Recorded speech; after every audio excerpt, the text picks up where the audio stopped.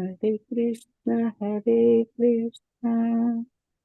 Krishna Krishna, Hare Hare, Hare Rama, Rama Rama, Hare Hare, Hare Krishna, Krishna Krishna, Hare Hare, Hare Rama, Rama Rama, Hare Hare, Hare Krishna, Krishna Krishna, Hare Hare, Hare Rama, Rama Rama, Hare Hare, Hare Krishna, Krishna Krishna, Hare Hare, Hare Rama, Rama Rama, Hare Hare, Hare Krishna, Krishna Krishna, Hare Hare, Hare Rama,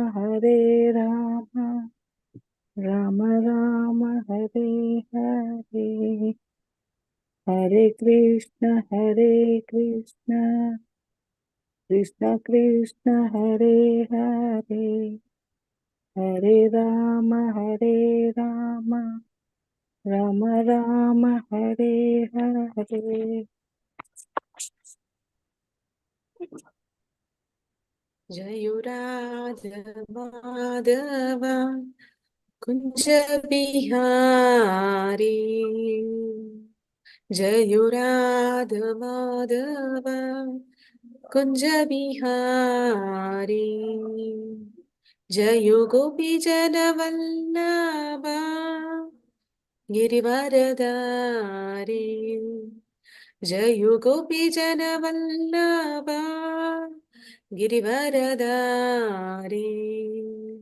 यशोदनन्दन व्रजजनरञ्जन, यशोदनन्दन व्रजजनरञ्जन, यमुनातीरा वनचारी, यमुनातीरा वनचारी, जयो राधमाधव कुंज बिहारी, जयो राधमाधव कुंज बिहारी। हरे कृष्णा कृष्ण कृष्ण हरे हरे, हरे राम राम राम हरे हरे। ओम अज्ञानतिमिरान्धस्य ज्ञानाञ्जनशलाकया चक्षुरुन्मिलितं येन तस्मै श्रीगुरुवे नमः। श्रीचैतन्यमनोभीष्टं स्थापितं येन भूतले स्वयं रूपः कदा मह्यं ददाति स्वपदान्तिकं। वन्देऽहं श्रीगुरुश्रीयुतपदकमलं, श्रीगुरून् वैष्णवांश्च श्रीरूपं साग्रजातं सहगण रघुनाथान्वितं तं सजीवं साद्वैतं सावधूतं परिजनसहितं कृष्णचैतन्यदेवं श्रीराधाकृष्णपादान् सहगण ललिता श्रीविशाखान्वितांश। हे कृष्णा करुणा सिंधु दीनबंधो जगत्पते, गोपीशा गोपिका कांता राधा कांता नमोस्तुते। तप्त कांचन गौरांगी राधे वृंदावनेश्वरी, वृषभानुसुते देवी प्रणमामि हरिप्रिये। वाञ्छाकल्पतरुभ्यश्च कृपा सिन्धुभ्य एव च पतितनां पावनेभ्यो वैष्णवेभ्यो नमो नमः। नमो ओं विष्णुपादाय कृष्णप्रेष्ठाय भूतले श्रीमते भक्तिवेदान्त स्वामिने इति नामिने। नमस्ते सरस्वती देवी गौरवाणी प्रचारिणि निर्विशेष शून्यवादि पाश्चात्य देशतारिणि। जयो श्री कृष्ण चैतन्य प्रभु नित्यानंद, श्री अद्वैत गदाधर श्रीवासादि गौर भक्त वृंद। हरे कृष्णा कृष्ण कृष्ण हरे हरे, हरे राम राम राम हरे हरे। ಹರೇ ಕೃಷ್ಣ. ಎಲ್ಲರಿಗೂ ಮಂಗಳೂರು ಇಸ್ಕಾನ್ ಅವರು ಆಯೋಜಿಸಿರುವ 18 ದಿನಗಳ ಭಗವದ್ಗೀತೆ ತರಗತಿಗೆ ಸ್ವಾಗತ. ಇವತ್ತು 4ನೇ ಅಧ್ಯಾಯ ಜ್ಞಾನ ಯೋಗ, ಇದನ್ನ ದಿವ್ಯ ಜ್ಞಾನ ಅಂತ ಕೂಡ ಕರೀತಾರೆ. ಈ ಅಧ್ಯಾಯದ ಬಗ್ಗೆ ನಾವು ಇವತ್ತು ತಿಳ್ಕೊಳ್ಳಿಕ್ಕಿದೀವಿ. ಅದಕ್ಕೂ ಮೊದಲು ಒಮ್ಮೆ ಶ್ಲೋಕಗಳನ್ನ ಮಂಜುಳ ಮಾತಾಜಿ ಒಂದ್ಸತಿ ಓದ್ತೀರಾ? ಬರೀ ಶ್ಲೋಕ ಮಾತಾಜಿ. ಆಯ್ತು.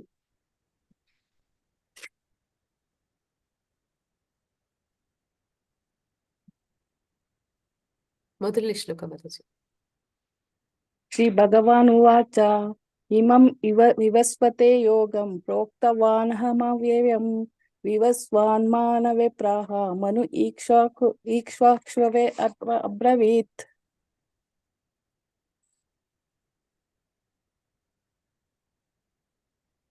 ಎರಡನೇದು ಮಾತಾಜಿ. ಏವಂ ಪರಂಪರಾ ಪ್ರಾಪ್ತಮಿಮಂ ರಾಜರ್ಷಯೋ ವಿದುಃ ಸ ಕಾಲೇ ನೇಹ ಮಹತ ಯೋಗೋ ನಷ್ಟ ಪರಂತಪಃ. ಸಂಪ್ರದಾಯ ವಿಹೀನ ಹೇ ಮಂತ್ರಸ್ತೆ ನಿಷ್ಫಲ ಮತ ಅತಃ ಕಲೌ ಭವಿಷ್ಯಂತಿ ಚತ್ವರಂ ಸಂಪ್ರದಾಯಿನಃ ಶ್ರೀ ಬ್ರಹ್ಮ ರುದ್ರ ಸನಕ ವೈಷ್ಣವ ಕ್ಷಿತಿ ಪಾವನಃ ಚತ್ವರಸ್ತೆ ಕಲೌ ಭವ್ಯ ಹೈ ಉತ್ಕಲೆ ಪುರುಷೋತ್ತಮತಃ.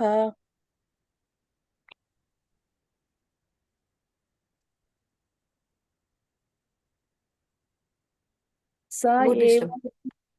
ಹೇಳ್ತೀನಿ ಮಾತಾಡಿ. ಸ ಮಾತಾಜಿ. ಏವ ಮಯಾ ತೇ ಅದ್ಯ ಯೋಗಃ ಪ್ರೋಕ್ತ ಪುರಾತನಃ ಭಕ್ತೋ ಅಸಿ ಮೇ ಸಖಾ ಚೇತಿ ರಹಸ್ಯಂ ಹಿ ಏತ್ಯದುತ್ತಮಂ.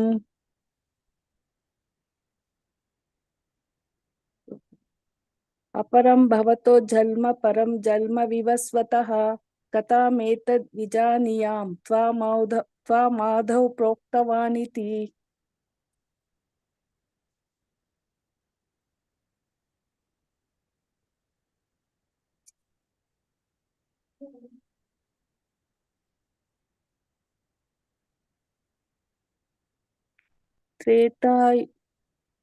ತ್ರೇತಾಯುಗಾದೌ ಚ ತಥೋ ವಿವಸ್ವಾನ್ ಮನವೇ ದದೌ ಮನುಶ್ಚ ಲೋಕಾಭೃತಿ ಅರ್ಥಂ ಸುತ ಏಕ್ಷ ಕವೇ ದದೌ ಈಕ್ಷ್ವಾಕುನಾ ಚ ಕಥಿತೋ ವ್ಯಾಪ್ಯ ಲೋಕಾನ್ ಅವಸ್ಥಿತಃ.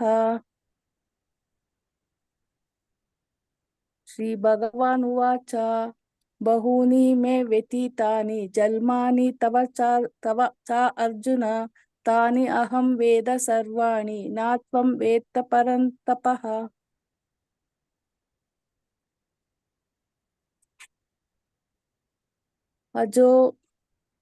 ಅಜ ಅಪಿ ಸನ್ನವ್ಯ ಆತ್ಮ ಭೂತಾನಾಮೀಶ್ವರೋ ಅಪಿ ಸನ್ ಪ್ರಕೃತಿಂ ಸ್ವಾಮಧಿಷ್ಠಾಯ ಸಂಭವಾಮ್ಯಾತ್ಮ ಮಾಯಾಯ.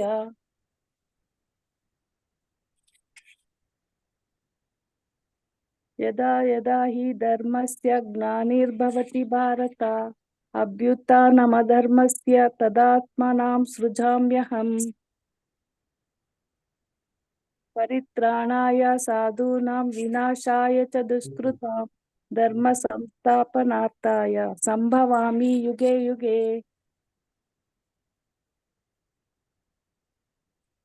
ಜನ್ಮ ಕರ್ಮ ಚ ಮೇ ದಿವ್ಯಂ ಏವಂ ಯೋ ವೇತ್ತಿ ತತ್ವತಃ ತ್ಯಕ್ತ್ವಾ ದೇಹಂ ಪುನರ್ಜನ್ಮ ನೈತಿ ಮಾಮೇತಿ ಸೋ ಅರ್ಜುನ.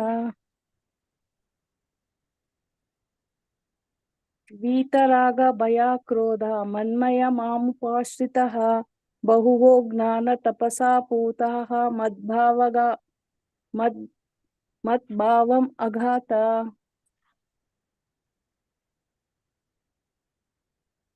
ये यथा मां प्रपद्यन्ते तांस्तथैव भजाम्यहम् मम मर्त्यानुवर्तन्ते मनुष्या पार्थ सर्वशः.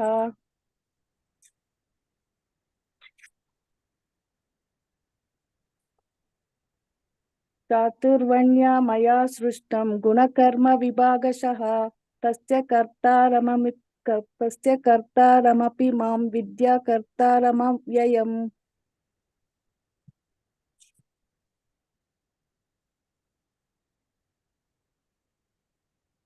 कर्मणो हि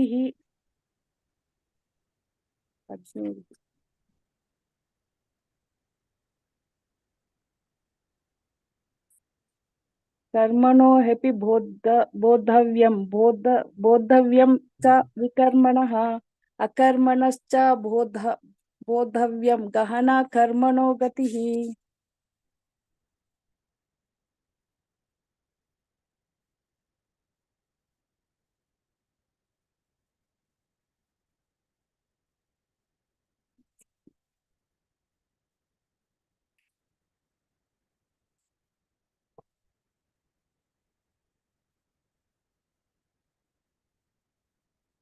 तद्विद्धि प्रणिपातेन परिप्रश्नेन सेवया उपदेक्षान्ति ते ज्ञानं ज्ञानिनस्तत्त्वदर्शिनः.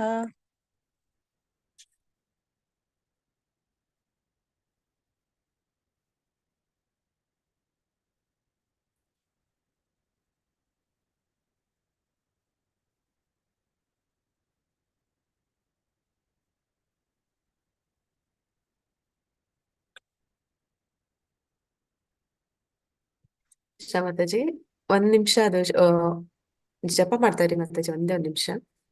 ಆಯ್ತು. ಹರೇ ಕೃಷ್ಣ ಹರೇ ಕೃಷ್ಣ ಕೃಷ್ಣ ಕೃಷ್ಣ ಹರೇ ಹರೇ ಹರೇ ರಾಮ ರಾಮ ರಾಮ ಹರೇ ಹರೇ.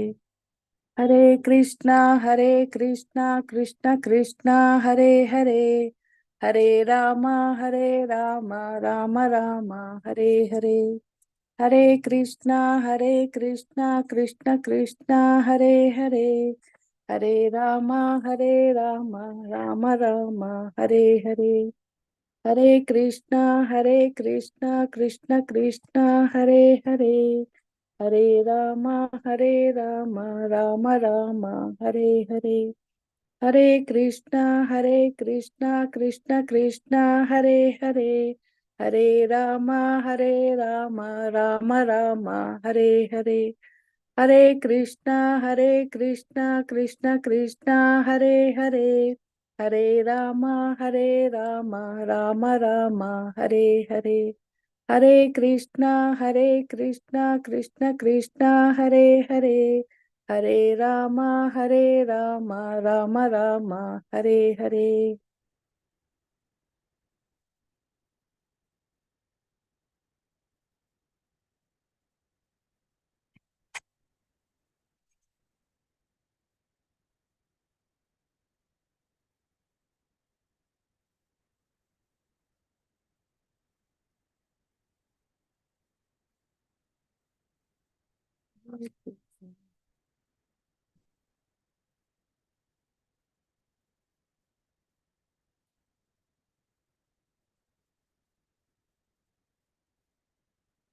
ಏನು ಕೇಳಿಸ್ತಿಲ್ಲ ಮಾತಾಜಿ.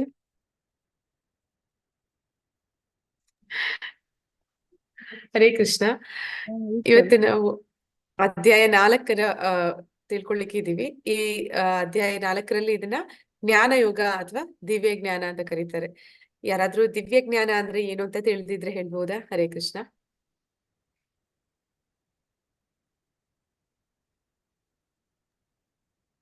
ಭಗವಂತ ಹೇಳಿರೋದು ಮಾತುಗಳು ಮಾತಾಜಿ. ಹಾ ಮಾತಾಜಿ, ಇದು ಭಗವಂತನಿಂದ ಬಂದ ಕಾರಣ ಅದನ್ನ ದಿವ್ಯ ಅಂತಂದ್ರೇನೆ ಟ್ರಾನ್ಸಿಡೆಂಟಲ್ ಅಂತಾರೆ.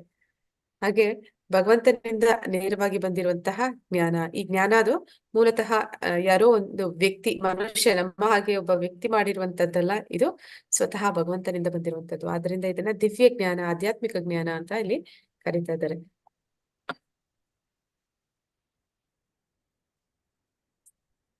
ಈ ಅಧ್ಯಾಯದಲ್ಲಿ ನಾವು ತಿಳ್ಕೊಳ್ಳಿಕ್ಕಿರುವಂತಹ ವಿಷಯಗಳು ಏನೆಲ್ಲ ಇದೆ ಅಂದ್ರೆ, ಮೊದಲಿಗೆ ದಿವ್ಯ ಜ್ಞಾನದ ವಂಶ ಪರಂಪರೆ.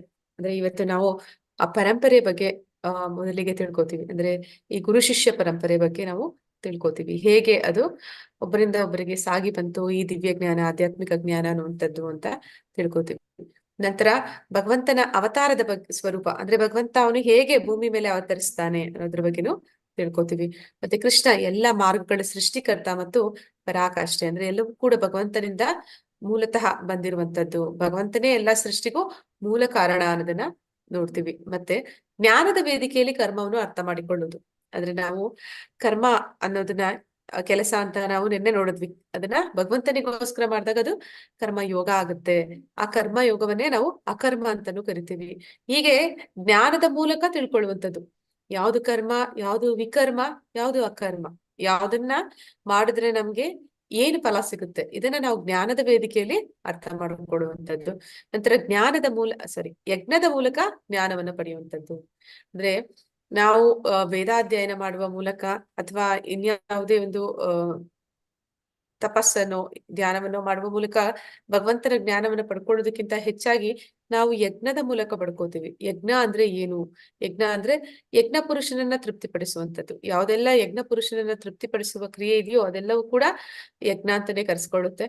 ಆ ಯಜ್ಞದ ಮೂಲಕ ನಾವು ಜ್ಞಾನವನ್ನ ಹೇಗೆ ಪಡಿತೀವಿ ಅಂದ್ರೆ, ಯಾವಾಗ ಯಜ್ಞ ಪುರುಷ ಅವನು ಸಂತೃಪ್ತನಾಗ್ತಾನೆ, ಅವನು ನಮಗಾಗಿ ಗುರುಗಳನ್ನ ಕಳಿಸ್ತಾನೆ. ಆ ಗುರುಗಳ ಮೂಲಕ ಅವನು ಕೊಟ್ಟಿರುವಂತಹ ವೇದ ಶಾಸ್ತ್ರಗಳ ಮೂಲಕ ಅಥವಾ ಸ್ವತಃ ಭಗವಂತ ನಮ್ಮ ಹೃದಯದಲ್ಲಿ ಚೈತ್ಯ ಗುರುವಾಗಿ ನಮ್ಗೆ ಆ ಜ್ಞಾನದ ಬೆಳಕನ್ನ ಕೊಡ್ತಾನೆ. ಯಜ್ಞವನ್ನು ಸಾಧಿಸುವ ವಿಧಾನ, ಫಲಿತಾಂಶಗಳು ಮತ್ತು ಮಹಿಮೆಗಳು. ಅಂದ್ರೆ ನಾವು ಯಜ್ಞವನ್ನ ಹೇಗೆ ಮಾಡ್ಬೇಕು, ಅದರಿಂದ ನಮ್ಗೆ ಏನು ಪ್ರಯೋಜನ ಸಿಗುತ್ತೆ, ಮತ್ತೆ ಅದರ ಮಹಿಮೆಗಳ ಬಗ್ಗೆ ತಿಳ್ಕೊತೀವಿ. ಯಜ್ಞ ಅಂದ್ರೆ ಹೇಗೆ ಮಾಡುವಂಥದ್ದು, ಅದನ್ನ ನಮ್ಗೆ ಗುರುಗಳು ತಿಳಿಸ್ಕೊಡ್ತಾರೆ. ಮತ್ತೆ ಅದನ್ನ ನಾವು ಅವರಿಂದ ಹೇಗೆ ಪಡ್ಕೋತೀವಿ, ಯಾವ ರೀತಿ ಪಡ್ಕೋಬೇಕು ಅನ್ನೋದನ್ನ, ಮತ್ತೆ ಅದನ್ನ ಪಡ್ಕೊಂಡ್ಮೇಲೆ ಅದರಿಂದ ನಮ್ಗೆ ಏನೆಲ್ಲ ಫಲಿತಾಂಶಗಳು ಸಿಗುತ್ತೆ, ಮತ್ತೆ ಅದರ ಮಹತ್ವದ ಬಗ್ಗೆ, ಮಹಿಮೆಗಳ ಬಗ್ಗೆ ನಾವು ತಿಳ್ಕೊತಾ ಇದೀವಿ ಈ 4ನೇ ಅಧ್ಯಾಯದಲ್ಲಿ. ಭಗವದ್ಗೀತೆ ಯಥಾರೂಪ. ಅಂದ್ರೆ ನಾನು ಈ ಇಸ್ಕಾನ್ ಜಾಯ್ನ್ ಆಗೋದಕ್ಕೆ ಮೊದಲು ನನ್ನ ಹತ್ರ ಭಗವದ್ಗೀತೆ ಇತ್ತು. ಆದ್ರೆ ಅದು ಬೇರೆ ಇನ್ಯಾರೋ ಬರೆದಿರುವಂತದ್ದು. ಆದ್ರೆ ಆ ಭಗವದ್ಗೀತೆ ಈಗ್ಲೂ ಕೂಡ ನನ್ನ ಹತ್ರ ಇದೆ. ಆ ಭಗವದ್ಗೀತೆ ತೆಗೆದು ನಾನು ಹೋದಾಗ ನನ್ಗೆ ಒಂದ್ ರೀತಿ ನಗು ಬರುತ್ತೆ.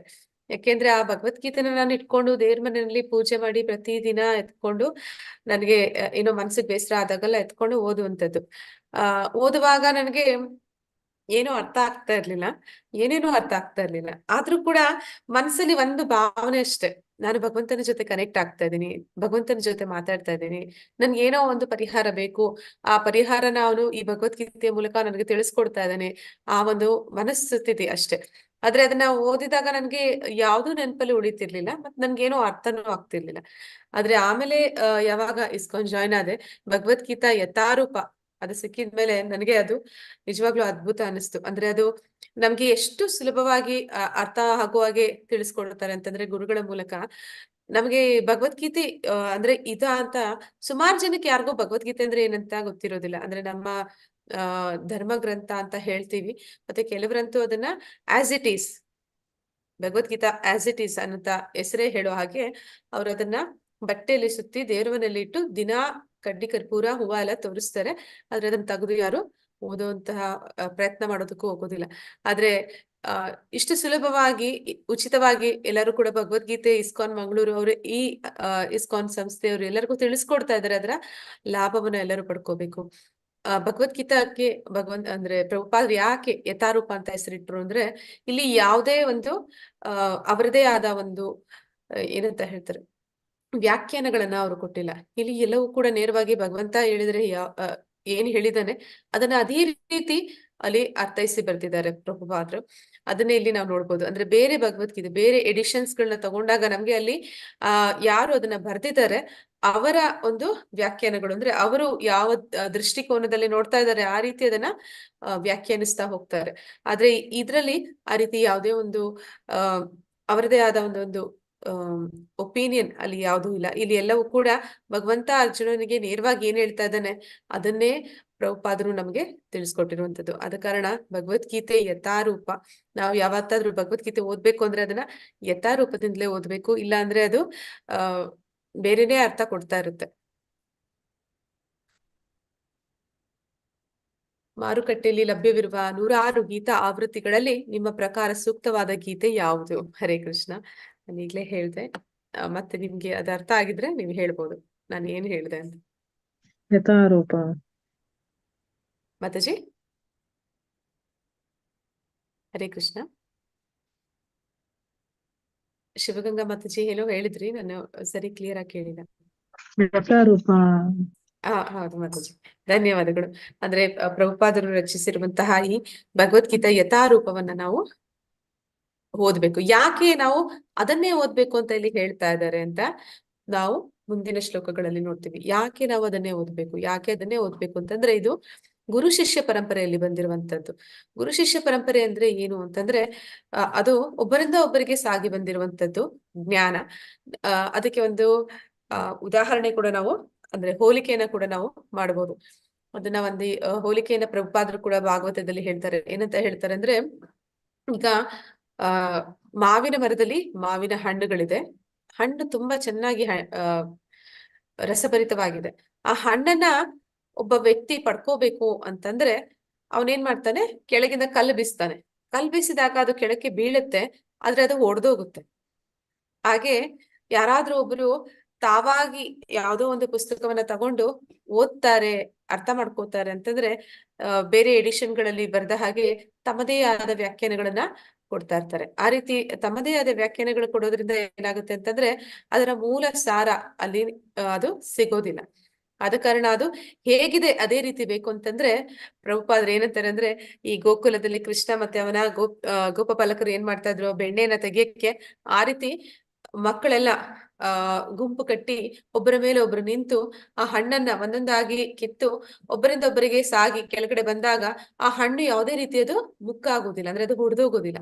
ಅದು ಹೇಗಿದೆಯೋ ಅದೇ ರೀತಿ ರಸಭರಿತವಾದ ಹಣ್ಣು ಎಲ್ಲರಿಗೂ ಕೂಡ ಅದೇ ರೀತಿ ಸಿಗುತ್ತೆ. ಹಾಗೆ ಈ ಜ್ಞಾನ ಅನ್ನೋದು ಕೂಡ ಅದನ್ನ ಅಧಿಕೃತ ಮೂಲಗಳಿಂದ ತಿಳ್ಕೋಬೇಕು. ಅಂದ್ರೆ ಅದನ್ನ ಗುರು ಶಿಷ್ಯ ಪರಂಪರೆಯಲ್ಲಿ ನಾವು ತಿಳ್ಕೋಬೇಕು. ಮತ್ತೆ ಅದನ್ನ ನಾವು ಸ್ವತಃ ಕೃಷ್ಣನೇ ಆ ಜ್ಞಾನದ ಮೂಲ ಆದ ಕಾರಣ ಅವನಿಂದ ತಿಳ್ಕೋಬೇಕು. ಹಾಗೆ ಅದು ಒಬ್ಬರಿಂದ ಒಬ್ಬರಿಗೆ ಸಾಗಿ ಬರುವಂತದ್ದು. ಆ ರೀತಿ ಒಬ್ಬರಿಂದ ಒಬ್ಬರಿಗೆ ಸಾಗಿ ಬರುವಾಗ ಅದರಲ್ಲಿ ಯಾವುದೇ ದೋಷಗಳು ಅನ್ನೋದು ಇರೋದಿಲ್ಲ. ಆದ ಕಾರಣ ನಾವು ಕೂಡ, ಅಂದ್ರೆ ಇಸ್ಕಾನ್ ಸಂಸ್ಥೆ ಕೂಡ, ಅದು ಕೂಡ ಒಂದು ಅಧಿಕೃತ ಗುರು ಶಿಷ್ಯ ಪರಂಪರೆಯಲ್ಲಿ ಬಂದಿರುವಂತದ್ದು. ನಮ್ಮ ಪರಂಪರೆಯ ಹೆಸರು ಬ್ರಹ್ಮ ಗೌಡೀಯ ಮಧ್ವ ಪರಂಪರೆ ಅಂತ ಕರೀತಾರೆ. ಹೀಗೆ ಭಾರತದಲ್ಲಿ ಈ ರೀತಿ ಅಧಿಕೃತವಾದಂತಹ 4 ಪರಂಪರೆಗಳು ಬರುತ್ತೆ. ಮುಂದೆ ನಾ ಅದನ್ನ ಹೇಳ್ತಾ ಹೋಗ್ತೀನಿ.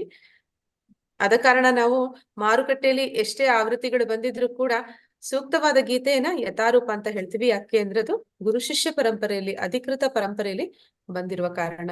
ಭಗವದ್ಗೀತೆಯ ಇತಿಹಾಸ, ಈಗ ಪರಮಾತ್ಮ ಕೂಡ ಹೇಳ್ತಾ ಇದ್ದಾನೆ, ಈ ಭಗವದ್ಗೀತೆಗೆ ಇತಿಹಾಸ ಅನ್ನೋದಿದೆ.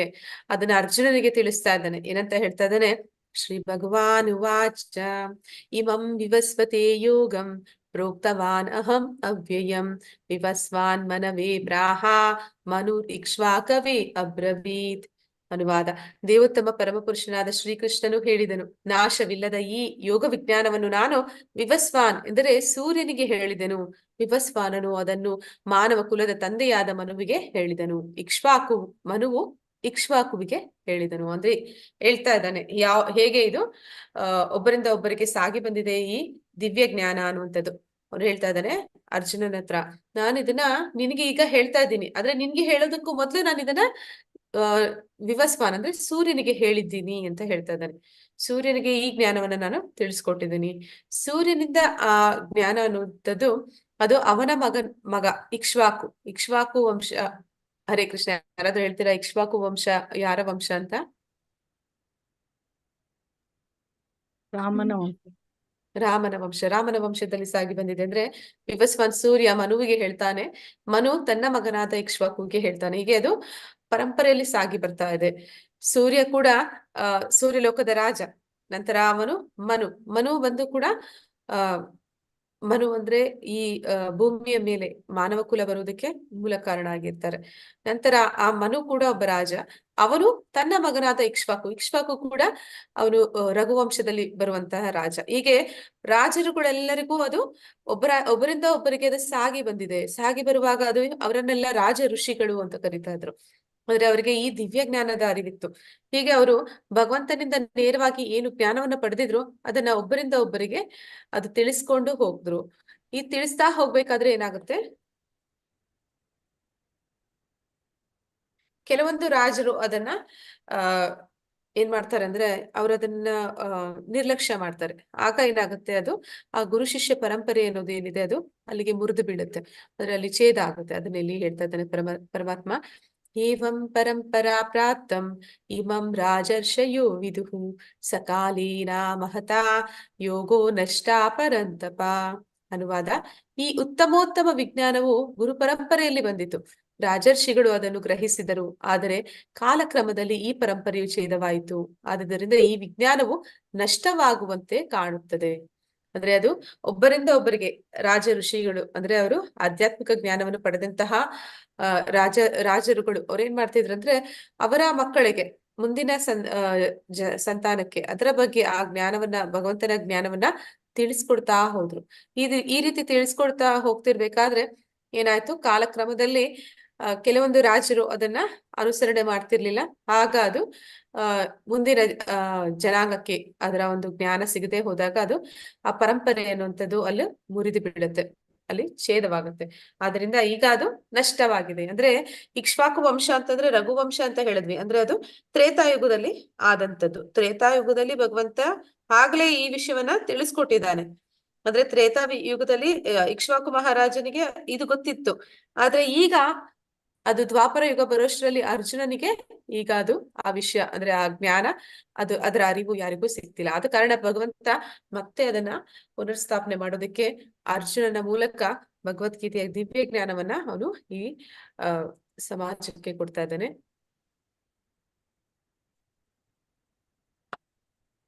ನಿಷ್ಠಾವಂತ ಗುರುವನ್ನು ನೀವು ಹೇಗೆ ಗುರುತಿಸುವಿರಿ?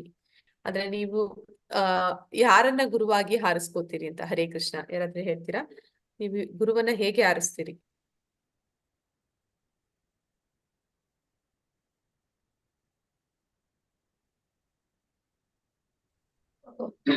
ನಮ್ಗೆ ಮಾರ್ಗದರ್ಶನ ಕೊಡ್ತಾ ಆಮೇಲೆ ಭಗವಂತನ ಅಡಿಗೆ ನಡೆಸ್ತಾರಲ್ಲ ಅಂತ ಗುರುನೇ ನಾವು ಆರಿಸ್ಕೊಂತೀವಿ.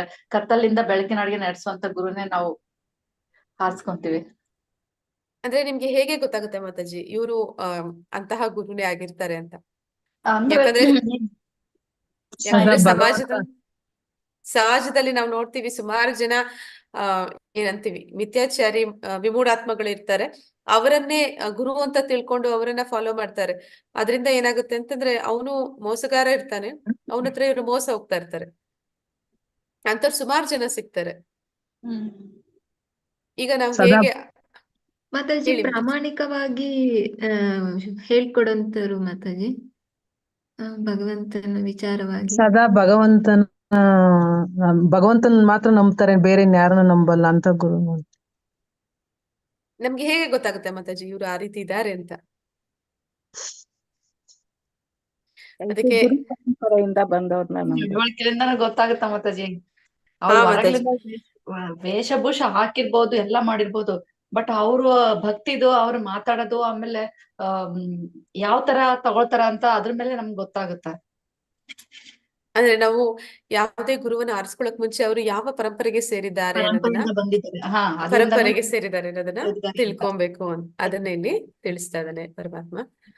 ಇಲ್ಲಿ ಹೇಳ್ತಾ ಇದ್ದಾರೆ, ಸಂಪ್ರದಾಯ ವಿಹೀನಾಯಿ ಮಂತ್ರಸ್ತೆ ನಿಷ್ಫಲ ಮತ ಪತಃ ಕಲೌ ಭವಿಷ್ಯಂತಿ ಚತ್ವರ ಸಂಪ್ರದಾಯಿನ ಶ್ರೀ ಬ್ರಹ್ಮ ರುದ್ರ ಸನಕ ವೈಷ್ಣವ ಕ್ಷಿತಿ ಪಾವನಃ ಚತ್ವರಸ್ತೆ ಕಲೌ ಭವ್ಯಾ ಹೇ ಉತ್ಕಲೆ ಪುರುಷೋತ್ತಮತಃ. ಅಂದ್ರೆ ಯಾವುದೇ ಮಂತ್ರ ಅನ್ನೋದು ನಾವು ನೋಡ್ತೀವಿ, ಗುರುಗಳಿಂದ ದೀಕ್ಷೆ ಪಡ್ಕೋತಾರೆ, ಗುರುವಿನಿಂದ ಮಂತ್ರ ಉಪದೇಶವನ್ನ ಪಡ್ಕೋತಾರೆ.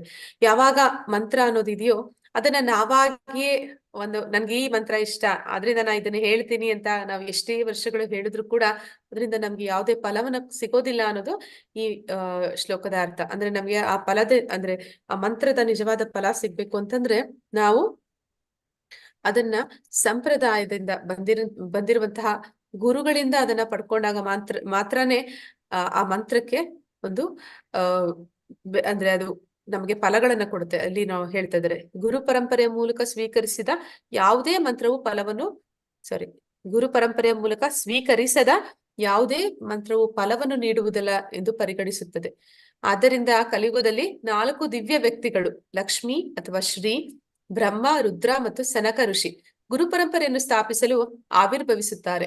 ಮತ್ತು ಇವರನ್ನು ಅನುಸರಿಸಿ ಕಲಿಯುಗದ ಆಚಾರ್ಯರು ಒರಿಸ್ಸಾದ ಪವಿತ್ರ ಧಾಮ ಪುರುಷೋತ್ತಮ ಕ್ಷೇತ್ರದಲ್ಲಿ ಗೋಚರಿಸುತ್ತಾರೆ. ಇದು ಪದ್ಮ ಪುರಾಣದಲ್ಲಿ ಕೊಟ್ಟಿರುವಂತಹ ಶ್ಲೋಕ. ಈಗ ನೋಡೋಣ ಭಾರತದಲ್ಲಿ ಇರುವಂತಹ 4 ಅಧಿಕೃತ ಪರಂಪರೆಗಳು ಯಾವುದೆಲ್ಲ ಅಂತ. ಮೊದಲಿಗೆ ಬ್ರಹ್ಮ ಪರಂಪರೆ. ನಮ್ಮ ಪರಂಪರೆ ಅದು ಬ್ರಹ್ಮ ಪರಂಪರೆ. ಮತ್ತೆ ಅದು ನೇರವಾಗಿ ಬ್ರಹ್ಮನಿಂದ ನಾರದರಿಂದ ವ್ಯಾಸರಿಗೆ ಹೀಗೆ ಅದು ಸಾಗಿ ಬಂದಿದೆ. ನಮ್ಮ ಈ ಪರಂಪರೆಯಲ್ಲಿ ಬಂದಂತಹ ಪ್ರಮುಖ ಆಚಾರ್ಯರು ಅಂದ್ರೆ ಅದು ಮಧ್ವಾಚಾರ್ಯರು. ಅದರಿಂದ ಇದನ್ನ ಬ್ರಹ್ಮ ಮಧ್ವ ಗೌಡಿಯ ಪರಂಪರೆ ಅಂತ ಕರೀತಾರೆ.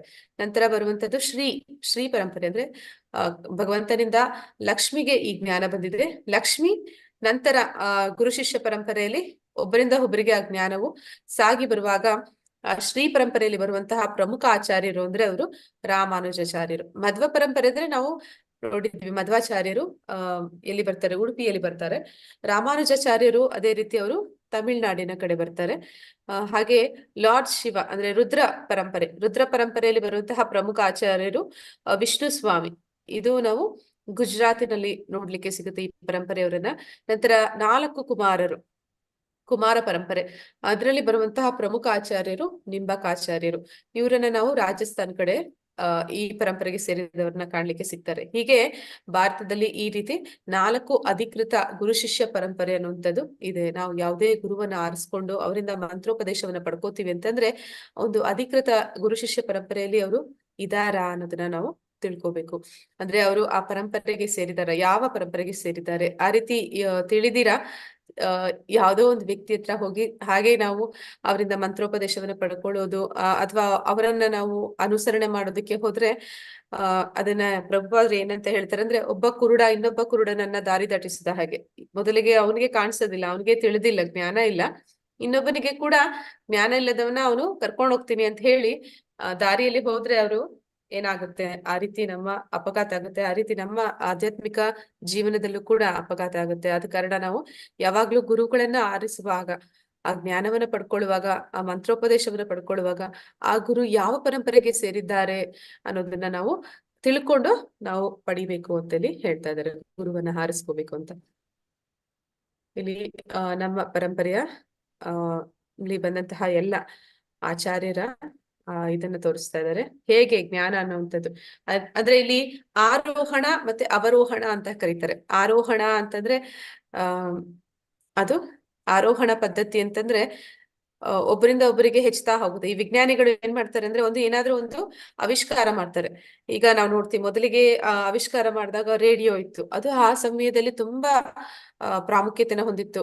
ನಂತರ ರೇಡಿಯೋ ಹೋಗಿ ಟೆಲಿವಿಷನ್ ಆಯ್ತು. ಟೆಲಿವಿಷನ್ ಹೋಗಿ ನಂತರ ಒಂದು ಇಂಟರ್ನೆಟ್ ಆ ತರ ಶುರು ಆಯ್ತು. ಲ್ಯಾಪ್ಟಾಪ್, ಕಂಪ್ಯೂಟರ್ ಅಂತ ಬಂತು. ಈಗ ಫೋನ್, ಟಚ್ ಸ್ಕ್ರೀನ್ ಎಲ್ಲ ಬರ್ತಿದೆ. ಹೀಗೆ ಆವಿಷ್ಕಾರಗಳು ಮಾಡ್ತಾ ಹೋದಾಗ ವಿಜ್ಞಾನಿಗಳು ಏನ್ ಮಾಡ್ತಾರೆ ಅಂದ್ರೆ, ಹಿಂದಿನ ವಿಜ್ಞಾನಿ ಏನ್ ಮಾಡಿದ್ದ ಅದನ್ನ ಕಡೆಗಣಿಸಿ ಅದಕ್ಕಿಂತ ಹೆಚ್ಚಿನದನ್ನ ಮಾಡ್ತಾ ಹೋಗ್ತಾರೆ. ಅದು ಆರೋಹಣ ಪದ್ಧತಿ ಅಂತ ಹೇಳ್ತಾರೆ. ನಮ್ದು ಅವರೋಹಣ ಪದ್ಧತಿ. ಅವರೋಹಣ ಪದ್ಧತಿ ಅಂತಂದ್ರೆ, ಇಲ್ಲಿ ಹಿಂದಿನ ಆಚಾರ್ಯರು ಏನನ್ನ ಹೇಳ್ತಾ ಇದ್ದಾರೆ ಅದನ್ನ ಮೀರಿಸಿ ಅವರ ಶಿಷ್ಯರು ಏನನ್ನು ಹೇಳೋದಿಲ್ಲ. ಆ ಹಿಂದಿನ ಗುರುಗಳು ಏನ್ ಹೇಳಿದ್ದಾರೆ ಅದನ್ನೇ ಅವರು ಮುಂದೆ ಎಲ್ಲರೂ ಕೂಡ ಒಬ್ಬರಿಂದ ಒಬ್ಬರಿಗೆ ಸಾಗಿ ಬರುವಂತದ್ದು. ಅದರಿಂದ ಇದನ್ನ ಅವರೋಹಣ ಪದ್ಧತಿ ಅಂತ ಕರೀತಾರೆ. ಇಲ್ಲಿ ಕೃಷ್ಣಂ ವಂದೇ ಜಗದ್ಗುರು, ಕೃಷ್ಣನಿಂದ ಏನು ಆ ದಿವ್ಯ ಜ್ಞಾನ ಸಾಗಿ ಬಂದಿದೆ ಅದು ಯಾವುದೇ ರೀತಿಯಲ್ಲೂ ಛೇದ ಆಗದೆ ಗುರು ಶಿಷ್ಯ ಪರಂಪರೆಯಲ್ಲಿ, ಈ ಸಂಪ್ರದಾಯ ಪರಂಪರಾ ಪದ್ಧತಿಯಲ್ಲಿ ಅದು ಒಬ್ಬರಿಂದ ಒಬ್ಬರಿಗೆ ಸಾಗಿ ಬಂದಿರುವಂತದ್ದು. ಇಲ್ಲಿ ಮೂಲತಃ ನೋಡ್ತಾ ಇದ್ವಿ, ಇಲ್ಲಿ ಕೃಷ್ಣ ಬ್ರಹ್ಮನಿಗೆ ಕೊಟ್ಟಿರುವಂತಹ ಜ್ಞಾನ, ಅದನ್ನ ಬ್ರಹ್ಮ ನಾರದರಿಗೆ, ನಂತರ ವ್ಯಾಸರಿಗೆ, ವ್ಯಾಸರಿಂದ ಮಧ್ವಾಚಾರ್ಯರಿಗೆ, ಮಧ್ವಾಚಾರ್ಯರಿಂದ ಹೀಗೆ ಸಾಗಿ ಬರ್ತಾ ಇದೆ. ಅನೇಕ ಗುರು ಶಿಷ್ಯ ಪರಂಪರೆಯಲ್ಲಿ ಅನೇಕ ಆಚಾರ್ಯರು ಬಂದು ಹೋಗ್ತಿದ್ದಾರೆ. ನಾವಿಲ್ಲಿಗೆ ನೋಡಬಹುದು ನರೋತ್ತಮ ದಾಸ, ಮತ್ತೆ ಇಲ್ಲಿ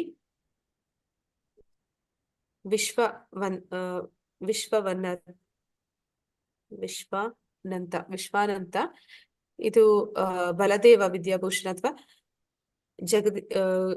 ಜಗನ್ನಾಥ ದಾಸ್ ಬಾಬಾ.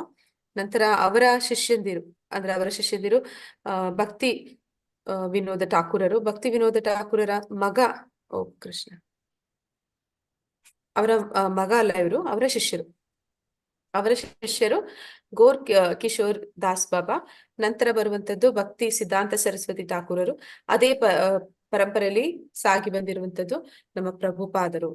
ಹೀಗೆ ಈ ಜ್ಞಾನ ಅನ್ನುವಂಥದ್ದು, ಈ ಭಗವದ್ಗೀತಾ ಯಥಾರೂಪ ಅನ್ನುವಂಥದ್ದು, ಅದು ಇಲ್ಲಿ ಯಾವುದೇ ಒಂದು ಅವರದೇ ಆದ ಒಂದು ಅಭಿಪ್ರಾಯಗಳನ್ನ ಅಲ್ಲಿ ತಿಳಿಸಿಲ್ಲ. ಎಲ್ಲವೂ ಕೂಡ ಗುರು ಶಿಷ್ಯ ಪರಂಪರೆಯಲ್ಲಿ ಹೇಗೆ ಸಾಗಿ ಬಂದಿದೆ ಹಾಗೆ ಬಂದಿರುವಂತದ್ದು. ಅಂದ್ರೆ ಪ್ರಭುಪಾದರು ಅವರು ಭಗವದ್ಗೀತೆ ಯಥಾರೂಪಕ್ಕೆ ಭಾವಾರ್ಥ ಬರಿಬೇಕಾದ್ರೆ, ಅನುವಾದ ಬರಿಬೇಕಾದ್ರೆ ಅವರು ಯಾವುದೇ ಅವರದೇ ಆದಂತಹ ಸ್ವಂತ ವ್ಯಾಖ್ಯಾನಗಳನ್ನ ಕೊಟ್ಟಿಲ್ಲ. ಅವರು ಎಲ್ಲ ಅವರ ಪೂರ್ವಾಚಾರ್ಯರು ಏನೆಲ್ಲ ರಚನೆ ಮಾಡಿದ್ದಾರೆ ಅದನ್ನೆಲ್ಲ ತಗೊಂಡು ಅದನ್ನೆಲ್ಲ ವಿಶ್ಲೇಷಿಸಿ ಅವ್ರು ಹೇಗೆ ಕೊಟ್ಟಿದ್ದಾರೆ ಅದೇ ರೀತಿಯಲ್ಲಿ ಅದನ್ನ ಅವರು ಭಾವಾರ್ಥ ಬರೀತಾರೆ. ಅದರಿಂದ ಅದನ್ನ ಅವರದೇ ಆದಂತ ವ್ಯಾಖ್ಯಾನಗಳು ಇಲ್ಲ, ಅಭಿಪ್ರಾಯಗಳು ಇಲ್ಲ. ಅಲ್ಲಿ ಇರುವಂತದ್ದೆಲ್ಲವೂ ಕೂಡ ಭಗವಂತನ ದಿವ್ಯ ಜ್ಞಾನ. ಕೃಷ್ಣ ಎಲ್ಲಿ ಏನ್ ಹೇಳಿದಾನೆ ಅದನ್ನೇ ಅವರು ಯಥಾರೂಪ ಅಂದ್ರೆ ಆಸ್ ಇಟ್ ಈಸ್ ಅವರು ನಮ್ಗೆ ತಿಳಿಸ್ಕೊಡ್ತಾರೆ. ಇಲ್ಲಿ 6 ಗೋಸ್ವಾಮಿಗಳು ಇದ್ದಾರೆ. ಈ 6 ಗೋಸ್ವಾಮಿಗಳು ಇವ್ರು ಯಾರು ಅಂತಂದ್ರೆ ಇವರು ಚೈತನ್ಯ ಮಹಾಪ್ರಭುಗಳ ಅನುಯಾಯಿಗಳು. ಅವರ ಹೆಸರು ಶ್ರೀ ಸನಾತನ ಗೋಸ್ವಾಮಿ, ಶ್ರೀ ರೂಪ ಗೋಸ್ವಾಮಿ, ಶ್ರೀನಾಥ ಭಟ್ಟ ಗೋಸ್ವಾಮಿ, ರಘುನಾಥ ದಾಸ ಗೋಸ್ವಾಮಿ, ಜೀವ ಗೋಸ್ವಾಮಿ ಮತ್ತೆ ಗೋಪಾಲ ಭಟ್ಟ ಗೋಸ್ವಾಮಿ. ಇವರು 6 ಜನ.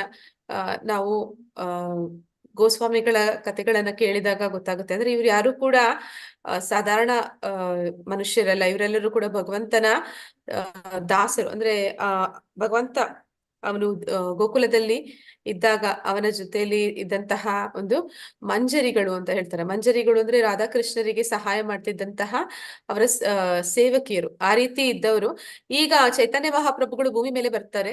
ಎಲ್ಲರಿಗೂ ಕೂಡ ದಿವ್ಯ ಜ್ಞಾನವನ್ನ, ಹೇಗೆ ಜಪಯಜ್ಞವನ್ನ ಮಾಡ್ಬೇಕು, ಸಂಕೀರ್ತನ ಯಜ್ಞವನ್ನ ಮಾಡ್ಬೇಕು, ಮತ್ತೆ ಭಕ್ತಿ ಅಂದ್ರೆ ಏನು, ಆ ಭಕ್ತಿಯಲ್ಲಿ ಹೇಗೆ ತೊಡಗ್ಬೇಕು ಅನ್ನೋದನ್ನ ಜನರಿಗೆ ಅದನ್ನ ತಿಳಿಸ್ಕೊಡ್ಲಿಕ್ಕೆ ಅಂತ ಬಂದಾಗ ಇವರು ಕೂಡ ಅಂದ್ರೆ ಭಗವಂತ ಯಾವಾಗೆಲ್ಲ ಅವತಾರ ಎತ್ತಿ ಬರ್ತಾನೆ ತಾನು ಒಬ್ಬನೇ ಬರೋದಿಲ್ಲ, ಅವನ ಸಂಗಡಿಗರನ್ನು ಕೂಡ ಅವನ ಜೊತೆಲಿ ಕರೆತರ್ತಾನೆ. ಹಾಗೆ ಇವರೆಲ್ಲರೂ ಕೂಡ ಬರ್ತಾರೆ.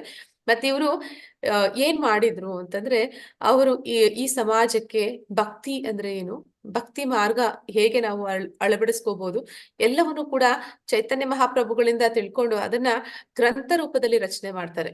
ಗ್ರಂಥ ರೂಪದಲ್ಲಿ ರಚನೆ ಮಾಡಿ ನಮ್ಮೆಲ್ಲರಿಗೂ ಕೂಡ ಭಕ್ತಿ ಮಾರ್ಗದಲ್ಲಿ ಮುಂದುವರಿಯೋದಕ್ಕೆ ಒಂದು ಸಹಾಯವನ್ನ ಮಾಡ್ತಾರೆ.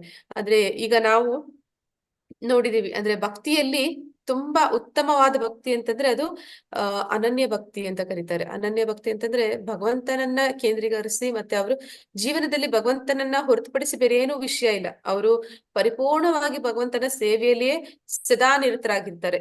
ಈ ಗೋಸ್ವಾಮಿಗಳೆಲ್ಲರೂ ಕೂಡ ನಾವು ಆ ರೀತಿ ಹೇಳ್ಬೋದು. ಅವರೆಲ್ಲರೂ ಕೂಡ ಸದಾ ಕಾಲ ಭಗವಂತನ ಭಕ್ತಿಯಲ್ಲಿ, ಭಕ್ತಿ ಮಾರ್ಗದಲ್ಲಿ, ಭಗವಂತನ ತೃಪ್ತಿಪಡಿಸೋದ್ರಲ್ಲಿ, ಭಗವಂತನ ಆದೇಶಗಳನ್ನ ಪಾಲನೆ ಮಾಡೋದ್ರಲ್ಲಿ ಅವರ ಜೀವನವನ್ನ ಮುಡಿಪಾಗಿಟ್ಟಿದ್ರು. ಅಂತಹ ಭಕ್ತಿ ಅದು ಉತ್ತಮವಾದ ಭಕ್ತಿ. ಎಲ್ಲರೂ ಕೂಡ ಅಂತಹ ಭಕ್ತರಾಗೋದಕ್ಕೆ ಸಾಧ್ಯ ಇಲ್ಲ. ಆದ್ರೆ ನಾವು ಸಾಧನ ಭಕ್ತಿಯನ್ನ ಮಾಡಬಹುದು. ಸಾಧನ ಭಕ್ತಿ ಅಂತಂದ್ರೆ ಏನು ಅಂದ್ರೆ ನಾವು ಆ ಭಕ್ತಿಯನ್ನ ನಮ್ಮ ಜೀವನದಲ್ಲಿ ಅಳವಡಿಸ್ಕೊಳ್ಳೋ ಪ್ರಯತ್ನವನ್ನ ಮಾಡಬಹುದು. ಅದಕ್ಕೆ ಕೆಲವೊಂದು ಮಾರ್ಗದರ್ಶನಗಳನ್ನ ಇಲ್ಲಿ ರೂಪ ಗೋಸ್ವಾಮಿ ಅವರು ಭಕ್ತಿ ರಸಾಮೃತ ಸಿಂಧು ಅನೇಕ ಗ್ರಂಥಗಳನ್ನ ಬರೆದಿದ್ದಾರೆ. ಭಕ್ತಿ ರಸಾಮೃತ ಸಿಂಧು, ಉಪದೇಶಾಮೃತ ಇವೆಲ್ಲವೂ ಕೂಡ ರೂಪ ಗೋಸ್ವಾಮಿಗಳು ರಚನೆ ಮಾಡಿರುವಂತದ್ದು. ಈ ಎಲ್ಲಾ ಪುಸ್ತಕಗಳಲ್ಲಿ ನಾವು ಭಕ್ತಿಯನ್ನ ಜೀವನದಲ್ಲಿ ಹೇಗೆ ಅಳವಡಿಸ್ಕೋಬಹುದು ಅನ್ನೋದನ್ನ ನಮ್ಗೆ ತಿಳಿಸ್ಕೊಡ್ತಾರೆ.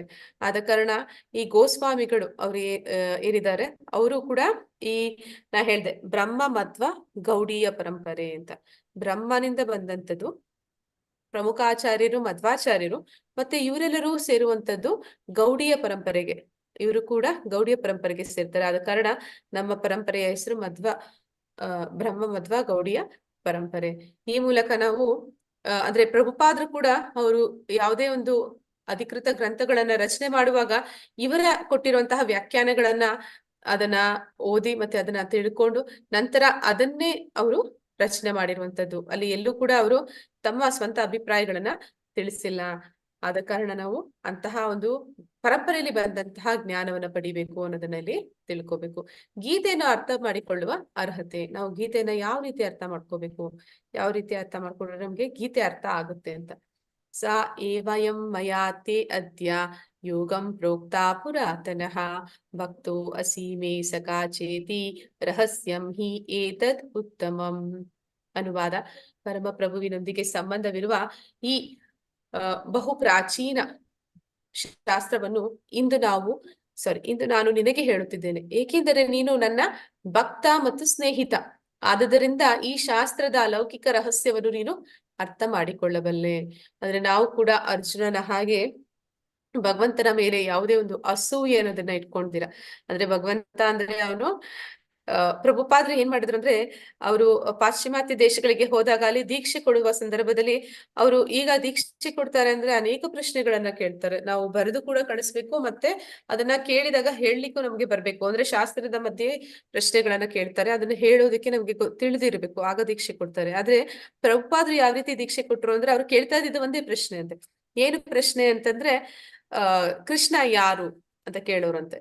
ಆ ಕೃಷ್ಣ ದೇವೋತ್ತಮ ಪರಮ ಪುರುಷ ಅಂತ ಯಾರಾದ್ರೂ ಉತ್ತರ ಕೊಟ್ರೆ ಅವ್ರಿಗೆ ದೀಕ್ಷೆ ಕೊಡ್ತಿದ್ರಂತೆ. ಅಂದ್ರೆ ನಾವು ಮೂಲತಃ ಈ ಭಗವದ್ಗೀತೆನ ಅರ್ಥ ಮಾಡ್ಕೊಬೇಕಂದ್ರೆ, ಕೃಷ್ಣ ದೇವೋತ್ತಮ ಪರಮ ಪುರುಷ ಅನ್ನುವಂಥದ್ದನ್ನ ಒಪ್ಕೊಂಡ್ರೆ ಮಾತ್ರನೇ ನಮಗೆ ಗೀತೆ ಅರ್ಥ ಆಗುತ್ತೆ ಹೊರತು, ಗೀತೆಯನ್ನ ಅರ್ಥ ಮಾಡ್ಕೊಳ್ಳೋಕೆ ನಾವು ಹೋದಾಗ ಇಲ್ಲ ಕೃಷ್ಣ ಒಬ್ಬ ಸಾಧಾರಣ ವ್ಯಕ್ತಿ, ಅವನು ನಮ್ಮಾಗೆ ಇದ್ದ, ಮತ್ತೆ ಅವನಿಗೆ ಸ್ವಲ್ಪ ಕೆಲವೊಂದು ತಪಸ್ ಮಾಡಿದ್ನೋ ಅಥವಾ ಯಾವ್ದಾದ್ರು ವೇದಾಧ್ಯಯನ ಮಾಡಿದ್ನೋ, ಏನೋ ಒಂದು ಜ್ಞಾನ ಪಡ್ಕೊಂಡಿದ್ನೋ, ಅವನಿಗೆ ನಮ್ಗಿಂತ ಸ್ವಲ್ಪ ಹೆಚ್ಚು ಒಂದು ಏನಂತಾರೆ ವಿಷಯ ಗೊತ್ತಿತ್ತು, ಜ್ಞಾನ ತಿಳಿದಿತ್ತು, ಅಥವಾ ಒಂದು ಸಾಮರ್ಥ್ಯ ಜಾಸ್ತಿ ಇತ್ತು, ಅಥವಾ ಅವನಿಗೊಂದು ಶಕ್ತಿ ಜಾಸ್ತಿ ಇತ್ತು ಅಂತ ನಾವ್ ಯಾರಾದ್ರೂ ಅನ್ಕೊಂಡ್ವಿ ಅಂತಂದ್ರೆ ನಾವು ಭಗವದ್ಗೀತೆನ ಅರ್ಥ ಮಾಡ್ಕೊಳ್ಳಿಕ್ಕೆ ಸಾಧ್ಯನೇ ಆಗೋದಿಲ್ಲ.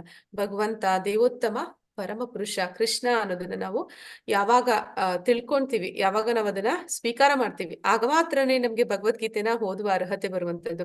ಅದಕ್ಕೆ ಇಲ್ಲಿ ಪರಮಾತ್ಮ ಹೇಳ್ತಾ ಇದ್ದಾನೆ ಅರ್ಜುನನನ್ನ, ನೀನ್ ನನ್ನ ಭಕ್ತ ಆದ ಕಾರಣ, ಮತ್ತೆ ನೀನು ನನ್ನ ಸ್ನೇಹಿತ. ಅಂದ್ರೆ ಇಲ್ಲಿ ಯಾರೆಲ್ಲ ಭಗವಂತನ ಮೇಲೆ ಮಾತ್ಸರ್ಯ ತೋರಿಸ್ತಾರೆ, ಯಾರೆಲ್ಲ ಭಗವಂತನನ್ನ ಶತ್ರುವಿನ ರೂಪದಲ್ಲಿ ಕಾಣ್ತಾರೆ, ಅಂತವರಿಗೆ ಭಗವಂತನ ಆ ಜ್ಞಾನ ಅರ್ಥ ಆಗೋದಕ್ಕೆ ಸಾಧ್ಯ ಇಲ್ಲ. ಅಂದ್ರೆ ಭಗವಂತನನ್ನ ಯಾರೆಲ್ಲ ದ್ವೇಷಿಸ್ತಾರೆ ಅಂತವ್ರಿಗೆ ಭಗವಂತನ ಜ್ಞಾನ ಅದು ಅರ್ಥನೇ ಆಗೋದಿಲ್ಲ. ಆದ ಕಾರಣ ಇಲ್ಲಿ ನಾವು ಭಗವದ್ಗೀತೆಯನ್ನ ತಿಳ್ಕೋಬೇಕು ಅಂದ್ರೆ ಮೊದಲಿಗೆ ನಾವು ಕೃಷ್ಣನನ್ನ ದೇವೋತ್ತಮ ಪರಮಪುರುಷ ಅನ್ನೋದನ್ನ ಅರ್ಥ ಮಾಡ್ಕೊಳ್ಬೇಕು. ನಂತರ ಅವನ ಭಕ್ತರಾಗಿದ್ರೆ ಮಾತ್ರ, ಅಥವಾ ಅವನ ಮೇಲೆ ನಮ್ಗೆ ಯಾವುದೇ ಶತ್ರುಭಾವ ಇಲ್ದಿರ, ಅಸೂಯೆ ಇಲ್ದಿರ ಇದ್ರೆ ಮಾತ್ರ. ಕೆಲವೊಬ್ರು ಏನಂತ ಹೇಳ್ತಾರೆ ಅಂದ್ರೆ, ಭಗವದ್ಗೀತೆ ಅವ್ರ ಹತ್ರ ಯಾವಾಗಾದ್ರೂ ಹೇಳಿದ್ವಿ ಅಂದ್ರೆ ಏನಂತಂದ್ರೆ, ಕೃಷ್ಣ ಕೃಷ್ಣ ಗೋವಿಂದ ಕ್ಷಮಿಸಿ, ಕೃಷ್ಣ ತನ್ನನ್ನ ತಾನು ಎಷ್ಟೊಂದು ಹೊಗಳ್ಕೋತಾನೆ. ಅಂದ್ರೆ ಅವನನ್ನ ಅವರಿಗೆ ಸಮಾನವಾಗಿ ನೋಡ್ತಾ ಇದ್ದಾರೆ. ಅಂದ್ರೆ ನಾನೇನ್ ಕಡಿಮೆ ಇಲ್ಲ ಅವನಿಗಿಂತ ಅನ್ನೋ ಹಾಗೆ ಆ ರೀತಿ ಯೋಚನೆ ಮಾಡಿ ಎಲ್ಲಾ ಕಡೆ ತನ್ನ ಬಗ್ಗೆನೇ ತಾನೇ ಹೇಳ್ಕೋತಾನೆ. ಯಾಕೆ ಈ ತರ ಮಾಡ್ತಾನೆ ಅಂತೆಲ್ಲ ಸಾಧಾರಣ ಮನುಷ್ಯ ಅನ್ನೋ ರೂಪದಲ್ಲಿ ಅವರು ಹೇಳ್ತಾರೆ. ಅಂದ್ರೆ ಭಗವಂತ ಹೌದು ಇಲ್ಲಿ ಹೇಳ್ಕೋತಾ ಇದ್ದಾನೆ, ತನ್ನ ಬಗ್ಗೆ ತಾನು ಹೇಳ್ಕೊಂತ ಇದ್ದಾನೆ. ಯಾಕಂದ್ರೆ ಅವನ ಬಗ್ಗೆ ಅವನೊಬ್ಬನಿಗೆ ಗೊತ್ತಿರೋದು, ಬೇರೆ ಯಾರಿಗೂ ಗೊತ್ತಿಲ್ಲ. ಯಾಕಂದ್ರೆ ಅವನು ಎಲ್ಲದಕ್ಕೂ ಮೂಲ. ಆದ ಕಾರಣ ಅವನನ್ನ ಪರಿಪೂರ್ಣವಾಗಿ ಯಾರು ಅರ್ಥ ಮಾಡ್ಕೊಳ್ಳೋಕ್ಕೂ ಸಾಧ್ಯ ಇಲ್ಲ. ಅವನೇ ತಾನಾಗಿ ಅರ್ಜುನನಿಗೆ ತೋರಿಸ್ಕೊಂಡಾಗೆ ಹೇಳ್ಕೊಂಡಿಲ್ಲ ಅಂತಂದ್ರೆ ನಮ್ಗೆ ಯಾರಿಗೂ ಅವನ ಬಗ್ಗೆ ಏನು ಗೊತ್ತಾಗೋದಿಲ್ಲ. ಆದ ಕಾರಣ ಅವನು ತನ್ನ ಬಗ್ಗೆ ತಾನೇ ಹೇಳ್ಕೊಂತ ಇದ್ದಾನೆ. ಆದ್ರೆ ಅಸೂಯೆ ಇರುವಂತ ಜನ ಹೇಳ್ತಾರೆ, ಅವನಿಗೆ ಎಷ್ಟು ಇದು ತನ್ನನ್ನು ತಾನು ಹೆಚ್ಚಿಸ್ಕೊಂಡು ಹೇಳ್ತಾನೆ, ಅವನು ಹುಟ್ಟಿಸ್ಕೊಂಡು ಹೇಳ್ತಾ ಇರುವಂತದ್ದಲ್ಲ, ಅವನು ಅವನ ವಾಸ್ತವಾಂಶವನ್ನ ತಿಳಿಸ್ತಾ ಇದ್ದಾನೆ.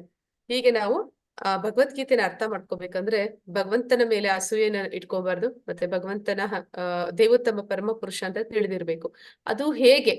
ನಿನ್ನ ಸಮಕಾಲೀನ. ಅಂದ್ರೆ ಇಲ್ಲಿ ನಾವು ನೋಡಿದ್ವಿ, ಪರಮಾತ್ಮ ಮೊದಲಿಗೆ ಹೇಳ್ದ, ನಾನು ಸೂರ್ಯದೇವನಿಗೆ ಹೇಳಿದೆ, ವಿವಸ್ವಾನನಿಗೆ ಹೇಳಿದೆ, ಅವನಿಂದ ಮನುವಿನಿಂದ ಇಕ್ಷ್ವಾಕುವಿಗೆ ಸಾಗಿ ಬಂತು ಈ ಗುರು ಶಿಷ್ಯ ಪರಂಪರೆಯಲ್ಲಿ ದಿವ್ಯ ಜ್ಞಾನ ಅನ್ನುವಂಥದ್ದು ಅಂತ ಹೇಳ್ತಾ ಇದ್ದಾನೆ. ಅದಕ್ಕೆ ಅರ್ಜುನನ ಪ್ರಶ್ನೆ, ಅದು ಹೇಗೆ ನೀನ್ ಹೇಳಕ್ ಸಾಧ್ಯ?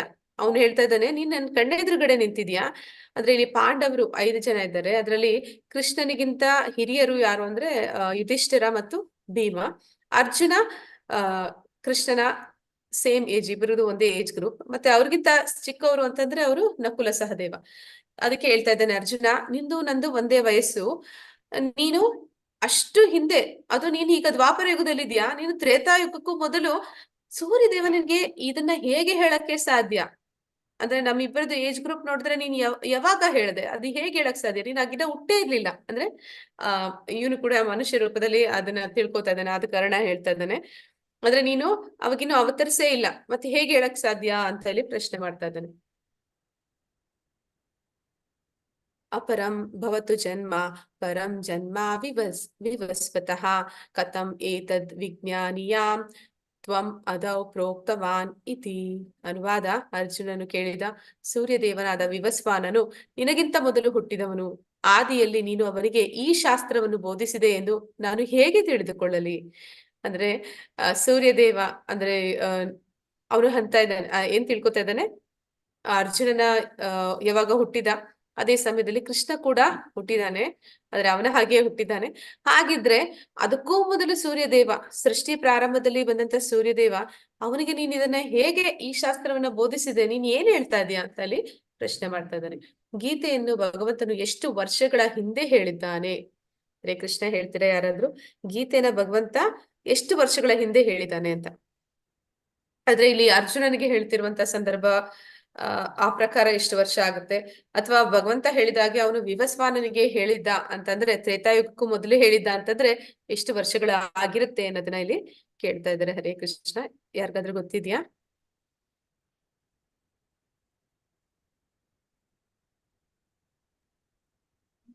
ಹರೇ ಕೃಷ್ಣ ಮಾತಾಜಿ. ಹಾ ಮಾತಾಜಿ. ಮಾತಾಜಿ, ವಿವಸ್ವಾನಿಗೆ ಹೇಳಿದ್ದಾನೆ ಅಂತಂದ್ರೆ 1,000,000 ವರ್ಷಗಳ ಹಿಂದೆನೆ ಆಗಿದೆ ಮಾತಾಜಿ. ಮತ್ತೆ ಅರ್ಜುನನಿಗೆ ಅಂದ್ರೆ ಇವಾಗ ನಮ್ಗೆ ಇದು ಒಂದು 5,000 ವರ್ಷಗಳ ಹಿಂದೆ ಅಂತ ಹೇಳ್ತಾರೆ ಮಾತಾಜಿ. ಹೌದು ಮಾತಾಜಿ, ಧನ್ಯವಾದಗಳು ಮಾತಾಜಿ. ಈಗ ಅದು ಕ್ಯಾಲ್ಕುಲೇಷನ್ಸ್ ತೋರಿಸ್ತಾ ಇದಾರೆ ಹೇಗೆ ಅಂತ. ಇಲ್ಲಿ ನಮಗೆ ಭಗವದ್ಗೀತೆ ಯಾವಾಗ ಬಂತು ಅಂತ ತಿಳ್ಕೊಳ್ಳೋದಕ್ಕೆ ಇಲ್ಲಿ ಒಂದು ಚಾರ್ಟ್ ಕೊಟ್ಟಿದ್ದಾರೆ. ಅಂದ್ರೆ ಲೈಫ್ ಆಫ್ ಬ್ರಹ್ಮನ ಆಯಸ್ಸು ಎಷ್ಟು ಅನ್ನೋದ್ರ ಮೂಲಕ ಅದನ್ನ ಪ್ರಾರಂಭ ಮಾಡ್ತಾ ಇದ್ದಾರೆ. ನಾವು ಕೆಳಗಿಂದ ಹೋಗೋಣ. ಇಲ್ಲಿ ಕೊಟ್ಟಿದ್ದಾರೆ ಕಲಿಯುಗ ಅಂದ್ರೆ ಎಷ್ಟು ವರ್ಷಗಳು, ಅದರ ಕಲಿಯುಗದ ಅವಧಿ ಅಂದ್ರೆ 4,32,000 ವರ್ಷಗಳು. ಇಲ್ಲಿ ಕಲಿಯುಗ ಪ್ರಾರಂಭ ಆಗಿ ಈಗ ದ್ವಾಪರ ಯುಗ ಕಳೆದು ಕಲಿಯುಗ ಪ್ರಾರಂಭ ಆಗಿ ಮಾತಾಜಿ ಹೇಳಿದಾಗೆ 5,000 ಹೆಚ್ಚು ಕಡಿಮೆ ಅಷ್ಟು ವರ್ಷಗಳು ಆಗಿದೆ. ಇಲ್ಲಿ ದ್ವಾಪರ ಯುಗ ಅಂತಂದಾಗ ಕಲಿಯುಗದ 2 ಪಟ್ಟು ನಾವಿಲ್ಲಿ ನೋಡ್ಬೋದು. 4,32,000 ಹೋಗಿ 8,64,000 ಆಗ್ತಾ ಇದೆ. ಅದೇ ರೀತಿ ಕಲಿಯುಗದ 3 ಪಟ್ಟು ತ್ರೇತಾಯುಗ, ಇದು 3ರಷ್ಟು. 3ರಿಂದ ಗುಣಿಸಿದಾಗ 1,296 ಮಿಲಿಯನ್ ವರ್ಷಗಳು ತ್ರೇತಾಯುಗ. ಈಗ ಕಲಿಯುಗದ 4ರಷ್ಟು ಬರುವಂತದ್ದು ಸತ್ಯಯುಗ. ಈಗ ಇದನ್ನ 4ರಿಂದ ಗುಣಿಸಿದಾಗ ಬರ್ತಾ ಇರುವಂತದ್ದು 1,728 ಮಿಲಿಯನ್ ವರ್ಷಗಳು. ಈ 4 ಯುಗಗಳನ್ನ ಒಟ್ಟಾರೆ ಸೇರಿಸಿದಾಗ ಅದನ್ನ ಒಂದು ದಿವ್ಯ ಯುಗ ಅಂತ ಕರೀತಾರೆ. ಅಂದ್ರೆ ಸತ್ಯಯುಗ, ತ್ರೇತಾಯುಗ, ದ್ವಾಪರ ಯುಗ, ಕಲಿಯುಗ, ಈ 4 ಯುಗಗಳು ಒಂದು ಸೈಕಲ್ ಬಂದು ಹೋಯ್ತು ಅಂತಂದ್ರೆ ಅದನ್ನ ದಿವ್ಯ ಯುಗ ಅಂತ ಕರೀತಾ ಇದ್ದಾರೆ. ಇಲ್ಲಿ ನಾವು ನೋಡ್ತಾ ಇದೀವಿ ಈ ರೀತಿ ಮನ್ವಂತರ ನಂತರ ಮನ್ವಂತರ ಅಂದ್ರೆ ಮನುವಿನ ಕಾಲದಲ್ಲಿ ಎಷ್ಟು ದಿವ್ಯಯುಗಗಳು ಅಂದ್ರೆ ಆ ಸರ್ಕಲ್ಸ್ ಎಷ್ಟು ಸತಿ ಬರುತ್ತೆ ಅಂತ.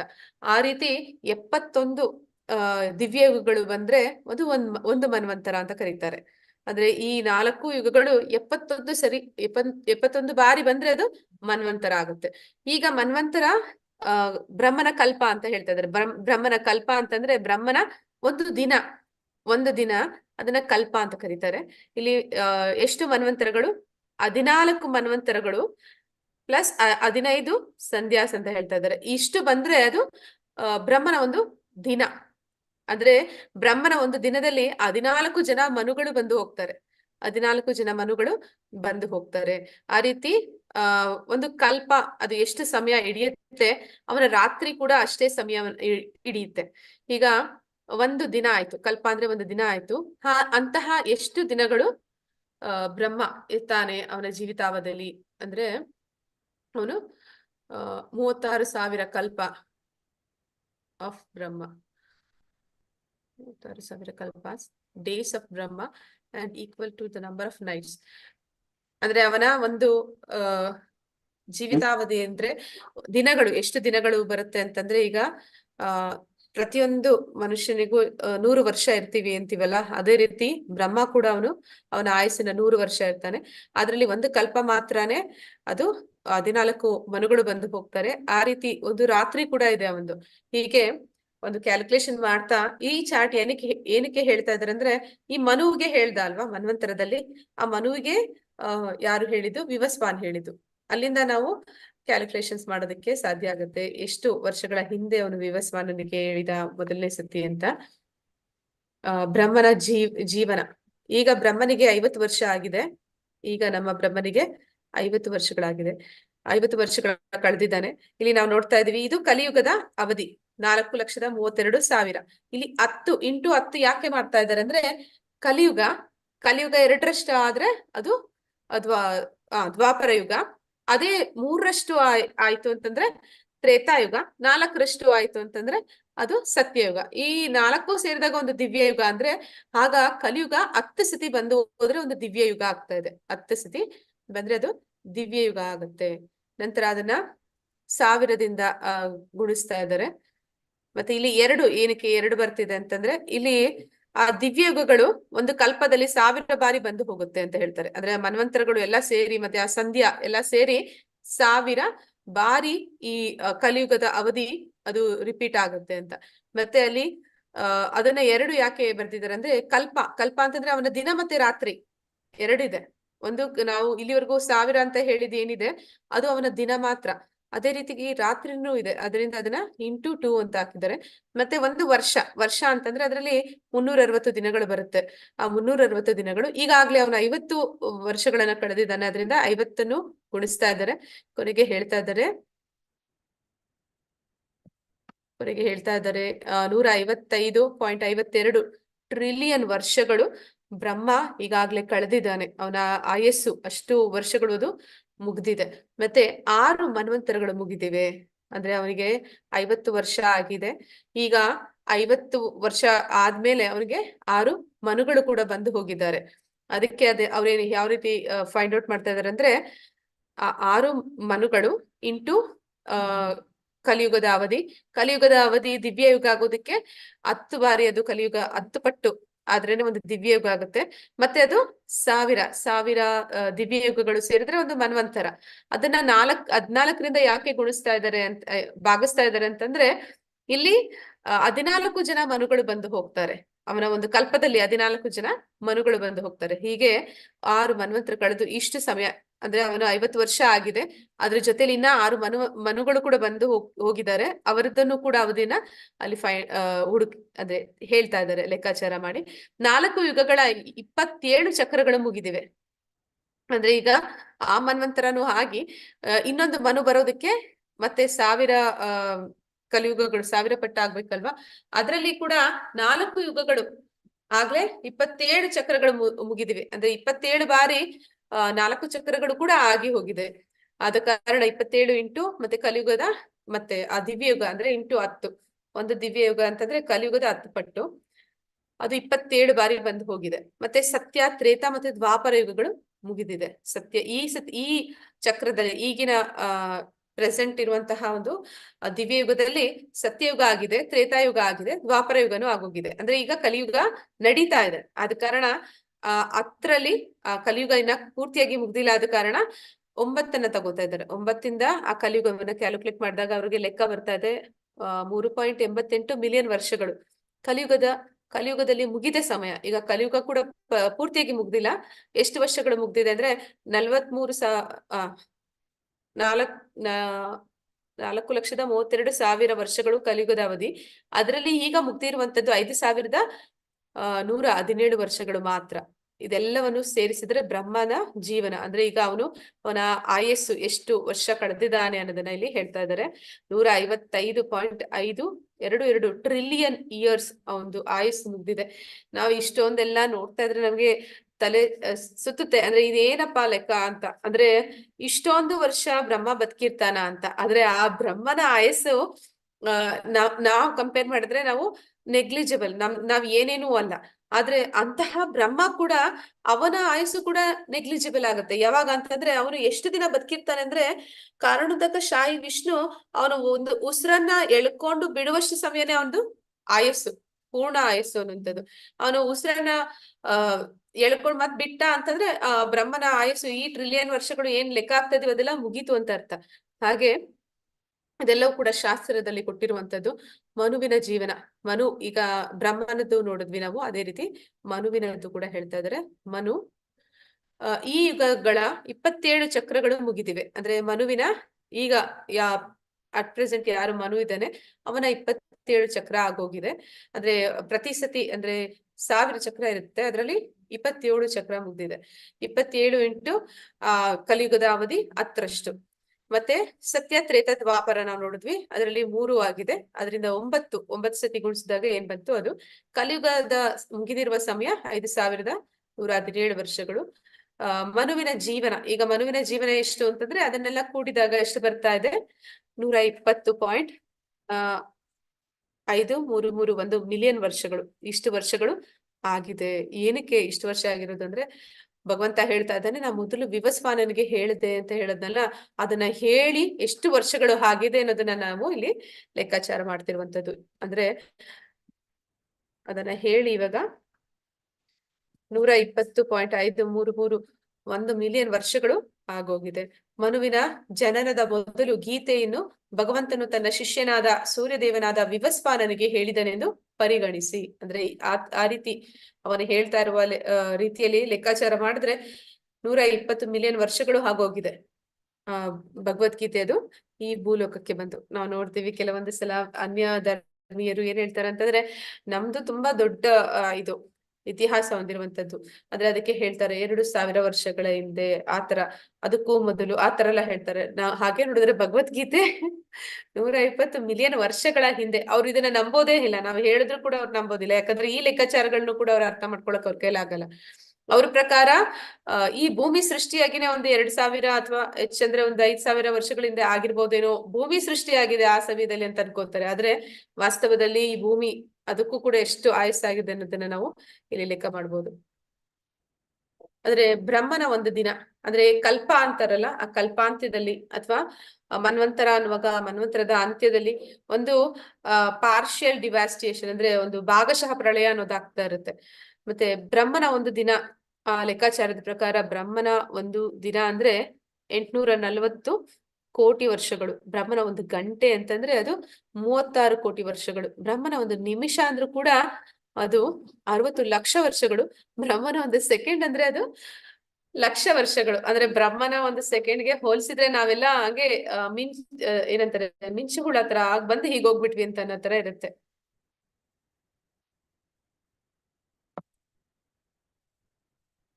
ಭಗವದ್ಗೀತೆ ಭೂಮಿಗೆ ಬಂದದ್ದು ಮಹಾಭಾರತದಲ್ಲಿ ಶಾಂತಿ ಪರ್ವ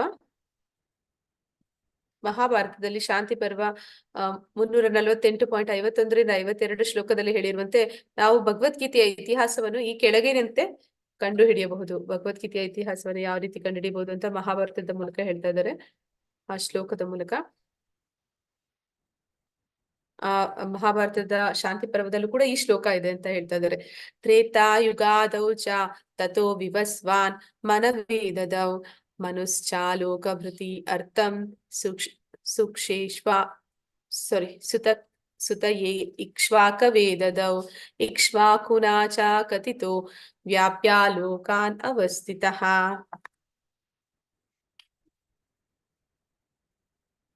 ಪರಮಪ್ರಭುವಿನೊಂದಿಗೆ ಸಂಬಂಧಿಸಿದ ಈ ಶಾಸ್ತ್ರವನ್ನು ವಿವಸ್ವಾನನು ಮನುವಿಗೆ ತ್ರೇತಾಯುಗದ ಪ್ರಾರಂಭದಲ್ಲಿ ಉಪದೇಶಿಸಿದನು. ಮಾನವ ಕುಲದ ತಂದೆಯಾದ ಮನುವು ಅದನ್ನು ತನ್ನ ಮಗ ಇಕ್ಷ್ವಾಕು ಮಹಾರಾಜನಿಗೆ ಹೇಳಿಕೊಟ್ಟ. ಇಕ್ಷ್ವಾಕುವು ಭೂಗ್ರಹದ ರಾಜ ಮತ್ತು ರಘುವಂಶದ ಮೂಲ ಪುರುಷ. ಶ್ರೀರಾಮಚಂದ್ರನು ಈ ರಘುವಂಶದಲ್ಲಿ ಅವತರಿಸಿದ. ಆದುದರಿಂದ ಭಗವದ್ಗೀತೆಯು ಇಕ್ಷ್ವಾಕು ಮಹಾರಾಜನ ಕಾಲದಿಂದ ಮಾನವ ಕುಲದಲ್ಲಿ ಉಳಿದು ಬಂದಿದೆ. ತ್ರೇತಾ ಮತ್ತು ದ್ವಾಪರ. ತ್ರೇತಾಯುಗದಲ್ಲಿ ಪ್ರಾರಂಭ ಆಗಿದೆ ಅಂತ ಹೇಳಿದ್ರೆ, ಅಂದ್ರೆ ರಘುವಂಶದಲ್ಲಿ ಪ್ರಾರಂಭ ಆಗಿದೆ ಅಂತ ಹೇಳಿದ್ರೆ ಎಷ್ಟು ಸಮಯ ಹಿಡಿದಿದೆ ಅಂತಂದ್ರೆ, ಈಗ ಅಂತಂದ್ರೆ ಅಲ್ಲಿ 5ರಿಂದ ಗುಣಿಸ್ತಾ ಇದ್ದಾರೆ. ಯಾಕೆ ಅಂತಂದ್ರೆ ದ್ವಾಪರ ಮತ್ತೆ ತ್ರೇತಾಯುಗ. ಈಗ ಕೃಷ್ಣ ದ್ವಾಪರ ಯುಗದಲ್ಲಿ ಅರ್ಜುನನಿಗೆ ಹೇಳ್ತಾ ಇದ್ದಾರೆ, ಅದಕ್ಕೂ ಮುಂಚೆ ತ್ರೇತಾಯುಗದಲ್ಲಿ ಹೇಳಿದಾನೆ ಅಂತಂದ್ರೆ ಕಲಿಯುಗದ 3ರಷ್ಟು ತ್ರೇತಾಯುಗ, 2ರಷ್ಟು ದ್ವಾಪರ ಯುಗ, 3 ಸೇರಿಸಿದ್ರೆ 5ರಿಂದ ಗುಣಿಸ್ತಾ ಇದ್ದಾರೆ. ಅದರಿಂದ ಹೇಳ್ತಾ ಇದ್ದಾರೆ ಎಷ್ಟು ಅಂತಂದ್ರೆ 2 ಮಿಲಿಯನ್ ವರ್ಷಗಳು ಆಗಿದೆ. ಕಲಿಯುಗದಲ್ಲಿ ಕಳೆದ ಸಮಯ 5117 ವರ್ಷಗಳು. ಭಗವದ್ಗೀತೆ ಭೂಮಿಗೆ ಬಂದದ್ದು ಮಿಲಿಯನ್ ವರ್ಷಗಳ ಹಿಂದೆ. ಅದು ಭೂಮಿಗೆ ಬಂದಿದೆ. ಶ್ರೀ ಭಗವಾನ್ ಉವಾಚ ಬಹೂನಿ ಮೇ ವ್ಯತಿತಾನಿ ಜನ್ಮಾನಿ ತವಾರ್ಜುನ ತಾನಿ ಅಹಂ ವೇದ ಸರ್ವಾಣಿ ನ ತ್ವಾಂ ವೇತಾ ಪರಂತಪ. ಅನುವಾದ: ದೇವೋತ್ತಮ ಪರಮಪುರುಷನು ಹೀಗೆ ಹೇಳಿದನು, ಶತ್ರುತಮನಾದ ಅರ್ಜುನನೇ, ನೀನು ನಾನು ಅನೇಕ ಜನ್ಮಗಳನ್ನು ಕಳೆದಿದ್ದೇವೆ. ನನಗೆ ಅವೆಲ್ಲ ಜನ್ಮಗಳ ನೆನಪಿದೆ, ಆದರೆ ನಿನಗಿಲ್ಲ. ಈಗ ಪರಮಾತ್ಮ ಹೇಳಕ್ಕೆ ಶುರು ಮಾಡ್ತಾ ಇದ್ದಾನೆ. ಅರ್ಜುನ ಕೇಳಿದ ಪ್ರಶ್ನೆಗೆ ಅವನು ಹೇಳ್ದ, ನೀನು ನಾನು ಇಬ್ರು ಸಮಕಾಲೀನವರು, ನಮ್ಮಿಬ್ಬರಿಗೂ ಒಂದೇ ವಯಸ್ಸು. ಹೀಗಿರ್ಬೇಕಾದ್ರೆ ಅಷ್ಟು ವರ್ಷಗಳ ಹಿಂದೆ, ಅಂದ್ರೆ 2 ಮಿಲಿಯನ್ ವರ್ಷಗಳ ಹಿಂದೆ ನೀನು ಹೇಗೆ ವಿವಸ್ವಾನನಿಗೆ ಹೇಳಕ್ಕೆ ಸಾಧ್ಯ ಅಂತ ಕೇಳಿದ್ನಲ್ಲ. ಅದಕ್ಕೆ ಭಗವಂತ ಉತ್ತರ ಕೊಡ್ತಾ ಇದ್ದಾನೆ, ಹೇಳ್ತಾ ಇದ್ದಾನೆ, ನಾನು ನೀನು ಅನೇಕ ಜನ್ಮಗಳನ್ನ ಪಡೆದಿದ್ದೀವಿ. ನಾನು ಯಾವಾಗೆಲ್ಲ ಭೂಮಿ ಮೇಲೆ ಬಂದಿದ್ದೀನಿ ಆಗೆಲ್ಲ ನೀನು ಕೂಡ ನನ್ನ ಜೊತೆಲೆ ಬಂದಿದ್ಯಾ. ಆದ್ರೆ ನನಗೆ ಅದೆಲ್ಲ ನೆನಪಿದೆ, ನಿನಗೆ ನೆನಪಿಲ್ಲ. ಯಾಕೆ ಅರ್ಜುನ ಮರ್ತೋದ? ಯಾಕೆ ಕೃಷ್ಣನಿಗೆ ಮಾತ್ರ ನೆನಪಿದೆ ಅನ್ನೋದನ್ನಲ್ಲಿ ನಾವು ಮುಂದೆ ನೋಡ್ತೀವಿ. ಕೃಷ್ಣ ಹೇಗೆ ಕಾಣಿಸಿಕೊಳ್ತಾನೆ? ಮೊದಲಿಗೆ ಕೃಷ್ಣ ಅವನು ಇಲ್ಲಿ ಹುಟ್ಟುತ್ತಾನೆ ಅಂತ ಹೇಳ್ತಾ ಇಲ್ಲ, ಕಾಣಿಸ್ಕೊಳ್ತಾನೆ ಅಂತ ಹೇಳ್ತಾ ಇದಾರೆ. ಅಂದ್ರೆ ಒಂದು ಸಾದೃಶ್ಯ ಕೊಡ್ತಾರೆ ಪ್ರಭುಪಾದರು. ಸೂರ್ಯ ಅವನು ಸದಾಕಾಲ ಇರ್ತಾನೆ. ಅದು ವಿಜ್ಞಾನಿಗಳು ಕೂಡ ಹೇಳ್ತಾರೆ, ಸೂರ್ಯ ಅವನು ಸದಾಕಾಲ ಅವನ ಜಾಗದಲ್ಲಿ ಅವನಿದ್ದಾನೆ. ಆದ್ರೆ ನಾವೇನಂತೀವಿ, ದಿನ ಬೆಳಗಾದ್ರೆ ಸೂರ್ಯ ಹುಟ್ಟದ, ದಿನ ಮುಳುಗಿದಾಗ ಸೂರ್ಯ ಅಂದ್ರೆ ದಿನ ಕೊನೆಗೊಂಡಾಗ ಸೂರ್ಯ ಯಾವಾಗ ಕಾಣಿಸ್ತಿರಾಗ್ತಾನೆ ಆಗ ನಾವ್ ಹೇಳ್ತೀವಿ ಸೂರ್ಯ ಮುಳುಗ್ದ ಅಂತ. ಅಂದ್ರೆ ಅಲ್ಲಿ ಸೂರ್ಯ ಹುಟ್ಟುತ್ತಾನೂ ಇಲ್ಲ, ಸೂರ್ಯ ಮುಳುಗ್ತಾನೂ ಇಲ್ಲ. ಸೂರ್ಯ ಸದಾಕಾಲ ಅವನಿದ್ದಾನೆ. ಅವನು ಕೆಲವೊಂದು ಸಮಯ ನಮ್ಗೆ ಕಾಣಿಸ್ಕೋತಾನೆ, ಕೆಲವೊಂದು ಸಮಯ ಅವ್ನು ನಮ್ಗೆ ಕಾಣಿಸೋದಿಲ್ಲ. ಅದನ್ನೇ ನಾವು ಹುಟ್ಟೋದು ಮುಳುಗೋದು ಅಂತ ಹೇಳ್ತಾ ಇದ್ವಿ. ಅದೇ ತರ ಕೃಷ್ಣ ಕೂಡ, ಭಗವಂತ ಕೂಡ ಅವನು ಸದಾ ಕಾಲ ಅವನು ಇರ್ತಾನೆ. ಆದ್ರೆ ಅವನು ಕೆಲವು ಸಮಯ ನಮ್ಗೆ ಕಣ್ಣಿಗೆ ಗೋಚರ ಆದಾಗ ನಾವು ಅವನನ್ನ ಏನಂತೀವಿ, ಪರಮಾತ್ಮ ಅವನು ಅವತರಿಸ್ದ ಅಂತ ಹೇಳ್ತೀವಿ, ಅಥವಾ ಅವನು ಹುಟ್ಟಿ ಬಂದ ಅಂತ ಹೇಳ್ತೀವಿ. ಅಂತರ್ಧಾನ ಆದ, ಅವನು ಕಾಣಿಸ್ಕೊಂಡಿರ ಕಣ್ಮರೆ ಆದ ಅಂತ ಹೇಳ್ತೀವಿ. ಅಂದ್ರೆ ಅದು ಎಷ್ಟು ಸಮಯ ನಮ್ಗೆ ಕಾಣಿಸ್ದ, ಎಷ್ಟು ಸಮಯ ನಮ್ಗೆ ಕಾಣಿಸ್ತಿಲ್ಲ. ಅದನ್ನ ಇಲ್ಲಿ ಕೃಷ್ಣ ಹೇಗೆ ಕಾಣಿಸಿಕೊಳ್ಳುತ್ತಾನೆ ಅಂತಾನೆ ಹೇಳ್ತಾ ಇದ್ದಾರೆ. ಅಜೋ ಅಪಿ ಸನ್ ಅವ್ಯಯಾತ್ಮ ಭೂತಾನಾಂ ಈಶ್ವರೋ ಅಪಿ ಸನ್ ಪ್ರಕೃತಿಂ ಸ್ವಾಂ ಅಧಿಷ್ಠಾಯ ಸಂಭವಾಮಿ ಆತ್ಮ ಮಾಯೆಯ. ಅನುವಾದ: ನನಗೆ ಹುಟ್ಟು ಎನ್ನುವುದು ಇಲ್ಲ, ನನ್ನ ಆಧ್ಯಾತ್ಮಿಕ ಶರೀರವು ಕ್ಷಯಿಸುವುದಿಲ್ಲ. ನಾನು ಎಲ್ಲ ಜೀವಿಗಳ ಪ್ರಭು, ಆದರೂ ಪ್ರತಿ ಯುಗದಲ್ಲಿಯೂ ನನ್ನ ಮೂಲ ಆಧ್ಯಾತ್ಮಿಕ ರೂಪದಲ್ಲಿ ಅವತರಿಸುತ್ತೇನೆ. ಅಂದ್ರೆ ಭಗವಂತನಿಗೆ ಹುಟ್ಟು ಅನ್ನೋದಿಲ್ಲ. ಅಂದ್ರೆ ಅವನಿಗೆ ಪರಮಾತ್ಮ ದೇವೋತ್ತಮ ಪರಮ ಪುರುಷ, ಅವನಿಗೆ ಯಾವುದೋ ಒಂದು ಆರಂಭ ಅನ್ನೋದಿಲ್ಲ, ಅಂತ್ಯ ಅನ್ನೋದಿಲ್ಲ. ಅವನು ಯಾವತ್ತೂ ಕೂಡ ಹುಟ್ಟಿ ಬರುವಂತದ್ದಲ್ಲ, ಅವನು ಕಾಣಿಸ್ಕೊಳ್ಳುವಂಥದ್ದು ಅಷ್ಟೇ. ಅವನ ಶರೀರ ಕ್ಷಯಿಸುವುದಿಲ್ಲ. ಅವನ ದೇಹ ಅನ್ನೋದು ಅದು ನಮ್ಮ ಹಾಗೆ ಈ ಮಾಂಸ ಮೂಳೆ ರಕ್ತದಿಂದ ಆದಂತಹ ದೇಹ ಅಲ್ಲ, ಅದು ದಿವ್ಯವಾದದ್ದು. ಅಂದ್ರೆ ನಮ್ಗೆ ನಾವು ಈ ದೇಹವನ್ನ ತ್ಯಾಗ ಮಾಡಿದಾಗ ಏನಾಗುತ್ತೆ, ಆತ್ಮ ದೇಹದಿಂದ ಹೊರಗಡೆ ಬರುತ್ತೆ. ಆದ್ರೆ ಇಲ್ಲಿ ಭಗವಂತ ಆ ರೀತಿ ಅಲ್ಲ, ಅವನ ದೇಹಕ್ಕೂ ಆತ್ಮಕ್ಕೂ ಯಾವುದೇ ವ್ಯತ್ಯಾಸ ಇಲ್ಲ. ಅಂದ್ರೆ ಸಚ್ಚಿದಾನಂದ ವಿಗ್ರಹ ಅಂತ ಹೇಳ್ತಾರೆ. ನಮ್ಮ ಆತ್ಮದ ಸ್ವಭಾವ ಏನು ಅಂದ್ರೆ ಅದಕ್ಕೂ ಕೂಡ ಹುಟ್ಟು ಸಾವು ಅನ್ನೋದಿಲ್ಲ, ಆದ್ರೆ ಅದು ಒಂದು ದೇಹವನ್ನ ಪಡ್ಕೊಳ್ಳುತ್ತೆ. ಆದ್ರೆ ಇಲ್ಲಿ ಭಗವಂತ ಆ ರೀತಿ ದೇಹವನ್ನ ಪಡ್ಕೊಳ್ಳುವಂತದ್ದಲ್ಲ. ಭಗವಂತ ಅವನಿಗೆ ದೇಹಕ್ಕೂ ಅವನ ಆತ್ಮಕ್ಕೂ ಯಾವುದಕ್ಕೂ ವ್ಯತ್ಯಾಸ ಇಲ್ಲ, ಎಲ್ಲವೂ ಕೂಡ ದಿವ್ಯವಾದದ್ದು, ಸಚ್ಚಿದಾನಂದ. ಅದು ಸಚ್ಚಿತ್ ಆನಂದ ಅಂತಂದ್ರೆ ಶಾಶ್ವತವಾದದ್ದು, ದಿವ್ಯ ಜ್ಞಾನದಿಂದ ಕೂಡಿರುವಂತದ್ದು, ಮತ್ತೆ ಅದು ಆನಂದದಿಂದ ಕೂಡಿರುವಂತದ್ದು. ಆ ದೇಹ ಪರಮಾತ್ಮನದಾದ ಕಾರಣ ಅವನು ಕಾಣಿಸ್ಕೋತಾನೆ, ಮರೆಯಾಗ್ತಾನೆ ಹೊರತು ಅವನು ಹುಟ್ಟಿ ಬರುವಂತದ್ದಲ್ಲ. ಅಂದ್ರೆ ನಮ್ಮ ಶರೀರ ಅದು ಕ್ಷಯಿಸುತ್ತೆ. ಅಂದ್ರೆ ನಾವು ಮಗು ಆಗ್ತೀವಿ, ಒಂದು ಬಾಲಕ ಹುಡುಗರು ಹುಡುಗಿರು ಆಗ್ತೀವಿ, ನಂತರ ಯುವಕ ಯುವತಿ ಆಗ್ತೀವಿ, ನಂತರ ಗಂಡಸು ಹೆಂಗಸ ಆಗ್ತೀವಿ, ನಂತರ ಮುದುಕಿ ಆಗ್ತೀವಿ. ಈ ರೀತಿ ನಮ್ಮ ದೇಹಕ್ಕೆ ಅದೊಂದು ಬದಲಾವಣೆ ಇದೆ. ನಾವು ಎಲ್ಲೂ ಕೂಡ ನಾವು ನೋಡಿದ್ದಿಲ್ಲ ಕೃಷ್ಣನ ಒಂದು ಫೋಟೋ ಅಥವಾ ಕೃಷ್ಣನ ಯಾವುದೇ ಒಂದು ವಿಗ್ರಹಕ್ಕೆ ನಾವು ಅವನಿಗೆ ವಯಸ್ಸಾಗಿರೋ ಹಾಗೆ, ಅವನಿಗೆ ಬಿಳಿ ಕೂದಲು ಬಂದಿರೋ ಹಾಗೆ, ಅಥವಾ ಅವನಿಗೆ ಗಡ್ಡ ಮೀಸೆ ಬಂದಿರೋ ಹಾಗೆ, ಆತರ ಅವನ ರೂಪವನ್ನ ನಾವು ಯಾವತ್ತೂ ನೋಡಿದ್ದಿಲ್ಲ. ಅವನು ನವ ಯೌವನಂಚ ಅಂತಾರೆ. ಅಂದ್ರೆ ಯಾವಾಗ್ಲೂ ಕೂಡ ನವ ಯುವಕನ ಹಾಗೆ ಇರ್ತಾನೆ. ಅಂದ್ರೆ ಯಾವಾಗ್ಲೂ ಕೂಡ ಒಂದು 20 ವರ್ಷದ ಹುಡುಗನ ಹಾಗೆ ಇರ್ತಾನೆ. ಅವನಿಗೆ ಯಾವತ್ತೂ ಕೂಡ ಅವನ ದೇಹ ಅದು ಕ್ಷಯಿಸೋದಿಲ್ಲ.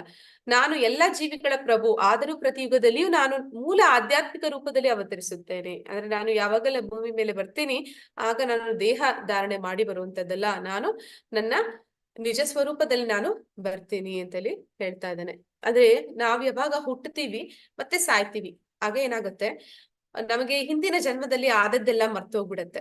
ಮತ್ತೆ ನಾವು ಈ ಜನ್ಮದಲ್ಲಿ ದೇಹ ತ್ಯಾಗ ಮಾಡಿದಾಗ ಈ ಜನ್ಮದಲ್ಲಿ ಏನೆಲ್ಲ ಆಯ್ತು ಅದು ಮರ್ತೋಗಿ ತಿರ್ಗಿ ಮತ್ತೆ ಇನ್ನೊಂದು ಜನ್ಮವನ್ನ ಪಡಿತೀವಿ. ಇದು ಮನುಷ್ಯರು ಅವರು ಹುಟ್ಟುವಂಥದ್ದು ಸಾಯುವಂಥದ್ದು. ಆದ್ರೆ ಇಲ್ಲಿ ಕೃಷ್ಣ ಹಾಗೆ ಅಲ್ಲ.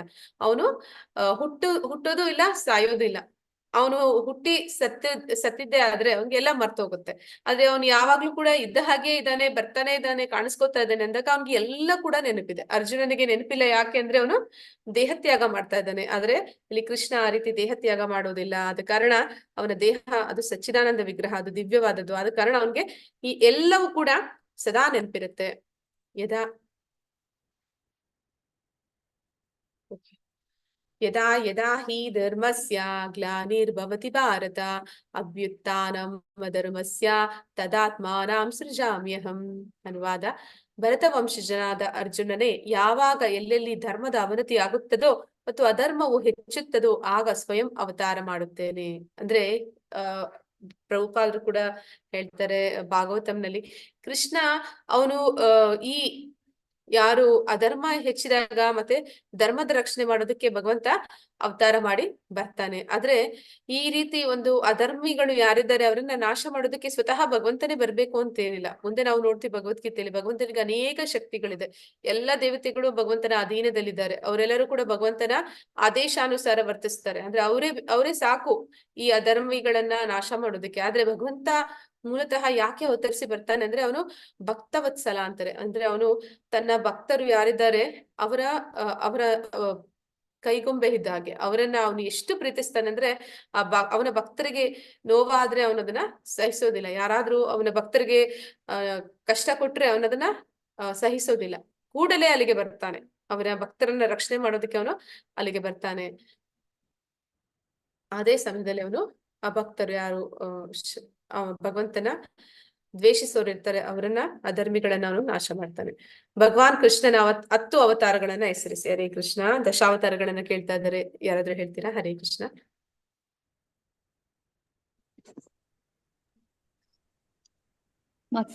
ಮತ್ಸ್ಯಾವತಾರ, ಕೂರ್ಮಾವತಾರ, ವಾಮನ, ನರಸಿಂಹ, ವಾಮನ, ಪರಶುರಾಮ, ರಾಮ, ಕೃಷ್ಣ, ಕಲ್ಕಿ,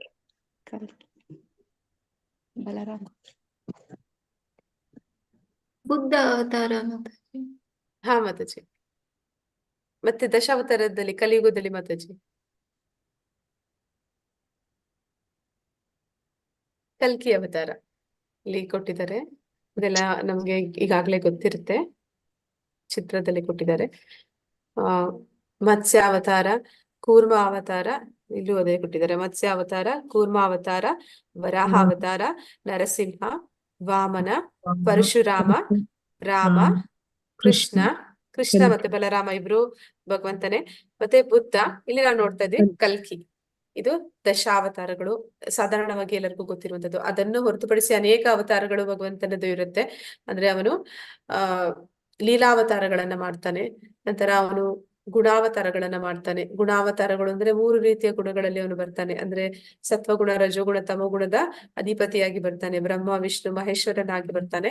ಮತ್ತೆ ಯುಗಾವತಾರ, ಪ್ರತಿಯೊಂದು ಯುಗದಲ್ಲೂ ಭಗವಂತ ಅವತರಿಸಿ ಬರ್ತಾನೆ. ಮತ್ತೆ ಅವನು ಮನ್ವಂತರ ಅವತಾರ, ಪ್ರತಿಯೊಂದು ಮನ್ವಂತರದಲ್ಲೂ ಭಗವಂತ ಅವತರಿಸ್ತಾನೆ. ಹೀಗೆ ಅನೇಕ ಅವತಾರಗಳಲ್ಲಿ ಭಗವಂತ ಬರ್ತಾನೆ. ಅದೇ ಸಾಧಾರಣವಾಗಿ ನಾವೆಲ್ಲರೂ ತಿಳಿದಿರುವಂತದ್ದು ಈ 10 ದಶಾವತಾರಗಳು. ಕಲಿಯುಗದಲ್ಲಿ ಕೃಷ್ಣನು ಕಾಣಿಸಿಕೊಳ್ಳುತ್ತಾನ. ಹೇ ಕೃಷ್ಣ, ಕಲಿಯುಗದಲ್ಲಿ ಕೃಷ್ಣ ಕಾಣಿಸ್ಕೊಳ್ತಾನ?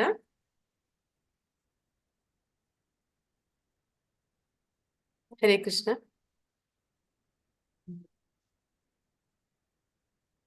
ಕಲ್ಕಿ ಅವತಾರದಲ್ಲಿ ಕಾಣಿಸ್ಕೋತೀನಿ ಅಂತ ಹೇಳಿದ್ದಾರೆ ಮಾತಾಜಿ. ಹಾ ಮಾತಾಜಿ, ದಶಾವತಾರಗಳ ಪ್ರಕಾರ ಕಲ್ಕಿ ಅವತಾರದಲ್ಲಿ ಅವನು ಬರ್ತಾನೆ ಅಂತ ಹೇಳಿದ್ದಾನೆ. ಆದ್ರೆ ಇನ್ನೊಂದು ಅವತಾರ ಅವನು ಈಗಾಗ್ಲೇ ಹೋಗಿದ್ದಾನೆ. ನಮ್ಗೆ ಯಾರಿಗೂ ಅದು ಹೆಚ್ಚಾಗಿ ಯಾರಿಗೂ ತಿಳಿದಿಲ್ಲ. ಯಾಕಂದ್ರೆ ಅದು ಚನ್ನಾವತಾರ ಅಂತಾರೆ. ಅಂದ್ರೆ ಗೌಪ್ಯವಾಗಿ ಅವನು ಬರ್ತಾನೆ, ಯಾರಿಗೂ ಗೊತ್ತಿಲ್ಲದ ಹಾಗೆ ಬರ್ತಾನೆ, ಭಕ್ತರ ರೂಪದಲ್ಲಿ ಬರ್ತಾನೆ.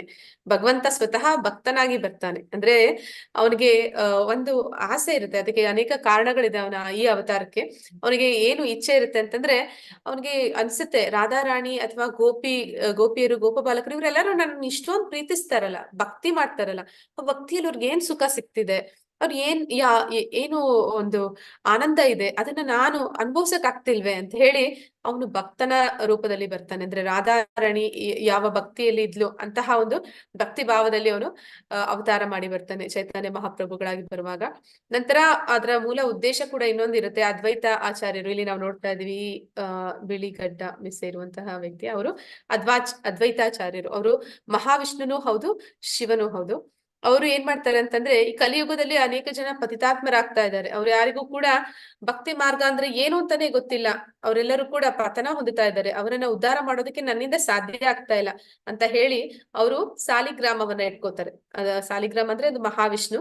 ಅದಕ್ಕೆ ಅವರು ಪ್ರತಿದಿನ ಗಂಗಾ ಜಲದಿಂದ ಅದಕ್ಕೆ ತುಳಸಿಯನ್ನ ಇಟ್ಟು ಸದಾ ಅವರು ಭಗವಂತನನ್ನ ತೀವ್ರವಾಗಿ ಕರೀತಾರೆ. ನಾನೊಬ್ಬನಿಂದ ಇದಾಗ್ತಾ ಇಲ್ಲ, ಇವ್ರನ್ನ ಉದ್ಧಾರ ಮಾಡಕ್ಕಾಗೋದಿಲ್ಲ, ನೀನು ಸ್ವತಃ ಬರ್ಬೇಕು ಭಗವಂತ ಅಂತ ಕರೆದು ಅವರ ಅವತಾರ ಆಗುತ್ತೆ, ಚೈತನ್ಯ ಮಹಾಪ್ರಭುಗಳ ಅವತಾರ.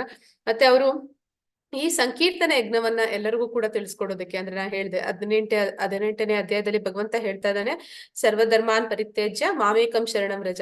ಅಂದ್ರೆ ಎಲ್ಲ ಧರ್ಮಗಳನ್ನ ಬಿಟ್ಟು ನೀನ್ ನನಗೆ ಶರಣಾಗತನ ಆಗು ಅಂತ. ಆದ್ರೆ ಆ ರೀತಿ ಶರಣಾಗತಿ ಅಂದ್ರೆ ಏನು, ಹೇಗೆ ಆಗೋದು, ಅದನ್ನ ಭಕ್ತಿಯ ಮೂಲಕ ಮಾಡ್ಬೇಕು ಅನ್ನೋದು ಯಾರಿಗೂ ಗೊತ್ತಿಲ್ಲ. ಆ ಭಕ್ತಿ ಹೇಗೆ ನಾವು ಎಲ್ಲರೂ ಕೂಡ ಒಂದೇ ದಿನದಲ್ಲಿ ಭಕ್ತರಾಗೋದಕ್ಕೆ ಸಾಧ್ಯ ಇಲ್ಲ, ಅಂತಹ ಶುದ್ಧ ಭಕ್ತರಾಗೋದಂತೂ ಸಾಧ್ಯನೇ ಇಲ್ಲ.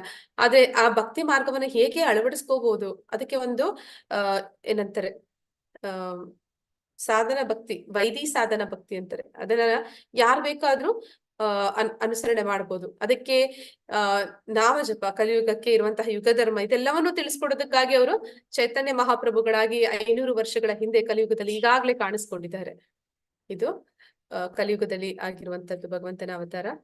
ಕೃಷ್ಣನು ಏಕೆ ಅವತರಿಸುತ್ತಾನೆ? ಪರಿತ್ರಾಣಾಯ ಸಾಧೂನಾಂ ವಿನಾಶಾಯ ಚ ದುಷ್ಕೃತಾಂ ಧರ್ಮ ಸಂಸ್ಥಾಪನಾರ್ಥಾಯ ಸಂಭವಾಮಿ ಯುಗೆ ಯುಗೆ. ಅನುವಾದ: ಸಜ್ಜನರನ್ನು ರಕ್ಷಿಸುವುದಕ್ಕಾಗಿಯೂ ದುಷ್ಟರನ್ನು ನಾಶ ಮಾಡುವುದಕ್ಕಾಗಿಯೂ ಮತ್ತು ಧರ್ಮದ ತತ್ವಗಳನ್ನು ಮತ್ತೆ ಸ್ಥಾಪಿಸುವುದಕ್ಕಾಗಿಯೂ ನಾನು ಪ್ರತಿಯುಗದಲ್ಲಿ ಅವತರಿಸುತ್ತೇನೆ. ಭಗವಂತ ಅವನು ಅವತಾರ ಮಾಡೋದಕ್ಕೆ ಮೂಲ ಕಾರಣ ಇಲ್ಲಿ ಅವನ ಭಕ್ತರನ್ನ ರಕ್ಷಣೆ ಮಾಡೋದಕ್ಕೋಸ್ಕರ ಬರ್ತಾನೆ. ಅದೇ ಸಮಯದಲ್ಲಿ ದುಷ್ಟರ ಸಂಹಾರ ಅದು ತಂತಾನೆ ನಡೆಯುತ್ತೆ. ಮತ್ತೆ ಅವನು ಧರ್ಮ ತತ್ವಗಳನ್ನ ಮತ್ತೆ ಸ್ಥಾಪಿಸೋದು ಅವನ ಮೂಲ ಉದ್ದೇಶ ಆಗಿರುತ್ತೆ. ಅಂದ್ರೆ ಈ ಸೃಷ್ಟಿ ಯಾಕೆ ಆಗಿದೆ, ಈ ಭೌತಿಕ ಜಗತ್ತು ಅಂತಂದ್ರೆ ಇದು ಒಂದು ಜೈಲು ಅಂತ ಹೇಳ್ತಾರೆ ಪ್ರಭುಪಾದರು. ಜೈಲಿನಲ್ಲಿ ಏನು ಜೈಲು ಏನಕ್ಕಿದೆ ಅಂತಂದ್ರೆ ಅಲ್ಲಿ ಒಂದು ರಿಫಾರ್ಮೇಶನ್ ಅಂತಾರೆ. ಅಂದ್ರೆ ಯಾರು ತಪ್ಪು ಮಾಡಿದ್ದಾರೆ ಅವರ ಮನ ಪರಿವರ್ತನೆ ಆಗಿ ಅವರು ಸರಿಯೋಗಿ ಅಲ್ಲಿಂದ ಬಿಡುಗಡೆ ಆಗ್ಬೇಕು. ಅಂದ್ರೆ ನಾವೆಲ್ಲರೂ ಕೂಡ ಭಗವಂತನನ್ನ ಧಿಕ್ಕರಿಸಿ ಅವನ ಮೇಲೆ ಅಸೂಯೆಯನ್ನ ತೋರಿಸಿ ಅವನಿಗೆ ಬೆನ್ನು ಮಾಡಿ ಬಂದವರು. ಆದ ಕಾರಣ ನಮ್ಮನ್ನ ಇಲ್ಲಿ ಜೈಲಿನಲ್ಲಿ ಇಟ್ಟಿದ್ದಾರೆ. ಈ ಜೈಲಿನಿಂದ ನಾವು ಮನ ಪರಿವರ್ತನೆ ಆಗಿ ಮತ್ತೆ ನಮ್ಮ ಮನೆಗೆ ವಾಪಸ್ ಹೋಗ್ಬೇಕು. ಅದು ಈ ಸೃಷ್ಟಿಯ ಮೂಲ ಉದ್ದೇಶ. ಆದ್ರೆ ಈ ಯಾರು ದುಷ್ಟರಿದ್ದಾರೆ ಅವರು ಮತ್ತಷ್ಟು ಎಲ್ಲರೂ ಅದನ್ನ ಮರೆತು ದುಷ್ಟ ಕಾರ್ಯಗಳಲ್ಲೇ ಹೆಚ್ಚು ತೊಡಗುವ ಹಾಗೆ ಮಾಡ್ತಾ ಹೋಗ್ತಾರೆ. ಅಂದ್ರೆ ಈ ಸೃಷ್ಟಿಯ ಮೂಲ ಉದ್ದೇಶ ಏನಿದೆ ಅದು ಆಗದೆ ಇರೋ ಹಾಗೆ ಮಾಡ್ತಾರೆ. ಆವಾಗ ಭಗವಂತ ಏನ್ ಮಾಡ್ತಾನೆ, ಅಂತವರನ್ನ ಶಿಕ್ಷಿಸಿ ನಾಶ ಮಾಡಿ ಮತ್ತೆ ಧರ್ಮ ತತ್ವಗಳನ್ನ ಸ್ಥಾಪನೆ ಮಾಡೋದಕ್ಕೆ, ಅಂದ್ರೆ ನಮ್ಮೆಲ್ಲರಿಗೂ ಕೂಡ ಭಗವಂತನ ಧಾಮಕ್ಕೆ ನಾವು ಹಿಂದಿರುಗೋದಕ್ಕೆ ನಮ್ಗೆ ಏನು ಮಾರ್ಗದರ್ಶನ ಬೇಕು ಅದನ್ನ ಕೊಡುವಂತಹ ಒಂದು ವಾತಾವರಣವನ್ನ ಸೃಷ್ಟಿಸೋದು ಭಗವಂತನ ಇಚ್ಛೆ ಆಗಿರುತ್ತೆ. ಮತ್ತೆ ಅವನು ಅವತರಿಸಿ ಯಾಕೆ ಬರ್ತಾನೆ ಅಂದ್ರೆ ಎಲ್ಲರಿಗೂ ಕೂಡ ತೋರ್ಸೋದಕ್ಕೆ ಬರ್ತಾನೆ. ಅಂದ್ರೆ ನಾವೆಲ್ಲ ಮರ್ತಿದೀವಿ ಅವನನ್ನ, ಆದ ಕಾರಣ ಅವನು ಬಂದೇ ತೋರಿಸ್ತಾನೆ. ಅಂದ್ರೆ ಅವನು ಆಕರ್ಷಣೆ ಮಾಡ್ತಾನೆ ನಮ್ಮನ್ನ.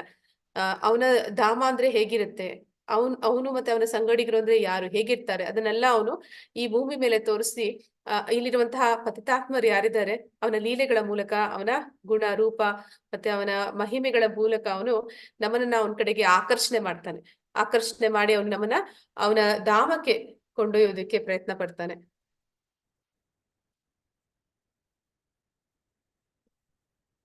ಕೃಷ್ಣನನ್ನು ತಿಳಿಯುವುದರಿಂದ ಏನು ಪ್ರಯೋಜನ? ನಾವು ಕೃಷ್ಣನನ್ನು ತಿಳ್ಕೊಳ್ಳೋದ್ರಿಂದ ನಮ್ಗೆ ಏನ್ ಪ್ರಯೋಜನ ಆಗುತ್ತೆ? ಹರೇ ಕೃಷ್ಣ. ಯಾರಾದ್ರೂ ಹೇಳ್ತೀರಾ? ನಾವ್ಯಾಕೆ ಕೃಷ್ಣನ ಬಗ್ಗೆ ತಿಳ್ಕೋಬೇಕು? ಕೃಷ್ಣನ ಹೆಸರುಗಳನ್ನ ಅಥವಾ ಅವನ ಲೀಲೆಗಳನ್ನ ಮತ್ತೆ ಅವನ ಗುಣಗಳನ್ನ ಯಾಕೆ ನಾವ್ ಇದೆಲ್ಲ ತಿಳ್ಕೋಬೇಕು ಅಂತ?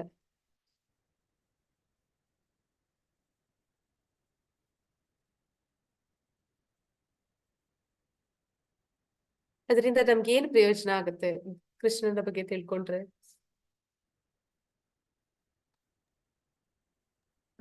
ಮಾತಾಜಿ, ಭಗವಂತನ ಬಗ್ಗೆ ತಿಳಿಯೋದ್ರಿಂದ ನಾವು ಜನನ ಮರಣದಿಂದ ಬಿಡುಗಡೆ ಹೊಂದುತ್ತೀವಿ, ಮತ್ತೆ ಪ್ರಾಣಿಗಳ ತರ ನಾವು ಬದುಕಬಾರ್ದು ಅಂತ. ಮಾತಾಜಿ ಧನ್ಯವಾದಗಳು ಮಾತಾಜಿ.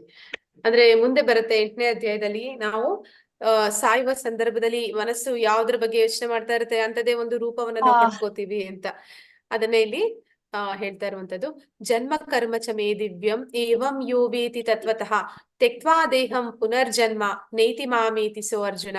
ಅನುವಾದ: ಅರ್ಜುನನೇ, ಯಾರು ಹೀಗೆ ನನ್ನ ಹುಟ್ಟಿನ ಮತ್ತು ಕರ್ಮಗಳ ದಿವ್ಯ ಸ್ವರೂಪವನ್ನು ಯಥಾರ್ಥವಾಗಿ ತಿಳಿದುಕೊಳ್ಳುವರೋ ಅವರು ದೇಹತ್ಯಾಗ ಮಾಡಿದ ನಂತರ ಮತ್ತೆ ಈ ಐಹಿಕ ಜಗತ್ತಿನಲ್ಲಿ ಹುಟ್ಟುವುದಿಲ್ಲ, ಅವರು ನನ್ನ ನಿತ್ಯ ನಿವಾಸಕ್ಕೆ ಬರುತ್ತಾರೆ. ಅಂದ್ರೆ ನಾವು ಸಾಯುವಾಗ ಕೃಷ್ಣನ ಸ್ಮರಣೆ ಬರ್ಬೇಕು ಅಂತ ಹೇಳ್ತಾರೆ. ಕೃಷ್ಣನ ಸ್ಮರಣೆ ಬರ್ಬೇಕು ಅಂತಂದ್ರೆ ಒಂದೇ ದಿನಕ್ಕೆ ಅದು ನಾವು ಅನ್ಕೊಂಡ ಹಾಗೆ ಬಂದು ಬಿಡೋದಿಲ್ಲ. ನಾವು ಇಡೀ ಜೀವನ, ಅದನ್ನ ಪ್ರಭುಪಾದರು ಹೇಳ್ತಾರೆ, life is preparation. Preparation. Life is preparation and death is examination. ಅಂದ್ರೆ ಫಲೇನ ಪರಿಷತ್ ಅಂತ ಹೇಳ್ತಾರೆ. ಅಂದ್ರೆ ನಮ್ಗೆ ರಿಸಲ್ಟ್ ಹೇಳುತ್ತಂತೆ ನಾವ್ ಇಡೀ ಜೀವನ ಯಾವ ರೀತಿ ಕಳೆದಿದೀವಿ ಅಂತ. ಅಂದ್ರೆ ನಾವು ನೋಡ್ತೀವಿ ಭರತ ಮಹಾರಾಜ ಅವನು ಭಾವದ ಹಂತದಲ್ಲಿದ್ದಾನೆ. ಅಂದ್ರೆ ಭಕ್ತಿಯಲ್ಲಿ 9 ಹಂತಗಳು ಬರುತ್ತೆ. ಅದ್ರಲ್ಲಿ ಅವನು ಭಾವ ಅಂದ್ರೆ ಪ್ರೇಮಕ್ಕೆ ಇನ್ನೊಂದು ಮೆಟ್ಲು ಕೆಳಗಡೆ ಇದ್ದಾನೆ ಅಷ್ಟೇ. ಅಂತಹ ಒಂದು ಭಕ್ತ ಅವನೇನ್ ಮಾಡ್ತಾನೆ, ಸಾವಿನ ಸಂದರ್ಭದಲ್ಲಿ ಒಂದು ಜಿಂಕೆಯನ್ನ ನೆನೆಸ್ಕೋತಾನೆ. ಅಂದ್ರೆ ಯಾಕೆ ಅಂತಂದ್ರೆ ಅವನು ಜಿಂಕೆಯ ಮೇಲೆ ಅನುರಾಗವನ್ನ ಹೊಂದಿದ್ದಾನೆ. ಆದ್ರೆ ನಾವು ಯಾವಾಗ ಇಡೀ ಜೀವನ ಭಗವಂತನ ಮೇಲೆ ಒಂದು ಕೇಂದ್ರೀಕರಿಸ್ತೀವಿ, ಆಗ ನಾವು ಹೆಚ್ಚು ಹೆಚ್ಚು ಅವನ ಬಗ್ಗೆ ತಿಳ್ಕೊತಾ ಹೋಗ್ತೀವಿ. ಹೆಚ್ಚೆಚ್ಚು ಅವನ ಗುಣಗಳನ್ನ ಕೇಳ್ತಾ ಇರ್ತೀವಿ, ಅವನ ಭಕ್ತರ ಜೊತೆ ಅವನ ಲೀಲೆಗಳನ್ನ ಕೇಳ್ತಾ ಇರ್ತೀವಿ. ಆ ರೀತಿ ಮಾಡಿದಾಗ ಮಾತ್ರ ನಾವು ಸಾಯೋ ಸಂದರ್ಭದಲ್ಲಿ ನಮ್ಗೆ ಅವನ ನೆನಪಾಗೋದಕ್ಕೆ ಸಾಧ್ಯ. ಆ ರೀತಿ ನಾವು ಭಗವಂತನನ್ನ ಹೆಚ್ಚು ಹೆಚ್ಚು ತಿಳಿದು ಅವನನ್ನ ದೇಹತ್ಯಾಗ ಆಗೋ ಸಂದರ್ಭದಲ್ಲಿ ನಾವು ಅವನನ್ನ ನೆನಪಿಸ್ಕೊಂಡ್ವಿ ಅಂತಂದ್ರೆ ಮತ್ತೆ ನಾವು ಈ ಭೌತಿಕ ಜಗತ್ತಿನಲ್ಲಿ ಈ ಭವಸಾಗರದಲ್ಲಿ ಬೀಳುವಂತ ಅವಶ್ಯಕತೆ ಇಲ್ಲ. ನಾವು ಮತ್ತೆ ಭಗವಂತನ ಧಾಮ, ನಮ್ಮ ನಿತ್ಯ ನಿವಾಸ, ನಾವ್ ಎಲ್ಲಿದ್ದೀವಿ, ಭಗವಂತ ಎಲ್ಲಿರ್ತಾನೆ, ಆ ಆಧ್ಯಾತ್ಮಿಕ ಜಗತ್ತಿಗೆ ನಾವು ಹೋಗೋದಿಕ್ಕೆ ಅದು ನಮ್ಗೆ ಸಹಾಯ ಮಾಡುತ್ತೆ. ಕೃಷ್ಣನನ್ನು ತಿಳಿಯುವುದರಿಂದ ಏನು ಪ್ರಯೋಜನ? ಕೃಷ್ಣ ಮತ್ತು ನಮ್ಮ ನಡುವಿನ ವ್ಯತ್ಯಾಸವೇನು? ಹರೇ ಕೃಷ್ಣ. ನಮಗೂ ಮತ್ತೆ ಕೃಷ್ಣನಿಗೂ ಇರುವಂತ ವ್ಯತ್ಯಾಸವೇನು?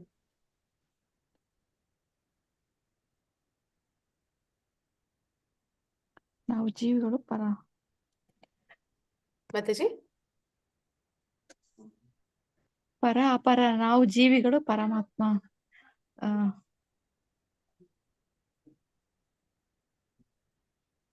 ಓಕೆ, ಬೇರೆ ಯಾರಾದ್ರೂ ಹೇಳ್ತೀರಾ?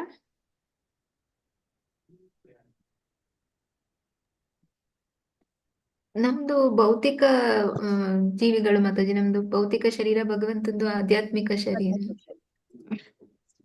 ಹಾ ಮಾತಾಜಿ, ನಮ್ಗೆ ಹುಟ್ಟು ಸಾವು ಅನ್ನೋದಿರುತ್ತೆ, ಭಗವಂತನಿಗೆ ಆ ರೀತಿ ಹುಟ್ಟು ಸಾವು ಅನ್ನೋದಿರೋದಿಲ್ಲ. ಕೃಷ್ಣ ಮತ್ತೆ ನಮ್ಗಿರುವಂತ ವ್ಯತ್ಯಾಸ ಏನು ಅಂತಂದ್ರೆ, ಕೃಷ್ಣನ ರೂಪವು ಆಧ್ಯಾತ್ಮಿಕವಾಗಿದೆ. ಅವನ ರೂಪ ಅದು ಆಧ್ಯಾತ್ಮಿಕವಾದದ್ದು. ನಮ್ಮ ಹಾಗೆ ಅವನ ದೇಹ ಜಡ ವಸ್ತುವಿನಿಂದ ಆದಂತದ್ದಲ್ಲ. ಅಂದ್ರೆ ನಾವು ಪಂಚಭೂತಗಳಿಂದ ಆದಂತಹ ದೇಹವನ್ನು ಹೊಂದಿದ್ವಿ. ಇಲ್ಲಿ ತೋರಿಸ್ತಾ ಇದ್ದಾರೆ ನಮಗೆ ಮೊದಲಿಗೆ ಗ್ರಾಸ್ ಬಾಡಿ ಅಂದ್ರೆ ಪಂಚಭೂತಗಳಿಂದ ಆದಂತಹ ದೇಹ, ಸಟಲ್ ಬಾಡಿ ಸೂಕ್ಷ್ಮ ಶರೀರ ಅಂದ್ರೆ ಮನಸ್ಸು, ಬುದ್ಧಿ, ಅಹಂಕಾರ ಅನ್ನುವಂಥದ್ದಿದೆ. ನಂತರ ಬರುವಂತದ್ದು ಸೋಲ್ ಅಂತಂದ್ರೆ ಆತ್ಮ. ಅಂದ್ರೆ ಈಗ ನಾವು ಒಂದು ಮನುಷ್ಯ ಅಂದ್ರೆ ಇದು ಆತ್ಮ, ಒಂದು ಮನುಷ್ಯ ಅಂತ ಹೇಳಿದ್ರೆ ಅವನು ಒಳಗಡೆ ಹಾಕೊಳ್ಳೋ ಒಳ ಉಡುಪು ಅಂತಾರಲ್ಲ, ಅದು ಈ ಸೂಕ್ಷ್ಮ ಶರೀರ. ಅವನು ಮೇಲೆ ಕಾಣಿಸುವಂತೆ ಏನ್ ಹಾಕೊಂತೀವಿ ಬಟ್ಟೆ ನಾವು, ಅದು ಈ ಸ್ಥೂಲ ಶರೀರ. ಈ ರೀತಿ ನಮ್ಮ ಶರೀರ ಅನ್ನುವಂಥದ್ದು ಆಗಿರುವಂಥದ್ದು. ಆದ್ರೆ ಭಗವಂತನ ಶರೀರ ಸಚ್ಚಿದಾನಂದ. ಅಂದ್ರೆ ಅವನಲ್ಲಿ ಆತ್ಮ ಬೇರೆ, ದೇಹ ಬೇರೆ, ಮನಸ್ಸು ಬೇರೆ, ಬುದ್ಧಿ ಬೇರೆ ಅಲ್ಲ. ಅವನು ಪರಿಪೂರ್ಣವಾಗಿ ಒಂದೇ. ಅವನು ಶಾಶ್ವತವಾದ ದಿವ್ಯಾನಂದದಲ್ಲಿ, ದಿವ್ಯ ಜ್ಞಾನದಲ್ಲಿ ಇರುವಂತವನು. ಮತ್ತೆ ಇಲ್ಲಿ ನಾವು ನೋಡ್ತಾ ಇದೀವಿ, ನಾವು ಮಾಯೆಯಿಂದ ನಿಯಂತ್ರಿಸಲ್ಪಡುತ್ತೇವೆ, ಕೃಷ್ಣ ಮಾಯೆಯ ನಿಯಂತ್ರಕ. ಅಂದ್ರೆ ಈ ಜಗತ್ತು ಅದು ಜೈಲು ಅಂತ ಹೇಳಿದೆ. ಆ ಜೈಲ್ಗೆ ಜೈಲರ್ ಯಾರು ಅಂತಂದ್ರೆ ಅದು ಈ ಮಹಾಮಾಯೆ. ಅಂದ್ರೆ ಭಗವಂತನ ದೈವಿ ಶಕ್ತಿ, ಅದು ಕೂಡ ಅದನ್ನ ಬಹಿರಂಗ ಶಕ್ತಿ ಅಂತ ಕರೀತಾರೆ. ಅಂದ್ರೆ ಅದನ್ನ ದೇವಿ ಅಂತಂದ್ರೆ ಪಾರ್ವತಿಗೆ ದುರ್ಗಾ ಆ ದೇವಿಗೆ ಈ ನಿಯಂತ್ರಣ ಮಾಡುವ ಶಕ್ತಿಯನ್ನ, ಒಂದು ಜವಾಬ್ದಾರಿಯನ್ನ ವಹಿಸಿಕೊಟ್ಟಿದ್ದಾನೆ. ಆ ದೇವಿ ಏನ್ ಮಾಡ್ತಾರೆ, ನಮ್ಮನ್ನ ಈ 3 ಗುಣಗಳಿಂದ ಬಂಧಿಸ್ತಾರೆ. ನಮ್ಗೆ ಈಗ ನಾವು ಈ 3 ಗುಣಗಳಲ್ಲಿ ಬಂದಿ ಆಗಿದ್ದೀವಿ. ಆದ್ರೆ ನಮ್ಗೆ ಅದು ಬಂಧನ ಕಾಣಿಸ್ತಿಲ್ಲ.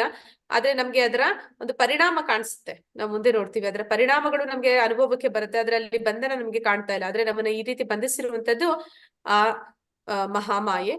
ಆ ಮಹಾಮಾಯೆಯನ್ನ ನಿಯಂತ್ರಣ ಮಾಡುವಂಥದ್ದು. ಆ ಮಹಾಮಾಯೆಗೆ ಒಂದು ಆದೇಶಗಳನ್ನ ಯಾರು ಕೊಡ್ತಾ ಇದ್ದಾರೆ, ಅದು ಸ್ವತಃ ಕೃಷ್ಣ. ಅಂದ್ರೆ ನಾವು ಈ ಗುಣಗಳಲ್ಲಿ ಬಂದಿ ಆಗ್ತೀವಿ, ಆದ್ರೆ ಕೃಷ್ಣ ಆ ಗುಣಗಳಲ್ಲಿ ಬಂದಿ ಇಲ್ಲ. ಯಾಕಂದ್ರೆ ಆ ಗುಣಗಳನ್ನ ಅವನು ನಿಯಂತ್ರಣ ಮಾಡ್ತಾ ಇದ್ದಾನೆ. ಇದು ನಮಗೂ ಅವನಿಗೂ ಇರುವಂತಹ ವ್ಯತ್ಯಾಸ. ವೀತರಾಗ ಭಯ ಕ್ರೋಧ ಮನ್ಮಯ ಮಾಮುಪಾಶ್ರಿತ ಬಹವೋ ಜ್ಞಾನ ತಪಸ ಹುತಾಮದ್ ಭಾವಂ ಆಗತಃ. ಅನುವಾದ: ಭಯ, ರಾಗ, ಕ್ರೋಧಗಳನ್ನು ತ್ಯಜಿಸಿ ಅನೇಕರು ಸಂಪೂರ್ಣವಾಗಿ ನನ್ನಲ್ಲಿಯೇ ಮನಸ್ಸುಳ್ಳವರಾಗಿ ನನ್ನಲ್ಲಿ ಆಶ್ರಯ ಪಡೆದಿದ್ದಾರೆ. ನನ್ನ ಜ್ಞಾನದಿಂದ ಪರಿಶುದ್ಧರಾಗಿದ್ದಾರೆ. ಹೀಗೆ ಅವರು ನನ್ನಲ್ಲಿ ದಿವ್ಯ ಪ್ರೇಮವನ್ನು ಪಡೆದಿದ್ದಾರೆ. ಯಾರು ಶುದ್ಧ ಭಕ್ತರಿದ್ದಾರೆ, ಯಾರು ಭಗವಂತನ ಅವರನ್ನ ಮಹಾತ್ಮ ಅಂತಾನೂ ಕೂಡ ಕರೀತಾರೆ. ಅಂದ್ರೆ ಅಂತಹ ಒಂದು ಅನನ್ಯ ಭಕ್ತಿಯನ್ನ ಮಾಡುವಂತಹ ಭಕ್ತರು ಯಾರಿದ್ದಾರೆ, ಅವರಿಗೆ ಭಯ ಅನ್ನುವಂಥದ್ದಿಲ್ಲ. ರಾಗ ಅಂದ್ರೆ ಒಂದು ಅತಿಯಾದ ಯಾವುದೇ ಒಂದು ಆಸೆ ಅಥವಾ ಒಂದು ಪ್ರೀತಿ ಅನ್ನೋದು ಹೆಚ್ಚು, ನನ್ಗಿದಿಷ್ಟ ನನ್ಗಿದಿಷ್ಟ ಇಲ್ಲ, ಮತ್ತೆ ಇದನ್ನ ನೋಡಿದ್ರೆ ಹೆದರಿಕೆ, ಇಂತಹ ಒಂದು ಗುಣಗಳವರಲ್ಲಿ ಇರೋದಿಲ್ಲ. ಅಂದ್ರೆ ನಾವು ನೋಡ್ತೀವಿ, ಉದಾಹರಣೆಯಾಗಿ ನಾವು ಅನೇಕ ಭಕ್ತರನ್ನ ತಗೋಬಹುದು. ಪ್ರಹ್ಲಾದ ಸುಲಭವಾಗಿ ನಮಗೆ ಸಿಗುವಂತಹ ಒಂದು ಉದಾಹರಣೆ. ಅವನಿಗೆ ಅವನ ತಂದೆ ಯಾವ ರೀತಿ ಹೆದರ್ಸಿದ್ರು ಅವನು ಎದುರ್ಕೊಳ್ಳಿಲ್ಲ. ಮತ್ತೆ ಅವನಿಗೆ ಯಾವುದೇ ರಾಗ ಅನ್ನೋದಿಲ್ಲ, ಅಂದ್ರೆ ಯಾವ್ದ್ರ ಮೇಲೆ ಅವನಿಗೂ ಒಂದು ಮೋಹ ಅನ್ನೋದಿಲ್ಲ, ಮತ್ತೆ ಕ್ರೋಧ ಕೂಡ ಇಲ್ಲ. ಅವನ ತಂದೆ ಅಷ್ಟೆಲ್ಲಾ ಹಿಂಸೆ ಕೊಟ್ರು ಕೂಡ ಅವನ ತಂದೆ ಮೇಲೂ ಕೂಡ ಅವನಿಗೆ ಯಾವುದೇ ಕೋಪ ಬರೋದಿಲ್ಲ. ಹೀಗೆ ಇದನ್ನೆಲ್ಲ ಬಿಟ್ಟು ಏನ್ ಮಾಡ್ತಾರೆ ಅವರು, ಸಂಪೂರ್ಣವಾಗಿ ಭಗವಂತನಲ್ಲಿ ಆಶ್ರಯವನ್ನ ಪಡೆದಿದ್ದಾರೆ. ಅವನು ಹೇಳ್ತಾನೆ, ಅವನು ಯಾವಾಗ್ಲೂ ಎಲ್ಲೇ ಇದ್ರೂ ಕೂಡ ಹರಿನಾಮ ಸಂಕೀರ್ತನೆಯನ್ನೇ ಮಾಡ್ತಾ ಇರ್ತಾನೆ. ಅಂದ್ರೆ ಭಗವಂತನಲ್ಲಿಯೇ ಅವನು ಸಂಪೂರ್ಣವಾಗಿ ಲೀನನಾಗಿರ್ತಾನೆ. ನನ್ನ ಜ್ಞಾನದಿಂದ ಪರಿಶುದ್ಧರಾಗಿದ್ದಾರೆ, ಹೀಗೆ ಅವರು ನನ್ನಲ್ಲಿ ದಿವ್ಯ ಪ್ರೇಮವನ್ನು ಪಡೆದಿದ್ದಾರೆ. ಯಾರು ಭಗವಂತನ ಶುದ್ಧ ಭಕ್ತರಿರ್ತಾರೆ ಅವರು ಅನೇಕ ಗ್ರಂಥಗಳನ್ನ, ವೇದಾಧ್ಯಯನಗಳನ್ನ, ಶಾಸ್ತ್ರಗಳನ್ನ ಅವುಗಳನ್ನೆಲ್ಲ ಓದ್ಬೇಕಾಗಿ ಬರೋದಿಲ್ಲ. ಅವರು ಅಷ್ಟಾಂಗ ಯೋಗಗಳನ್ನ ಮಾಡ್ಬೇಕಾಗಿ ಬರೋದಿಲ್ಲ. ಅವರು ದಾನ ಧರ್ಮ ತಪಸ್ಸುಗಳನ್ನ ಮಾಡ್ಬೇಕಂತ ಇಲ್ಲ. ಅವರು ಭಗವಂತನ ಶುದ್ಧ ಭಕ್ತಿ ಮಾಡಿದ್ರೆ ಸಾಕು, ಭಗವಂತ ಅವ್ರಿಗೆ ಎಲ್ಲ ಜ್ಞಾನವನ್ನು ಕೊಡ್ತಾನೆ. ನಾವು ನೋಡಿದ್ವಿ, ಒಂದು ಬಾವಿ ಮಾಡುವ ಕೆಲಸವನ್ನ ಇಡೀ ಜಲಾಶಯ ಮಾಡುತ್ತೆ ಅಂತ ಆ ಶ್ಲೋಕದಲ್ಲಿ ನಾವು ನೋಡಿದ್ವಿ. ಹಾಗೆ ಯಾವುದು ಭಕ್ತಿ ಅನ್ನೋದಿದೆ, ಯಾರು ಭಕ್ತರಿದ್ದಾರೆ ಆ ಭಕ್ತಿ ಮಾರ್ಗ ಅನ್ನೋದೇನಿದೆ ಅದು ಒಂದು ದಾನ ಮಾಡೋದ್ರಿಂದ, ಒಂದು ತಪಸ್ಸು ಮಾಡೋದ್ರಿಂದ, ಒಂದು ವೇದಾಧ್ಯಯನ ಮಾಡೋದ್ರಿಂದ ಏನೆಲ್ಲ ಫಲಗಳನ್ನ ನಾವು ಪಡಿತೀವಿ ಅದನ್ನ ಭಕ್ತಿ ಮಾರ್ಗದಿಂದ ಒಬ್ಬ ವ್ಯಕ್ತಿ ಸುಲಭವಾಗಿ ಪಡ್ಕೋತಾನೆ ಅಂತ. ಆ ರೀತಿ ಅವನು ಜ್ಞಾನವನ್ನು ಕೂಡ ಭಕ್ತಿಯ ಮೂಲಕ ಪಡಿತಾನೆ. ಹೀಗೆ ಅವನು ಭಗವಂತನ ದಿವ್ಯ ಪ್ರೇಮವನ್ನ ಪಡ್ಕೊಂಡಿದ್ದಾನೆ. ಯಾಕೆ ಅವನಿಗೆ ಅದೆಲ್ಲ ಸಿಕ್ತಿದೆ ಅಂದ್ರೆ ಅವನು ಭಗವಂತನ ಮನಸ್ಸಿನಲ್ಲಿ ಭಗವಂತನನ್ನ ಸದಾ ನೆನೆಸ್ತಾನೆ. ಭಗವಂತನ ಜೊತೆ ಅವನಿಗೆ ಆ ದಿವ್ಯ ಪ್ರೇಮ ಅನ್ನೋದಿರುತ್ತೆ. ಆದ್ರಿಂದ ಅವನು ತಿಳ್ಕೊತಾನೆ. ಅಂದ್ರೆ ಎಲ್ಲ ಜ್ಞಾನವನ್ನು ಪರಮಾತ್ಮ ಅವನಿಗೆ ಕೊಡ್ತಾನೆ. ಕೃಷ್ಣನು ಹೇಗೆ ಪ್ರತ್ಯುತ್ತರ ನೀಡುತ್ತಾನೆ, ಯೇ ಯಥಾ ಮಾಂ ಪ್ರಪದ್ಯಂತೆ ತಾಂಸ್ ತಥೈವ ಭಜಾಮ್ಯಹಂ ಮಮ ವರ್ತಂತೆ ಮನುಷ್ಯ ಪಾರ್ಥ ಸರ್ವಶಃ. ಅನುವಾದ: ಯಾರು ನನಗೆ ಹೇಗೆ ಶರಣಾಗತರಾಗುತ್ತಾರೋ ಹಾಗೆ ನಾನು ಅವರಿಗೆ ಅನುಗ್ರಹಿಸುತ್ತೇನೆ. ಪ್ರಾರ್ಥನೆ: ಎಲ್ಲರೂ ಎಲ್ಲಾ ರೀತಿಯಲ್ಲೂ ನನ್ನ ಮಾರ್ಗವನ್ನೇ ಅನುಸರಿಸುತ್ತಾರೆ. ಅಂದ್ರೆ ಭಗವಂತ ಅವನನ್ನ 5 ರಸಗಳಲ್ಲಿ ಭಕ್ತರು ಅವರು ಭಗವಂತನ ಜೊತೆ ಒಂದು ಪ್ರೇಮ ವಿನಿಮಯವನ್ನ ಇಟ್ಕೋತಾರೆ. ಅಂದ್ರೆ ಯಾವ್ದೆಲ್ಲ 5 ರಸಗಳು ಅಂತಂದ್ರೆ, ಇದು ಶಾಂತ ರಸ. ಅಂದ್ರೆ ಇಲ್ಲಿ ಒಂದು ಹಸು ಭಗವಂತನ ಜೊತೆ ಅದರ ಒಂದು ಪ್ರೀತಿ ವಿನಿಮಯ ಅದು ಶಾಂತ ರಸದಲ್ಲಿ ಆಗ್ತಾ ಇದೆ. ಮತ್ತೆ ಅದೇ ರೀತಿ ಇದು ಬಲರಾಮನ ಜೊತೆ ಒಂದು, ಅಥವಾ ಗೋಪ ಬಾಲಕರ ಜೊತೆ ಅವನಿಗೆ ಸಖ್ಯ ರಸದಲ್ಲಿ ಅವನು ಒಂದು ಬಾಂಧವ್ಯವನ್ನ ಹೊಂದಿದ್ದಾನೆ. ನಂತರ ಅವನು ದಾಸ್ಯ ರಸದಲ್ಲಿ ಕೆಲವೊಂದು ಭಕ್ತರ ಜೊತೆ ಒಂದು ಸಂಬಂಧವನ್ನ ಹೊಂದಿದ್ದಾನೆ.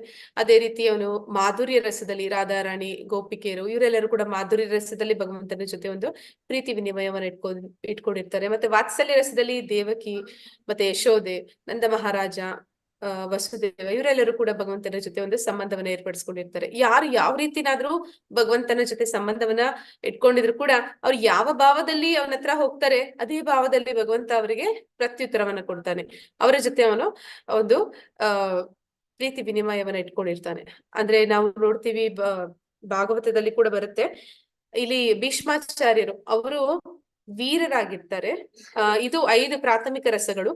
ಇನ್ನ 7 ಏನಂತಾರೆ ಸೆಕೆಂಡರಿ ರಸಗಳು ಅಂತ ಹೇಳ್ತಾರೆ. ಅವುಗಳು ವೀರರಸ, ಭಯ, ಬೀಭತ್ಸ, ಅದ್ಭುತ, ಈ ರೀತಿ ಅನೇಕ ರಸಗಳು ಬರುತ್ತೆ. ಹಾಗೆ ಅದರಲ್ಲಿ ವೀರರಸದಲ್ಲಿ ಭೀಷ್ಮರು ಬರ್ತಾರೆ. ಅವರು ವೀರನಾಗಿದ್ದ ಕಾರಣ ಭಗವಂತನನ್ನ ವೀರನಾಗಿ ಕಾಣೋಕೆ ಇಷ್ಟಪಡ್ತಾರೆ.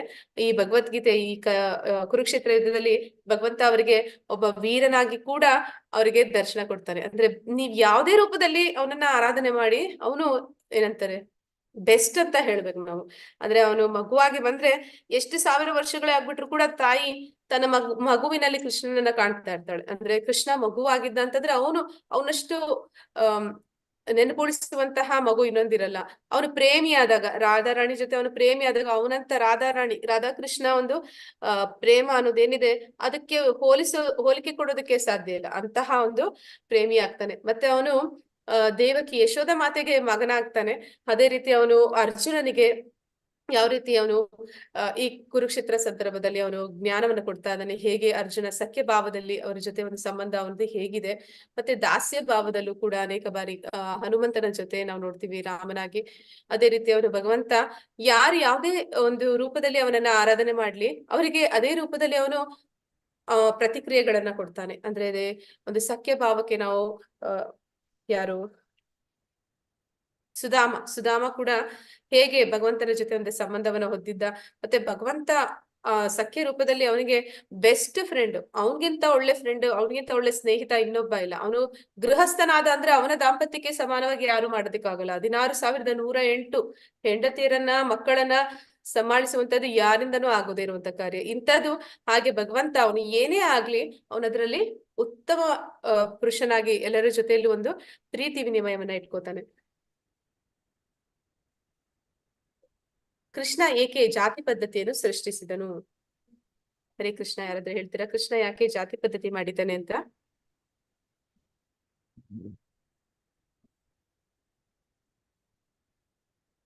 ಮಾತಾಜಿ ಏನ್ ಮಾತಾಜಿ ಕ್ವಶನ್ ಹೇಳಿದ್ರೆ? ಕೃಷ್ಣ ಏಕೆ ಜಾತಿ ಪದ್ಧತಿಯನ್ನು ಸೃಷ್ಟಿಸಿದನು? ವರ್ಣಾಶ್ರಮ ಪದ್ಧತಿಗೆ ಸಾರಿ ಇದೆಲ್ಲ ಇದೆ. ಕರ್ಮಾನುಸಾರವಾಗಿ ಜಾತಿ ಮಾಡಿಲ್ಲ ಮಾತಾಜಿ, ಅವರು ವರ್ಣಾಶ್ರಮದಿಂದ ಮಾಡ್ಕೊಂಡಿದ್ದಾರೆ. ನಮ್ಮ ಕರ್ಮಾನುಸಾರವಾಗಿ ಅವರು ಆ ತರ ಮಾಡಿದ್ದಾರೆ. ಕೃಷ್ಣ ಮಾಡಿರೋದು ಜಾತಿನ. ಮಾತಾಜಿ ಕೃಷ್ಣ ಅವನು ಪದ್ಧತಿಯನ್ನು ಸೃಷ್ಟಿಸಿದ್ದಾನೆ. ಮಾಡಿಲ್ಲ, ಅವನು ವರ್ಣಾಶ್ರಮ ಧರ್ಮವನ್ನು ಮಾಡಿದ್ದಾನೆ. ವರ್ಣಾಶ್ರಮ ಪದ್ಧತಿ ಮಾಡಿದ್ದಾರೆ, ಜಾತಿ ಮಾಡಿ. ಧನ್ಯವಾದಗಳು ಮಾತಾಜಿ. ಅಂದ್ರೆ ಜಾತಿ ಪದ್ಧತಿಯನ್ನ ಸೃಷ್ಟಿ ಮಾಡಿರುವಂತದ್ದು ಈ ಒಂದು 200 ವರ್ಷಗಳ ಹಿಂದೆ ಯಾವಾಗ ಈ ಬ್ರಿಟಿಷರು ಭಾರತವನ್ನ ಬಿಟ್ಟು ಹೋದ್ರು, ಕಚ್ಚಾಡಿ ಸಾಯ್ಲಿ ಅಂತ ಹೇಳಿ ಅವರು ಎಲ್ಲರಿಗೂ ಕೂಡ ಅವರವರ ಮಾಡ್ತಾ ಇದ್ದ ಕೆಲಸಕ್ಕೆ ತಕ್ಕ ಹಾಗೆ ಒಂದೊಂದು ಹೆಸರನ್ನ ಇಟ್ಟಿ ಅವ್ರವ್ರು ಆ ಜಾತಿಗೆ ಸೇರಿದವರು ಅಂತ ಹೇಳಿ ಅವ್ರನ್ನ ಜನರನ್ನ ಒಡೆದು ಆಳುವಂತಹ ಕೆಲಸ ಮಾಡೋದಕ್ಕೆ ಆ ರೀತಿ ಜಾತಿ ಪದ್ಧತಿಯನ್ನ ಈಗೀಗ ಈ ರಾಜಕೀಯ ವ್ಯಕ್ತಿಗಳು ಸೃಷ್ಟಿ ಮಾಡಿರುವಂತದ್ದು. ವಾಸ್ತವದಲ್ಲಿ ಕೃಷ್ಣ ಏನ್ ಮಾಡಿದ ಅಂತಂದ್ರೆ ಈ ಶ್ಲೋಕದಲ್ಲಿ ಹೇಳ್ತಾ ಇದ್ದಾನೆ, ಚಾತುರ್ವರ್ಣಂ ಮಯಾ ಸೃಷ್ಟಂ ಗುಣಕರ್ಮ ವಿಭಾಗಶಃ ತಸ್ಯ ಕರ್ತಾರಂ ಅಪಿ ಮಾಂ ವಿಧಿ ಅಕರ್ತಾರಂ ಅವ್ಯಯಂ. ಐಹಿಕ ನಿಸರ್ಗದ ಗುಣತ್ರಯಗಳಿಗೆ ಅನುಗುಣವಾಗಿ ಮಾಡೋನೆ ಅಂತ ನಾವ್ ರೈತರು ನೋಡು ಹೇಳ್ತಾರ. ಇವ್ರು ಸಂಸ್ಕೃತ್ ಮಾತಾಡ್ತಾರ, ಅವ್ರೇ ಹೇಳ್ತಾರೆ. ಐಹಿಕ ನಿಸರ್ಗದ ಗುಣತ್ರಯಗಳಿಗೆ ಅನುಗುಣವಾಗಿ ಮತ್ತು ಅವುಗಳ ಕರ್ಮಗಳಿಗೆ ಅನುಸಾರವಾಗಿ ಮನುಷ್ಯ ಸಮಾಜದ 4 ವರ್ಣಗಳನ್ನು ನಾನು ಸೃಷ್ಟಿಸಿದೆ. ಈ ವ್ಯವಸ್ಥೆಯನ್ನು ನಾನು ಸೃಷ್ಟಿಸಿದರೂ ನಾನು ಬದಲಾವಣೆ ಇಲ್ಲದವನು, ಅವ್ಯಯನು, ಆದುದರಿಂದ ನಾನು ಕರ್ತಾರನಲ್ಲ ಎಂದು ತಿಳಿ. ಅಂದ್ರೆ ಭಗವಂತ ಹೇಳ್ತಾ ಇದ್ದಾನೆ, ಈ ವರ್ಣಾಶ್ರಮ ಅನ್ನುವಂಥದ್ದು ವೇದಗಳ ಮೂಲಕ ನಾವು ತಿಳ್ಕೊಳ್ಳುವಂಥದ್ದು, ಶಾಸ್ತ್ರಗಳ ಮೂಲಕ ಭಗವಂತ ನಮ್ಗೆ ತಿಳಿಸಿರುವಂಥದ್ದು. ಅಂದ್ರೆ ಐಹಿಕ ಗುಣತ್ರಯಗಳಿಗೆ ಅನುಗುಣವಾಗಿ ಅಂತ ಹೇಳ್ತಾನೆ. ಈ ಗುಣಗಳು ರಜೋಗುಣ, ತಮೋಗುಣ ಮತ್ತೆ ಸತ್ವಗುಣ. ಯಾರು ಸತ್ವಗುಣದಲ್ಲಿ ಇರ್ತಾರೆ ಅವರಿಗೆ ಈ ವೇದಾಧ್ಯಯನ ಆ ಜ್ಞಾನ ಪಡ್ಕೊಳ್ಳೋದಕ್ಕೆ ಸುಲಭ ಆಗುತ್ತೆ. ಅವರನ್ನ ಬ್ರಾಹ್ಮಣರು ಅಂತ ಕರೀತಾರೆ. ನಂತರ ಬರುವಂತದ್ದು ಕ್ಷತ್ರಿಯರು, ಅವರು ರಜೋಗುಣದಲ್ಲಿರ್ತಾರೆ. ಆ ರಜೋಗುಣದಲ್ಲಿರುವ ಕಾರಣ ಅವ್ರಿಗೆ ಆ ಯುದ್ಧ ಮಾಡೋದು, ಯುದ್ಧ ಕಲೆಯನ್ನು ಕಲಿಯುವಂಥದ್ದು ಅವೆಲ್ಲವೂ ಕೂಡ ಅವರಿಂದ ಸಾಧ್ಯ ಆಗುತ್ತೆ. ಮತ್ತೆ ಈ ವೈಶ್ಯ ಅವರು ರಜೋಗುಣ ಮತ್ತೆ ತಮೋಗುಣ ಮಿಶ್ರಿತರಾಗಿರ್ತಾರೆ. ಅದರಿಂದ ಅವರು ಕೃಷಿ, ಗೋರಕ್ಷಣೆ ಅಂದ್ರೆ ಆಹಾರ ಪದಾರ್ಥಗಳನ್ನ ಒದಗಿಸುವಂತ ಕೆಲಸವನ್ನ ಮಾಡ್ತಾರೆ. ನಂತರ ಬರುವಂತದ್ದು ಶೂದ್ರರು ಅವರು ತಮೋಗುಣದಲ್ಲಿ ಇರ್ತಾರೆ. ಆದ ಕಾರಣ ಅವರು ಈ 3 ವರ್ಣದ ಜನರಿಗೆ ಸಹಾಯವನ್ನ ಮಾಡ್ತಾರೆ. ಹೀಗೆ ಈ ವರ್ಣಗಳನ್ನ ಭಗವಂತ ಸೃಷ್ಟಿ ಮಾಡಿಲ್ಲ, ಈ 3 ಗುಣಗಳು ಮಾತ್ರನೇ ಈ ಭೌತಿಕ ಜಗತ್ತಿನಲ್ಲಿ ಇರುವಂತದ್ದು. ಆ ಗುಣದ ಪ್ರಭಾವದಲ್ಲಿ ಯಾರು ಒಳಪಡ್ತಾರೆ ಅವರು ಈ ಒಂದು ಕಾರ್ಯಗಳಲ್ಲಿ ತೊಡಗ್ತಾರೆ, ಸ್ವಾಭಾವಿಕವಾಗಿ ತೊಡಗ್ತಾರೆ. ಆದ ಕಾರಣ ನಾವು ಯಾವುದೇ ಸಮಾಜದಲ್ಲಿ ಬೇಕಾದ್ರೂ ಹೋಗಿ ನೋಡಿದ್ರು ಈ 4 ರೀತಿಯ ಜನ ಇದ್ದೇ ಇರ್ತಾರೆ. ಒಂದು ಪರಿಪೂರ್ಣ ಸಮಾಜ ಅಂದ್ರೆ ಅಲ್ಲಿ ಈ 4 ಜನ ಇರ್ಲೇಬೇಕು. ಅಂದ್ರೆ ಅಲ್ಲಿ ಬೇರೆ ಹೆಸರುಗಳಿಂದ ಅವ್ರನ್ನ ಕರೀಬಹುದು. ಅಂದ್ರೆ ಈಗ ಒಂದು ವಿಜ್ಞಾನಿಗಳಿರ್ತಾರೆ, ಬೇರೆ ದೇಶಗಳಲ್ಲೂ ಇರ್ತಾರೆ ವಿಜ್ಞಾನಿಗಳಿರ್ತಾರೆ, ಮತ್ತೆ ಒಂದು ಕಂಪ್ನಿಯನ್ನ ನಿರ್ವಹಣೆ ಮಾಡುವಂತವ್ರು ಅಥವಾ ಒಂದು ದೇಶವನ್ನ ನಿರ್ವಹಣೆ ಮಾಡುವಂತವ್ರು ಇರ್ತಾರೆ. ಆ ಬುದ್ಧಿಜೀವಿಗಳನ್ನ ಅಲ್ಲಿ ಬ್ರಾಹ್ಮಣರು ಅಂತಾನೆ ನಾವು ಕರಿಬೇಕಾಗುತ್ತೆ. ಮತ್ತೆ ಎಲ್ಲಾ ದೇಶಗಳಲ್ಲೂ ಕೂಡ ಆ ದೇಶದ ಪ್ರಜೆಗಳನ್ನ ಸಂರಕ್ಷಣೆ ಮಾಡ್ಲಿಕ್ಕೆ ಅಲ್ಲಿ ಒಂದು ಸೋಲ್ಜರ್ಸ್ ಇರ್ತಾರೆ, ಅದರಲ್ಲಿ ಒಂದು ಸೈನಿಕರು ಇರ್ತಾರೆ. ಅವರೆಲ್ಲರೂ ಕೂಡ ಕ್ಷತ್ರಿಯರೇ ಆಗಿರ್ತಾರೆ. ಮತ್ತೆ ಎಲ್ಲಾ ಕಡೆನೂ ಒಂದು ವ್ಯಾಪಾರ ವ್ಯವಹಾರ ಮಾಡುವಂತದ್ದು, ಮತ್ತೆ ಒಂದು ಕೃಷಿ ಗೋರಕ್ಷಣೆ ಮಾಡುವಂತಹ ಜನ, ಆಹಾರ ಒದಗಿಸುವಂತ ಜನ ಇದ್ದೇ ಇರ್ತಾರೆ. ಅವರನ್ನ ನಾವು ವೈಶ್ಯರು ಅಂತಲೇ ಕರಿತೀವಿ. ಅಂದ್ರೆ ಇದು ಭಾರತದಲ್ಲಿ ಮಾಡಿರುವಂತಹ ಜಾತಿ ಪದ್ಧತಿ ಅಲ್ಲ, ಇಡೀ ಸಮಾಜ, ಈ ಬ್ರಹ್ಮಾಂಡದಲ್ಲಿ ಭಗವಂತ ಈ 3 ಗುಣಗಳಲ್ಲಿ ಎಲ್ಲರನ್ನೂ ಇಟ್ಟಿದ್ದಾನೆ. ಆ ಗುಣಾನುಸಾರ ಈ ಎಲ್ಲಾ ವರ್ಣಗಳು, ಆಶ್ರಮಗಳು ಬರುತ್ತೆ. ಮತ್ತೆ ಯಾರೆಲ್ಲ ಒಂದು ಕಂಪನಿನಲ್ಲಿ ಸಂಬಳಕ್ಕಾಗಿ ಯಾರ ಕೈಯ ಕೆಳಗಡೆ ಅದು ಕೆಲಸ ಮಾಡ್ತಾರೆ ಅಂದ್ರೆ ಅವರೆಲ್ಲರೂ ಶೂದ್ರರು. ಹಾಗೆ ನೋಡಿದ್ರೆ ಕಲಿಯುಗದಲ್ಲಿ ಶೂದ್ರರ ಸಂಖ್ಯೆ ತುಂಬಾ ಹೆಚ್ಚಾಗಿದೆ. ನಾವೆಲ್ಲರೂ ಕೂಡ ಸಂಬಳಕ್ಕೆ ಕೆಲಸ ಮಾಡುವಂತವ್ರೆ. ಅದಕ್ಕೆ ಹೇಳ್ತಾರೆ ಕಲೋ ಶೂದ್ರ ಸಂಭವ ಅಂತ. ಹೀಗೆ ಭಗವಂತ ಯಾವುದೇ ಜಾತಿ ಪದ್ಧತಿಯನ್ನ ಮಾಡ್ಲಿಲ್ಲ. ಈ ಗುಣಗಳಿಗೆ ಅನುಸಾರವಾಗಿ ನಾವು ಈ ರೀತಿಯ ಒಂದು ಗುಣಗಳ ಪ್ರಭಾವದಿಂದ ನಮ್ಮದೇ ಆದಂತಹ ಒಂದು ಸ್ವಭಾವವನ್ನ ಬೆಳೆಸ್ಕೋತೀವಿ. ಅದರ ಮೂಲಕ ನಾವು ಒಂದು ವೃತ್ತಿಯನ್ನ ಮಾಡ್ತೀವಿ. ಆ ಕಾರಣದಿಂದ ಈ 4 ವರ್ಣಗಳು ಅದು ಭಗವಂತನಿಂದ ಸೃಷ್ಟಿಯಾಗಿದೆ ಅಂತ ನಾವು ಹೇಳ್ತೀವಿ. ಭಗವಾನ್ ಕೃಷ್ಣ ವರ್ಣಾಶ್ರಮ ಪದ್ಧತಿಗೆ ಒಳಪಡುತ್ತಾನೆಯೇ? ಭಗವಂತ ಅವನಿಗೆ ಈ ವರ್ಣಾಶ್ರಮ ಪದ್ಧತಿ, ಅವನು ಬ್ರಾಹ್ಮಣ, ಕ್ಷತ್ರಿಯ, ವೈಶ್ಯ, ಶೂದ್ರ ಆಗ್ತಾನ ಅಂತ ಕೇಳ್ತಾ ಇದಾರೆ. ಮಾಂ ಕರ್ಮಣಿ ಲಿಂಪಂತಿ ನಾಮೇ ಕರ್ಮ ಫಲೇ ಸ್ಪೃಹ ಇತಿ ಮಾಂ ಯೋ ಅಭಿಜಾನಾತಿ ಕರ್ಮ ಕರ್ಮ ಭಿನ್ನ ಸಬದ್ಧತೆ. ಅನುವಾದ: ಯಾವ ಕರ್ಮವೂ ನನ್ನನ್ನು ಅಂಟುವುದಿಲ್ಲ, ನಾನು ಯಾವುದೇ ಕರ್ಮ ಫಲವನ್ನು ಬಯಸುವುದಿಲ್ಲ. ನನ್ನ ವಿಷಯದಲ್ಲಿ ಈ ಸತ್ಯವನ್ನು ಯಾರು ಅರ್ಥ ಮಾಡಿಕೊಳ್ಳುವರೋ ಅವರಿಗೂ ಫಲಾಪೇಕ್ಷೆಯ ಕರ್ಮ ಬಂಧನ ಇಲ್ಲ. ಭಗವಂತ ಹೇಳ್ತಾ ಇದ್ದಾನೆ, ನನಗೆ ಯಾವುದೇ ಕರ್ಮ ಬಂಧನ ಇಲ್ಲ. ನಾನು ಈ 3 ಗುಣಗಳಲ್ಲಿ ಭಗವಂತ ಇಲ್ಲ. ನಾವು ನೋಡಿದ್ವಿ, ಆ ಮಹಾಮಾಯೆ ಆ 3 ಗುಣಗಳ ಮೂಲಕ ನಮ್ಮನ್ನೆಲ್ಲ ಬಂಧಿಸಿದ್ದಾಳೆ. ಆದ್ರೆ ಅವಳವನ್ನ ನಿಯಂತ್ರಣ ಮಾಡ್ತಿರುವಂತದ್ದು ಸ್ವತಃ ಕೃಷ್ಣ. ಆದ ಕಾರಣ ಅವನು ಆ 3 ಗುಣಗಳಲ್ಲಿ ಇಲ್ಲ. ಆ 3 ಗುಣಗಳಲ್ಲಿ ಇದ್ದರೆ ಅವನು ಆಗ ಬ್ರಾಹ್ಮಣ, ಕ್ಷತ್ರಿಯ, ವೈಶ್ಯ ಅಥವಾ ಶೂದ್ರನಾಗ್ತಿದ್ದ. ಆದ್ರೆ ಅವನು ಅವತರಿಸಿ ಬಂದಾಗ ಅದೊಂದು ನಟನೆಯೋ ಹಾಗೆ ಇರುತ್ತೆ. ಇಲ್ಲಿ ಸುಧಾಮನ ಜೊತೆ ಅವನು ಒಂದು ಬ್ರಾಹ್ಮಣನ ಒಂದು ಸೇವೆಯನ್ನ ಮಾಡುವಂತದ್ದು ನೋಡ್ತಾ ಇದೀವಿ. ಇಲ್ಲಿ ವೀರನಾಗಿ, ನಾ ಹೇಳ್ದೆ, ವೀರ ರಸದಲ್ಲಿ ಕೃಷ್ಣ ಕಾಣಿಸ್ಕೊತಾನೆ. ಭೀಷ್ಮ ಅವನ ನೋಡಕ್ಕೆ ಇಚ್ಛೆ ಅಂತ, ಅಲ್ಲಿ ವೀರ ರಸದಲ್ಲಿ ಅವನು ಯುದ್ಧಕ್ಕೆ ನಿಂತಿದ್ದಾನೆ ಭೀಷ್ಮಾಚಾರ್ಯರ ಮುಂದೆ. ಆಗ ಅವನು ಕ್ಷತ್ರಿಯನಾಗಿ ಕಾಣ್ತಾ ಇದ್ದಾನೆ. ಇಲ್ಲಿ ಗೋರಕ್ಷಣೆ ಮಾಡ್ತಾ ಇದ್ದಾನೆ. ಗೋಕುಲದಲ್ಲಿ ಅವನು ಗೋವುಗಳ ರಕ್ಷಣೆ ಮಾಡ್ತಾ ಇದ್ದಾನೆ. ಅವನು ವೈಶ್ಯನಾಗಿ ಕಾಣಿಸ್ಕೊತಾ ಇದ್ದಾನೆ. ಇಲ್ಲಿ ಸಾರಥಿ ಅಂದ್ರೆ ಅರ್ಜುನನ ಸಾರಥಿಯಾಗಿ ಒಬ್ಬ ಶೂದ್ರನಾಗಿ ಕಾಣಿಸ್ಕೊತಾ ಇದ್ದಾನೆ. ಆದ್ರೆ ಅವನು ಹಾಗೆ ಕಾಣಿಸ್ಕೊಳ್ತಾ ಇದ್ದಾನೆ ಹೊರತು ಅವನು ನಿಜವಾಗ್ಲೂ ಅವನದಲ್ಲ. ಅವನು ಬ್ರಾಹ್ಮಣನೋ, ಕ್ಷತ್ರಿಯನೋ ಅಥವಾ ವೈಶ್ಯನೋ, ಶೂದ್ರನೋ ಅಲ್ಲ. ಅವನು ಆ ಗುಣಗಳಿಂದ ಗುಣಾತೀತ. ಮತ್ತೆ ಇದನ್ನ ಯಾರು ಅರ್ಥ ಮಾಡ್ಕೊಂತಾರೆ, ಭಗವಂತನ ಈ ವಿಷಯವನ್ನ ಯಾರು ತಿಳ್ಕೊತಾರೆ, ಅವ್ರಿಗೂ ಕೂಡ ಕರ್ಮ ಬಂಧನ ಅನ್ನೋದಿರೋದಿಲ್ಲ. ಅವರು ಕೂಡ ಮತ್ತೆ ಈ ಭೂಮಿ ಮೇಲೆ ಹುಟ್ಟಿ ಬರೋದಿಲ್ಲ ಅಂತ ಪರಮಾತ್ಮ ಹೇಳ್ತಾ ಇದ್ದಾನೆ.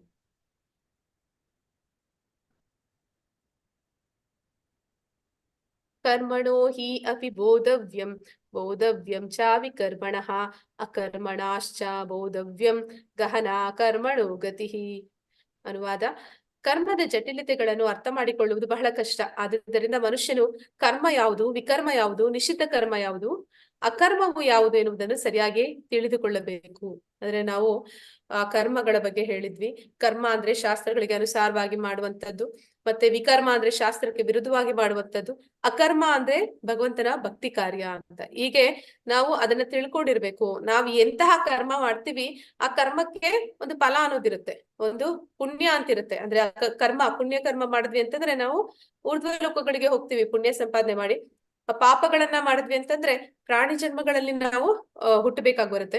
ಆದ್ರೆ ಇದೆರಡೂ ಮಾಡಬಾರ್ದು. ನಾವು ಭಗವಂತನ ಧಾಮಕ್ಕೆ ಹೋಗ್ಬೇಕು. ಭೌತಿಕ ಜಗತ್ತಿನಿಂದ, ಈ ಬ್ರಹ್ಮಾಂಡದಿಂದ ಹೊರಗಡೆ ಹೋಗ್ಬೇಕು ಅಂತಂದ್ರೆ ನಮ್ಮ 2 ಅಕೌಂಟ್ಗಳು 0 ಆಗ್ಬೇಕು. ಅವಾಗ ನಾವು ಅದಾಗ್ಬೇಕು ಅಂತಂದ್ರೆ ನಾವು ಭಕ್ತಿ ಕಾರ್ಯಗಳನ್ನ ಮಾಡ್ಬೇಕು. ಭಕ್ತಿ ಕಾರ್ಯಗಳನ್ನ ಮಾಡೋದ್ರಿಂದ ನಮಗೆ, ಇವಾಗ ನಾವ್ ಹೇಳ್ತೀವಿ ಏನೋ ಒಂದು ಮಾಡಿದ್ವಿ ಅಂದ್ರೆ ಋಣಾನುಬಂಧ ಅಂತ ಹೇಳ್ತೀವಿ. ಅಂದ್ರೆ ನಾವೇನೋ ಯಾರಿಂದಾನೋ ಏನೋ ಪಡ್ಕೊಂಡಿದ್ವಿ, ನಾವು ವಾಪಸ್ ಕೊಡ್ಬೇಕು, ಅದಕ್ಕೆ ಬಂದಿದೀವಿ. ಅಥವಾ ನಮ್ಗೆ ಇನ್ಯಾರೋ ಕೊಡ್ಬೇಕಿತ್ತು, ನಾವು ಅವ್ರ ಹತ್ರದಿಂದ ಪಡ್ಕೋಬೇಕಾಗಿತ್ತು, ಅದಕ್ಕೆ ನಾವು ಬಂದಿದೀವಿ ಅಂತ. ಹಾಗೆ ನಾವು ಆ ಋಣಾನುಬಂಧ ಅನ್ನೋಂಥದನ್ನ ಇಲ್ಲಿನ ಜನರ ಮಧ್ಯೆ, ಇಲ್ಲಿನ ಒಂದು ಭೌತಿಕ ಜಗತ್ತಿನ ಜೀವಿಗಳ ಮಧ್ಯೆ ಮಾಡೋದಕ್ಕಿಂತ ಭಗವಂತನ ಜೊತೆ ಮಾಡುವಂಥದ್ದು ಉತ್ತಮ. ಅದನ್ನ ನಾವು ಪಡ್ಕೊಳ್ಳೋದಕ್ಕೆ ಅಥವಾ ಅದನ್ನ ಕೊಡೋದಕ್ಕೆ ನಾವು ಭಗವಂತನ ಹತ್ರಕ್ಕೆ ಹೋಗ್ಬೋದು. ಹಾಗೆ ನಮ್ಮ ಅಕೌಂಟ್ ಅದು ಕರ್ಮ ಆಗ್ಬೇಕು ಅಂದ್ರೆ ನಮ್ಮ ಒಂದು ವ್ಯವಹಾರ ಅನ್ನೋದು, ನಮ್ಮ ಒಂದು ಕೆಲಸ ಅನ್ನೋದು ಏನಿದೆ ಅದು ಭಗವಂತನಿಗೋಸ್ಕರ ಮಾಡ್ಬೇಕು. ಆದ್ರೆ ಭಗವಂತ ಅವನು ಕೂಡ ಹೇಗಿರ್ತಾನೆ ಅಂತಂದ್ರೆ, ಇದಕ್ಕೊಂದು ಉದಾಹರಣೆ ಭಕ್ತಿ ವಿನೋದ್ ಠಾಕೂರರು ಹೇಳ್ತಾರೆ. ಅವರು ದೇವಸ್ಥಾನವನ್ನ ಕಟ್ಟಿಸೋದಕ್ಕೆ ಎಲ್ಲರ ಹತ್ರ ಹಣವನ್ನ ಕೇಳ್ತಾರೆ. ಅಂದ್ರೆ ಎಷ್ಟು ಕೇಳ್ತಾರೆ ಹಣ ಅಂತಂದ್ರೆ 1 ರೂಪಾಯಿ ಕೇಳ್ತಾರೆ. ಅದಕ್ಕೆ ಅವರು ಒಬ್ಬ ಭಕ್ತರು ಹೇಳ್ತಾರೆ, ನೀವು 1 ರೂಪಾಯಿ ತಗೊಂಡ್ರೆ ಯಾವಾಗ ದೇವಸ್ಥಾನ ಕಟ್ಟೋದು? ಅಂದ್ರೆ ಅವರು ಮೆಜಿಸ್ಟ್ರೇಟ್ ಆಗಿರ್ತಾರೆ, ಅವರೇ ಅವರ ದುಡ್ಡಿನಲ್ಲಿ ದೇವಸ್ಥಾನ ಕಟ್ಟುವಷ್ಟು ಅವರಿಗೆ ಸಾಮರ್ಥ್ಯ ಇರುತ್ತೆ. ಆದ್ರೂ ಅವರು ಎಲ್ಲರಿಂದ ಹಣ ಸಂಗ್ರಹ ಮಾಡ್ತಿರ್ತಾರೆ. ಅವ್ರ ಹೆಂಡತಿಗೆ ಒಂದು ದಿನ ಒಬ್ಬ ಭಕ್ತ ಬಂದು ಹೇಳ್ತಾನೆ, ಈ ರೀತಿ ನೀವು 1 ರೂಪಾಯಿ ತಗೊಂಡ್ರೆ ಯಾವ ಕಾಲಕ್ಕೆ ದೇವಸ್ಥಾನ ಮುಗಿಯೋದು? 10 ರೂಪಾಯಿ ತಗೊಳ್ಳಿ, ನಾನು ಕೊಡ್ತೀನಿ ಅಂತ ಅವ್ರು ಕೊಟ್ಟು ಹೋಗ್ತಾರೆ.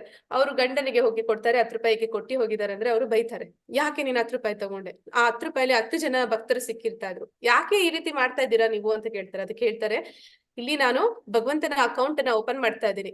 ಭಗವಂತ ಅವನು ಕೂಡ ಯಾವ ರೀತಿ ಇದ್ದಾನೆ ಅಂತಂದ್ರೆ, ಯಾರಿಂದನಾದ್ರೂ ಏನಾದ್ರೂ ಪಡ್ಕೊಂಡ್ರೆ ಅದನ್ನ ಅವನು ವಾಪಸ್ ಕೊಟ್ಟೇ ಕೊಡ್ತಾನೆ. ಆ ರೀತಿ ನಾವು ಅವನ ಜೊತೆ ಸಂಬಂಧ ಒಂದು ಏರ್ಪಡಿಸೋದಕ್ಕೆ ಸಾಧ್ಯ ಆಗುತ್ತೆ. ನಾನು ಎಲ್ಲರಿಗೂ ಕೂಡ ಭಗವಂತನ ಅಕೌಂಟ್ ಓಪನ್ ಮಾಡಿಸ್ತಿದ್ದೀನಿ. ನೀನ್ ನೋಡಿದ್ರೆ ಹೀಗೆ ಒಬ್ಬರ ಹತ್ರನೇ 10 ರೂಪಾಯಿ ತಗೊಂಡಿದ್ಯಾ ಅಂತಾರೆ. ಹಾಗೆ ಭಗವಂತನ ಜೊತೆ ಅಕರ್ಮ ಮಾಡಿ ನಿಮ್ಮ ಋಣಾನುಬಂಧ ಏನಿದೆ ಅದು ಅವನ ಜೊತೆ ಮಾಡಿದಾಗ ನಾವು ಅವನ ಲೋಕಕ್ಕೆ ಹೋಗೋದಕ್ಕೆ ಸಾಧ್ಯ ಆಗುತ್ತೆ ಅಂತ. ಹೀಗೆ ಕರ್ಮದ ಜಟಿಲತೆಗಳನ್ನ ಅರ್ಥ ಮಾಡ್ಕೋಬೇಕು. ಅಂದ್ರೆ ಕರ್ಮ ಅನ್ನೋದು ಯಾವ ರೀತಿ ನಮ್ಮನ್ನ ಕಟ್ಟಾಕುತ್ತೆ ಅನ್ನೋದನ್ನ ತಿಳ್ಕೋಬೇಕು. ಆಗ ಮನುಷ್ಯನಿಗೆ ಗೊತ್ತಾಗುತ್ತೆ ಕರ್ಮ ಅಂದ್ರೆ ಏನು, ವಿಕರ್ಮ ಅಂದ್ರೆ ಏನು, ನಾವು ಅಕರ್ಮ ಹೇಗೆ ಮಾಡ್ಬೇಕು, ಇದೆಲ್ಲವನ್ನ ತಿಳ್ಕೋಬೇಕು ಅನ್ನೋದನ್ನ ಇಲ್ಲಿ ತಿಳಿಸ್ತಾರೆ. ಇಲ್ಲಿ ಚಿತ್ರದಲ್ಲಿ ತೋರಿಸ್ತಾ ಇದ್ದಾರೆ, ಯಾರು ಅರೆ ಬರೆ ಬಟ್ಟೆ ಹಾಕ್ತಾರೆ ಅವರು ಮರಗಿಡಗಳಾಗ್ತಾರೆ, ಯಾರು ಮಾಂಸ ಭಕ್ಷಣೆ ಮಾಡ್ತಾರೆ ಅವರು ಕ್ರೂರ ಮೃಗಗಳಾಗ್ತಾರೆ, ಯಾರು ಹೆಚ್ಚು ನಿದ್ದೆ ಮಾಡ್ತಾರೆ ಅವರು ಒಂದು ಕರಡಿ ಆಗ್ತಾ ಇದ್ದಾರೆ, ಇಲ್ಲಿ ಯಾರು ಬೇಡದನ್ನ ತಿಂತಾ ಇದ್ದಾರೆ ಅವರು ಹಂದಿ ಆಗ್ತಾ ಇದ್ದಾರೆ. ಹೀಗೆ ನಾವು ಏನ್ ಮಾಡ್ತೀವಿ ಅದು ನಮ್ಮ ಮುಂದಿನ ದೇಹವನ್ನ ಸೃಷ್ಟಿ ಮಾಡುತ್ತೆ. ನಾವು ಈಗ ಏನ್ ಕಾರ್ಯಗಳನ್ನ ಮಾಡ್ತಾ ಇದೀವಿ ಅದರ ಪ್ರತಿಕ್ರಿಯೆಗಳು ನಮ್ಗೆ ಮುಂದಿನ ಜನ್ಮವನ್ನ ಅಥವಾ ಮುಂದಿನ ಒಂದು ದೇಹವನ್ನ ಸೃಷ್ಟಿ ಮಾಡುತ್ತೆ. ಅಕರ್ಮ ಅಂದ್ರೆ ಏನು ಈಗ ಹೇಳಿದ್ದೀನಿ. ಕರ್ಮ, ವಿಕರ್ಮ ಮತ್ತೆ ಅಕರ್ಮದ ವ್ಯತ್ಯಾಸವನ್ನ ಭಕ್ತಿ ಸೇವೆಯಲ್ಲಿ ನಾವು ಕ್ರಮೇಣ ಪ್ರಗತಿ ಸಾಧಿಸುವುದು ಹೇಗೆ?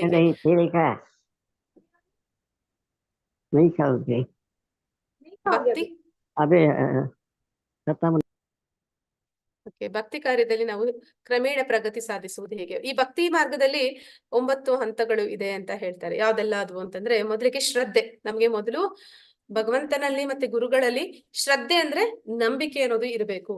ಆ ನಂಬಿಕೆ ಇದ್ದಾಗ ನಾವೇನ್ ಮಾಡ್ತೀವಿ, ಈಗ ನಿಮ್ಗೆ ಭಗವದ್ಗೀತೆಯಲ್ಲಿ ನಂಬಿಕೆ ಇದೆ, ಶ್ರದ್ಧೆ ಇದೆ ಅಂದ್ರೆ ನೀವು ಭಗವದ್ಗೀತೆ ತರಗತಿಗೆ ಬರ್ತೀರಿ. ಆಗ ನಿಮ್ಗೆ ಏನ್ ಸಿಗುತ್ತೆ, ಅಲ್ಲಿ ಭಕ್ತರ ಸಂಘ ಸಿಗುತ್ತೆ. ಅಂದ್ರೆ 1-2 ಗಂಟೆ 3 ಗಂಟೆ ನೀವು ಭಕ್ತರ ಸಂಘದಲ್ಲಿ ಇರ್ತೀರಿ, ಅವರ ಸಹವಾಸದಲ್ಲಿ ಇರ್ತೀರಿ. ಅಲ್ಲಿ ನೀವ್ ಏನ್ ಮಾಡ್ತೀರಿ, ಕೃಷ್ಣ ಪ್ರಜ್ಞೆಯ ಸಾಧನೆ ಮಾಡ್ತೀರಿ. ಅಂದ್ರೆ ಅಲ್ಲಿ ನೀವು ಭಗವಂತನ ವಿಷಯವಾಗಿ ಕುರಿತು ಹೇಳ್ತೀರಿ, ಕೇಳ್ತೀರಿ, ಸ್ಮರಣೆ ಮಾಡ್ತೀರಿ, ಮತ್ತೆ ಭಗವಂತನ ನಾಮ ಸಂಕೀರ್ತನೆ ಮಾಡ್ತೀರಿ. ಇದನ್ನೆಲ್ಲ ಭಜನ ಕ್ರಿಯಾ ಅಂತ ಕರೀತಾರೆ. ನಂತರ ಬರುವಂತದ್ದು, ಇದನ್ನೇ ನೀವು ಸದಾ ಮಾಡ್ತಾ ಹೋಗ್ತಾ ಇದ್ದಾಗ ಅದೇನಾಗುತ್ತೆ, ಅನರ್ಥ ನಿವೃತ್ತಿ ಅಂತ ಹೇಳ್ತಾರೆ. ಅನರ್ಥ ನಿವೃತ್ತಿ ಅಂದ್ರೆ ಬೇಡದ್ದು ಯಾವ್ದೆಲ್ಲ ನಾವು ಮಾಡೋದ್ರಿಂದ ಏನು ಪ್ರಯೋಜನ ಇಲ್ವೋ ಅಂತಹ ಕೆಲಸಗಳನ್ನ ಮಾಡೋದಕ್ಕೆ ನಮ್ಗೆ ಸಮಯ ಸಿಗೋದಿಲ್ಲ. ಅಂದ್ರೆ ಯಾವ್ದು ಅನರ್ಥಗಳು, ಸಾಧಾರಣವಾಗಿ ನಾವು ಹೇಳ್ಬೋದು ಅಂದ್ರೆ, ನಾವು ಈಗ 2 ಗಂಟೆ ನೀವು ನನ್ನ ಕ್ಲಾಸ್ ಕೇಳೋ ಬದಲು ಕುತ್ಕೊಂಡು ನೀವು ಯಾವ್ದಾದ್ರು 1-2 ಸೀರಿಯಲ್ ನೋಡ್ಬೋದಾಗಿತ್ತು. ಅದೆಲ್ಲ ಅನರ್ಥಗಳು. ಅವುಗಳು ನಿಮ್ಗೆ ಯಾವುದೇ ರೀತಿ ಪ್ರಯೋಜನಕ್ಕೆ ಬರೋದಿಲ್ಲ. ಅದು ನಿಮ್ಮನ್ನ ಈ ಬಂಧನದಲ್ಲಿ ಸಿಕ್ಕಿಸುವಂತವು. ಅಂತದೆಲ್ಲ ಅದು ಹೋಗ್ತಾ ಹೋಗ್ತಾ ಅದೇನಾಗುತ್ತೆ, ನಿಮ್ಗೆ ಇದ್ರಲ್ಲಿ ನಿಷ್ಠೆ ಬರುತ್ತೆ. ಅಂದ್ರೆ ನಿಷ್ಠೆ ಬಂದಾಗ ಏನಾಗುತ್ತೆ ಅಂತಂದ್ರೆ, ಗುರು ಏನ್ ಹೇಳ್ತಾ ಇದ್ದಾರೆ ಅದರಲ್ಲಿ ನೀವು ನಿಷ್ಠೆಯಿಂದ ಪ್ರಾಮಾಣಿಕವಾಗಿ ಅದನ್ನ ಅನುಸರಣೆ ಮಾಡೋದಕ್ಕೆ ಶುರು ಮಾಡ್ತೀರಿ. ನಂತರ ನಿಮ್ಗೆ ಆ ಅಭ್ಯಾಸ ಹೋಗ್ತಾ ಹೋಗ್ತಾ ಅದು ರುಚಿ ಕೊಡುತ್ತೆ. ರುಚಿ ಕೊಟ್ಟಾಗ ಏನ್ ಮಾಡುತ್ತೆ, ಇಲ್ಲಿ ಕೆಲವೊಬ್ರು ನಾನು ಹೇಳ್ಬೋದು, ಪ್ರಭಾವತಿ ಮಾತಾಜಿ ಇವರೆಲ್ಲರೂ ಕೂಡ ಭಗವದ್ಗೀತೆ ತರಗತಿ ಅವರು 20 ಸತಿನಾದ್ರೂ ನೋಡಿರ್ತಾರೆ, ಕೇಳಿರ್ತಾರೆ. ಅಂದ್ರೆ ಅದು ಅವ್ರಿಗೆ ಅಷ್ಟು ರುಚಿ ಕೊಡ್ತಾ ಇರುತ್ತೆ. ಮತ್ತೆ ಅದು ಹೋಗ್ತಾ ಹೋಗ್ತಾ ಕೃಷ್ಣನಲ್ಲಿ ಆಸಕ್ತಿಯನ್ನ ಬೆಳೆಸುವಂತದ್ದು. ನಂತರ ಭಾವ ಪರವಶತೆ, ಅವರನ್ನ ಅದು ಭಾವದ ಹಂತಕ್ಕೆ ತಗೊಂಡು ಹೋಗುತ್ತೆ. ಯಾವಾಗ ಭಾವದ ಹಂತಕ್ಕೆ ಅಂದ್ರೆ, ಅದು ಆಲ್ಮೋಸ್ಟ್ ಭಗವಂತನ ಮೇಲೆ ಒಂದು ಪ್ರೇಮ ಬರ್ತಾ ಇದೆ ಅಂತಾನೆ ಅರ್ಥ. ಒಂದು ಸತಿ ಆ ಹಂತಕ್ಕೆ ಬಂದ್ರೆ ಭಗವಂತ ಅವನು ತಾನಾಗಿಯೇ ಭಕ್ತರನ್ನ ತನ್ನ ಹತ್ರ ಕರೆಸ್ಕೊತಾನೆ. ಅಂದ್ರೆ ಅವನು ಆ ಪ್ರೀತಿ ವಿನಿಮಯ ಭಗವಂತನ ಜೊತೆ ಅವರಿಗೆ ಸಿಗುತ್ತೆ. ಇವೆಲ್ಲವೂ ಕೂಡ ಭಕ್ತಿ ಸೇವೆ ಮಾಡೋದ್ರಲ್ಲಿ ಬರುವಂತಹ 9 ಹಂತಗಳು. ತದ್ವಿಧಿ ಪ್ರಣಿಪಾತೇನ ಪರಿಪ್ರಶ್ನೇನ ಸೇವಯಾ ಉಪದೇಶಂತಿ ತೇ ಜ್ಞಾನಂ ಜ್ಞಾನಿನಸ್ತತ್ವದರ್ಶಿನಃ. ಅನುವಾದ: ಗುರುವಿನ ಬಳಿಗೆ ಹೋಗಿ ಸತ್ಯವನ್ನು ತಿಳಿದುಕೊಳ್ಳಲು ಪ್ರಯತ್ನಿಸು, ನಮ್ರನಾಗಿ ಅವರಿಗೆ ಪ್ರಶ್ನೆ ಮಾಡು ಮತ್ತು ಅವರಿಗೆ ಸೇವೆ ಮಾಡು. ಆತ್ಮ ಸಾಕ್ಷಾತ್ಕಾರ ಪಡೆದ ವ್ಯಕ್ತಿಗಳು ಸತ್ಯವನ್ನು ಕಂಡಿದ್ದಾರೆ, ಆದುದರಿಂದ ಅವರು ನಿನಗೆ ಜ್ಞಾನೋಪದೇಶವನ್ನು ಮಾಡಬಲ್ಲರು. ಹರೇ ಕೃಷ್ಣ ಮಾತಾಜಿ, ಒಂದ್ಸತಿ ಅದು ಅಟೆಂಡೆನ್ಸ್ ಲಿಂಕ್ ಹಾಕ್ಬಿಡಿ ಮಾತಾಜಿ. ಇಲ್ಲಿ ಏನ್ ಹೇಳ್ತಿದ್ರೆ, ಅಲ್ಲ ಮಾತಾಜಿ ಈಗ ಒಂದ್ಸತಿ ಹಾಕಿಟ್ಟಿರಿ. ಹಾ ಮಾತಾಜಿ, ಇಲ್ಲಿ ನಾವು ಈ ಜ್ಞಾನವನ್ನ ಹೇಗೆ ಪಡ್ಕೋಬಹುದು ಅನ್ನೋದನ್ನ ಇಲ್ಲಿ ಪರಮಾತ್ಮ ಹೇಳ್ತಾ ಇದ್ದಾನೆ. ಅಂದ್ರೆ ಅವನು ಕೂಡ ಅದನ್ನ ಮಾಡಿ ತೋರಿಸಿದ್ದಾನೆ.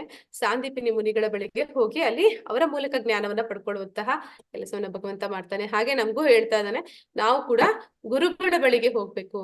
ಜೀವನದಲ್ಲಿ ನಾವು ಗುರು ಬೇಕು, ಗುರು ಇದ್ರೇನೆ ನಮ್ಗೆ ಗುರಿ ಗೊತ್ತಾಗೋದು ಅಂತ. ಹಾಗೆ ಗುರುವಿನ ಹತ್ರ ಹೋಗಿ ಏನ್ ಮಾಡ್ಬೇಕು, ಮೊದ್ಲಿಗೆ ಅವರನ್ನ ಸೇವೆ ಮಾಡ್ಬೇಕು. ಗುರುಕುಲದಲ್ಲಿ ಹಿಂದೆ ಮಕ್ಕಳು ಏನ್ ಮಾಡ್ತಿದ್ರು ಅಂದ್ರೆ, ಹಿಂದೆ ಎಲ್ಲ ಗುರುಕುಲ ಅನ್ನೋದಿತ್ತು. ಅಲ್ಲಿ ಗುರುವು ಅಂದ್ರೆ 5 ವರ್ಷದ ಮಕ್ಕಳಿರುವಾಗ್ಲೇ ಅವರನ್ನ ಗುರುಕುಲಕ್ಕೆ ಬಿಡ್ತಾ ಇದ್ರು. ಅಲ್ಲಿ ಆ ಮಕ್ಕಳು ಗುರುಗಳ ಸೇವೆನ ಮಾಡ್ತಾ ಇದ್ರು. ಗುರುಗಳನ್ನ ಸೇವೆ ಮಾಡಿ ಮತ್ತೆ ಅವರ ಸೇವೆ ಮಾಡಿ ಅವರಿಂದ ಜ್ಞಾನವನ್ನ ಪಡ್ಕೊಳ್ಳಿ. ಅಂದ್ರೆ ಅವರಿಗೆ ಗೊತ್ತಿದೆ, ಅವರಿಗೆ ಸತ್ಯ ಏನು ಅಂತ ತಿಳಿದಿದ್ದಾರೆ, ಅದನ್ನ ನಿಮ್ಗೆ ತಿಳಿಸ್ಕೊಡ್ತಾರೆ.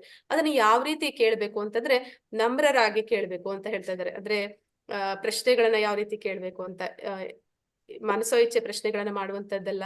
ಆ ಪ್ರಶ್ನೆಗಳು ಅದೊಂದು ಸರಿಯಾದ ಪ್ರಶ್ನೆಗಳಾಗಿರ್ಬೇಕು. ಅದನ್ನ ನಾವು ಅವರ ಸೇವೆ ಮಾಡಿ ಮತ್ತೆ ನಮ್ರತೆಯಿಂದ ಅದನ್ನ ಕೇಳಿ ಅವರ ಮೂಲಕ ನಾವು ಸತ್ಯವನ್ನ ಮತ್ತೆ ಆ ಜ್ಞಾನವನ್ನ ತಿಳ್ಕೊಳ್ಳಿಕ್ಕೆ ಸಾಧ್ಯ ಆಗುತ್ತೆ. ಯಾಕಂದ್ರೆ ಅವರು ಆಗ್ಲೇ ಅದನ್ನ ಪಡೆದಿದ್ದಾರೆ ಅಂತಲ್ಲಿ ಹೇಳ್ತಾ ಇದ್ದಾನೆ. ಇಲ್ಲಿಗೆ ಇವತ್ತಿನ ಅಧ್ಯಾಯ ಮುಗೀತು. ನಾವೇನೆಲ್ಲ ನೋಡಿದ್ವಿ ವಿಷಯಗಳು ಅಂದ್ರೆ, ಪರಂಪರೆ, ಭಗವಂತನ ಆ ಪರಂಪರೆಯ ಬಗ್ಗೆ ತಿಳ್ಕೊಂಡ್ವಿ. ದಿವ್ಯ ಜ್ಞಾನ ಹೇಗೆ ಗುರು ಶಿಷ್ಯ ಪರಂಪರೆಯಲ್ಲಿ ಸಾಗಿ ಬಂದಿದೆ, ಭಾರತದಲ್ಲಿ ಇರುವಂತಹ 4 ಅಧಿಕೃತ ಪರಂಪರೆಗಳ ಬಗ್ಗೆ ನೋಡಿದ್ವಿ. ಕೃಷ್ಣನ ದೈವಿಕ ಸ್ವರೂಪ ಅಂದ್ರೆ ಭಗವಂತ, ಅವನ ದೇಹಕ್ಕೂ ನಮ್ಮ ದೇಹಕ್ಕೂ ವ್ಯತ್ಯಾಸ ಏನು, ಭಗವಂತ ಆ ಎಲ್ಲ ಜ್ಞಾನವನ್ನು ಈಗ್ಲೂ ನೆನಪಿದೆ ಅವನಿಗೆ, ಮತ್ತೆ ನಮಗೆ ಯಾಕೆ ಅದು ನೆನಪಿಲ್ಲ ಅಂತ ಅರ್ಜುನ ಕೇಳ್ತಾನೆ. ಅವನಿಗೂ ನಮಗೂ ಇರೋ ವ್ಯತ್ಯಾಸವನ್ನ ನಾವು ನೋಡಿದ್ವಿ. ಎಲ್ಲಾ ಮಾರ್ಗಗಳು ಕೃಷ್ಣನಿಗೆ ದಾರಿ ಮಾಡಿ ಕೊಡುತ್ತವೆ. ಅಂದ್ರೆ ನಾವು ಕೃಷ್ಣನನ್ನ ಅಂದ್ರೆ ಯಾವ ರೀತಿಯಲ್ಲಿ ನಾವು ಅವನಿಗೆ ನೆನೆಸ್ತೀವಿ, ನಾವು ಯಾವ ರೀತಿಯಲ್ಲಿ ಅವನ ಒಂದು ಸಂಬಂಧವನ್ನ ಬೆಳೆಸೋದಕ್ಕೆ 5 ರಸಗಳಲ್ಲಿ ಪ್ರಯತ್ನ ಪಡ್ತೀವಿ, ಅದೇ ರೀತಿ ಅವನು ನಮಗೆ ಪ್ರತಿಕ್ರಿಯೆಗಳನ್ನು ನೀಡ್ತಾನೆ ಅನ್ನೋದನ್ನ ನೋಡಿದ್ವಿ. ಮತ್ತೆ ಕರ್ಮ ವಿಕರ್ಮ ಅಕರ್ಮ, ಕರ್ಮದ ಒಂದು ಜಟಿಲತೆಯನ್ನ ತಿಳ್ಕೋಬೇಕು, ಆ ಕರ್ಮದ ಪ್ರತಿಕ್ರಿಯೆಗಳು ಏನಾಗಿರುತ್ತೆ ಅನ್ನೋದನ್ನ ತಿಳ್ಕೋಬೇಕು, ಅದನ್ನ ತಿಳಿದು ನಾವು ಕರ್ಮವನ್ನ ಮಾಡ್ಬೇಕು ಅನ್ನೋದನ್ನ ನೋಡಿದ್ವಿ. ಮತ್ತೆ ಜ್ಞಾನವನ್ನ ಪಡೆಯುವುದು ಯಜ್ಞದ ಮೂಲಕ. ಅಂದ್ರೆ ನಾವು ಭಗವಂತನ ಸಂಕೀರ್ತನೆ ಯಜ್ಞ ಮಾಡಿದ್ರೆ ಭಗವಂತ ನಮ್ಮ ಹೃದಯದಲ್ಲಿ, ಅಂದ್ರೆ ನಾ ಹೇಳಿದೆ, ಭಕ್ತಿ ಮಾಡಿದ್ರೆ ಸಾಕು ಎಲ್ಲವೂ ನಮ್ಗೆ ಸಿಕ್ಕಿದ ಹಾಗೆ. ಅಂದ್ರೆ ಅದು ನೇರವಾಗಿ ನಮ್ಮನ್ನ ಭಗವಂತನ ಜೊತೆ ಸಂಪರ್ಕಕ್ಕೆ ಒಳಪಡಿಸುವ ಮೂಲಕ ನಮ್ಗೆಲ್ಲ ಜ್ಞಾನವನ್ನು ಕೂಡ ಕೊಡುತ್ತೆ. ಮತ್ತೆ ಜ್ಞಾನವನ್ನ ನಾವು ಯಾವ ರೀತಿ ಪಡ್ಕೋಬಹುದು ಅಂತಂದ್ರೆ, ಭಗವಂತ ನಮ್ಗೆ ಯಾವಾಗ ಭಗವಂತನಲ್ಲಿ ನಾವು ಅನುರಕ್ತರಾಗ್ತೀವಿ ಆಗ ನಮ್ಗೆ ಅವನು ಗುರುವನ್ನು ಕೂಡ ಒದಗಿಸಿಕೊಡ್ತಾನೆ. ಆ ಗುರುವನ್ನ ನಾವು ಪಡೆದ ನಂತರ ಹೇಗೆ ಅವರಿಗೆ ಸೇವೆ ಮಾಡ್ಬೇಕು, ನಮ್ರತೆಯಿಂದ ಅವರನ್ನ ಕೇಳಿ ತಿಳ್ಕೋಬೇಕು, ಮತ್ತೆ ಅಂತಹದೇ ಒಂದು ಸರಿಯಾದ ಪ್ರಶ್ನೆಗಳನ್ನ ಮಾಡಿ ಅವರಿಂದ ಆ ಸತ್ಯವನ್ನ ಜ್ಞಾನವನ್ನ ತಿಳ್ಕೋಬೇಕು ಅಂತ ನಾವು ನೋಡಿದ್ವಿ. ಇಲ್ಲಿಗೆ ಇವತ್ತಿನ ಅಧ್ಯಾಯ ಮುಗಿದಿದೆ. ಯಾರಿಗಾದ್ರೂ ಏನಾದ್ರೂ ಪ್ರಶ್ನೆಗಳಿದ್ದಲ್ಲಿ ಕೇಳ್ಬೋದು. ಹರೇ ಕೃಷ್ಣ. ಶರಣಾಗತಿ ಅಂದರೆ ಏನು ಮಾತಾಡಿ? ಮಾತಾಜಿ, ಶರಣಾಗತಿ ಅಂದರೆ ಏನು ಮಾತಾಡಿ? ಶರಣಾಗತಿ ಅಂದ್ರೆ ಏನು ಅಂತಂದ್ರೆ, ಮಾತಾಜಿ ಗಜೇಂದ್ರ ಮಾಡಿದ್ದು ಶರಣಾಗತಿ, ದ್ರೌಪದಿ ಮಾಡಿದ್ದು ಶರಣಾಗತಿ. ಅಂದ್ರೆ ಅವ್ರಿಗೆ ಗೊತ್ತಾಗುತ್ತೆ. ಈ ದ್ರೌಪದಿ ಉದಾಹರಣೆ ತಗೊಂಡಾಗ ನಾವು ನೋಡ್ತೀವಿ, ದ್ರೌಪದಿ ವಸ್ತ್ರಾಪಹರಣ ಸಮಯದಲ್ಲಿ ಮಾತಾಜಿ ಪ್ರಭುಜಿ ಅವರು ಹ್ಯಾಂಡ್ ರೈಸ್ ಮಾಡಿದಾರೆ. ಮಾತಾಜಿ ಶಂಕರ್ ಶರಣಾಗತಿ ಅಂತ ಪರಿಪೂರ್ಣವಾಗಿ ಯಾರು ಇಲ್ಲ ಅನ್ನೋದನ್ನ ತಿಳ್ಕೊಳ್ಳುವಂತದ್ದೇ ಶರಣಾಗತಿ. ನಾವ್ ಯಾವಾಗ್ಲೂ ಅನ್ಕೋತಾ ಇರ್ತೀವಿ, ನಮ್ಮ ಸಂಬಂಧಿಕರು, ನಮ್ಮ ಮನೆಯವರು, ನಮ್ಮ ಹಿತೈಷಿಗಳು ನಮ್ಗೆ ಹಾಕ್ತಾರೆ ಅಂತ. ಆದ್ರೆ ಅದು ಸತ್ಯ ಅಲ್ಲ. ಸತ್ಯವಾಗ್ಲೂ ನಮ್ಗೆ ಭಗವಂತ ಅವನ ದಾರಿ ತೋರಿಸ್ಬೇಕು. ಅವನಿಲ್ಲ ಅಂತಂದ್ರೆ ನಾವೇನು ಮಾಡೋದಕ್ಕೆ ಆಗೋದಿಲ್ಲ. ಅದು ನಿಜವಾದ ಶರಣಾಗತಿ. ಅವನನ್ನೇ ಪರಿಪೂರ್ಣವಾಗಿ ಅವಲಂಬನೆ ಪಡೋದೇ ಅದು ಶರಣಾಗತಿ. ನಾಳೆ ಬೇಗ ಬನ್ನಿ ಮಾತಾಜಿ, ನಾ ಹೇಳ್ತೀನಿ. ಮತ್ತೆ ಎಲ್ಲರಿಗೂ ಧನ್ಯವಾದಗಳು. ವಾಂಛಾ ಕಲ್ಪತರುಶ್ಚ ಕೃಪಾ ಸಿಂಧುಭ್ಯ ಏವ ಚ ಪತಿತನಾಂ ಪಾವನೇಭ್ಯೋ ವೈಷ್ಣವೇಭ್ಯೋ ನಮೋ ನಮಃ. ಅನಂತಕೋಟಿ ವೈಷ್ಣವೃಂದ ಕಿ ಜೈ. ನಾಮಾಚಾರಿ ಹರಿದಾಸ್ ಠಾಕೂರ್ ಕಿ ಜೈ. ಇಲ್ಲಿ ನೆರೆದಿರುವಂತಹ ಎಲ್ಲ ಭಕ್ತರಿಗೂ ಜೈ. ಹರೇ ಕೃಷ್ಣ. ಹರೇ ಕೃಷ್ಣ ಮಾತಾಜಿ. ಧನ್ಯವಾದ. ಹರೇ ಕೃಷ್ಣ ಮಾತಾಜಿ. ಧನ್ಯವಾದಗಳು. ಧನ್ಯವಾದಗಳು ಮಂಜುಳಾ ಮಾತಾಜಿ. ಹರೇ ಕೃಷ್ಣ ಮಾತಾಜಿ. ಹರೇ ಕೃಷ್ಣ ಮಾತಾಜಿ. ಹರೇ ಕೃಷ್ಣ ಮಾತಾಜಿ.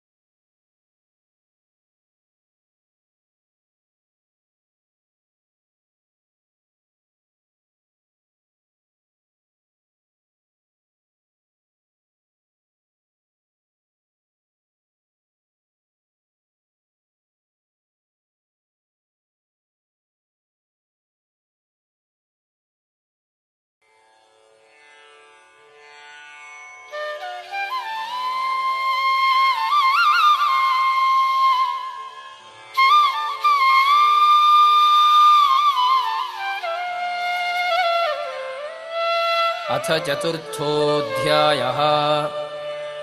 श्रीभगवानुवाच इमं विवस्वते योगं प्रोक्तवान् अहमव्ययं विवस्वा मनवे प्राह मनुः इक्ष्वाकवे ब्रवीत्. ದೇವೋತ್ತಮ ಪರಮಪುರುಷನಾದ ಶ್ರೀಕೃಷ್ಣನು ಹೇಳಿದನು, ನಾಶವಿಲ್ಲದ ಈ ಯೋಗ ವಿಜ್ಞಾನವನ್ನು ನಾನು ವಿವಸ್ವಾನ್ ಎಂದರೆ ಸೂರ್ಯನಿಗೆ ಹೇಳಿದನು. ವಿವಸ್ವಾನನು ಅದನ್ನು ಮಾನವ ಕುಲದ ತಂದೆಯಾದ ಮನುವಿಗೆ ಹೇಳಿದನು. ಮನುವು ಇಕ್ಷ್ವಾಕುವಿಗೆ ಹೇಳಿದನು. ಏವಂ ಪರಂಪರಾ ಪ್ರಾಪ್ತಂ ಇಮಂ ರಾಜರ್ಷಯೋ ವಿದುಃ ಸಕಾಲೇ ನೇಹ ಮಹತಾ ಯೋಗೋ ನಷ್ಟಃ ಪರಂ ತಪ. ಈ ಉತ್ತಮೋತ್ತಮ ವಿಜ್ಞಾನವು ಗುರು ಪರಂಪರೆಯಲ್ಲಿ ಬಂದಿತು. ರಾಜರ್ಷಿಗಳು ಅದನ್ನು ಹಾಗೆಯೇ ಗ್ರಹಿಸಿದರು. ಆದರೆ ಕಾಲಕ್ರಮದಲ್ಲಿ ಈ ಪರಂಪರೆಯು ಛೇದವಾಯಿತು. ಆದುದರಿಂದ ಈ ವಿಜ್ಞಾನವು ನಷ್ಟವಾದಂತೆ ಕಾಣುತ್ತದೆ. ಸಯೇವಾಯಂ ಮಯಾ ತೇದ್ಯ ಯೋಗಃ ಪ್ರೋಕ್ತಃ ಪುರಾತನಃ ಭಕ್ತೋಸಿ ಮೇ ಸಖಾ ಚೇತಿ ರಹಸ್ಯಂ ಖೇತದುತ್ತಮಂ. ಪರಮ ಪ್ರಭುವಿನೊಂದಿಗೆ ಸಂಬಂಧವಿರುವ ಈ ಬಹುಪ್ರಾಚೀನ ಶಾಸ್ತ್ರವನ್ನು ಇಂದು ನಾನು ನಿನಗೆ ಹೇಳುತ್ತಿದ್ದೇನೆ. ಏಕೆಂದರೆ ನೀನು ನನ್ನ ಭಕ್ತ ಮತ್ತು ಸ್ನೇಹಿತ. ಆದುದರಿಂದ ಈ ಶಾಸ್ತ್ರದ ಅಲೌಕಿಕ ರಹಸ್ಯವನ್ನು ನೀನು ಅರ್ಥ ಮಾಡಿಕೊಳ್ಳಬಲ್ಲೆ. ಅರ್ಜುನ ಉವಾಚ ಅಪರಂ ಭವತೋ ಜನ್ಮ ಪರಂ ಜನ್ಮ ವಿವಸ್ವತಃ ಕಥಮೇತದ್ವಿಜಾನೀಯಾಂ ತ್ವಮಾದೌ ಪ್ರೋಕ್ತವಾನಿತಿ.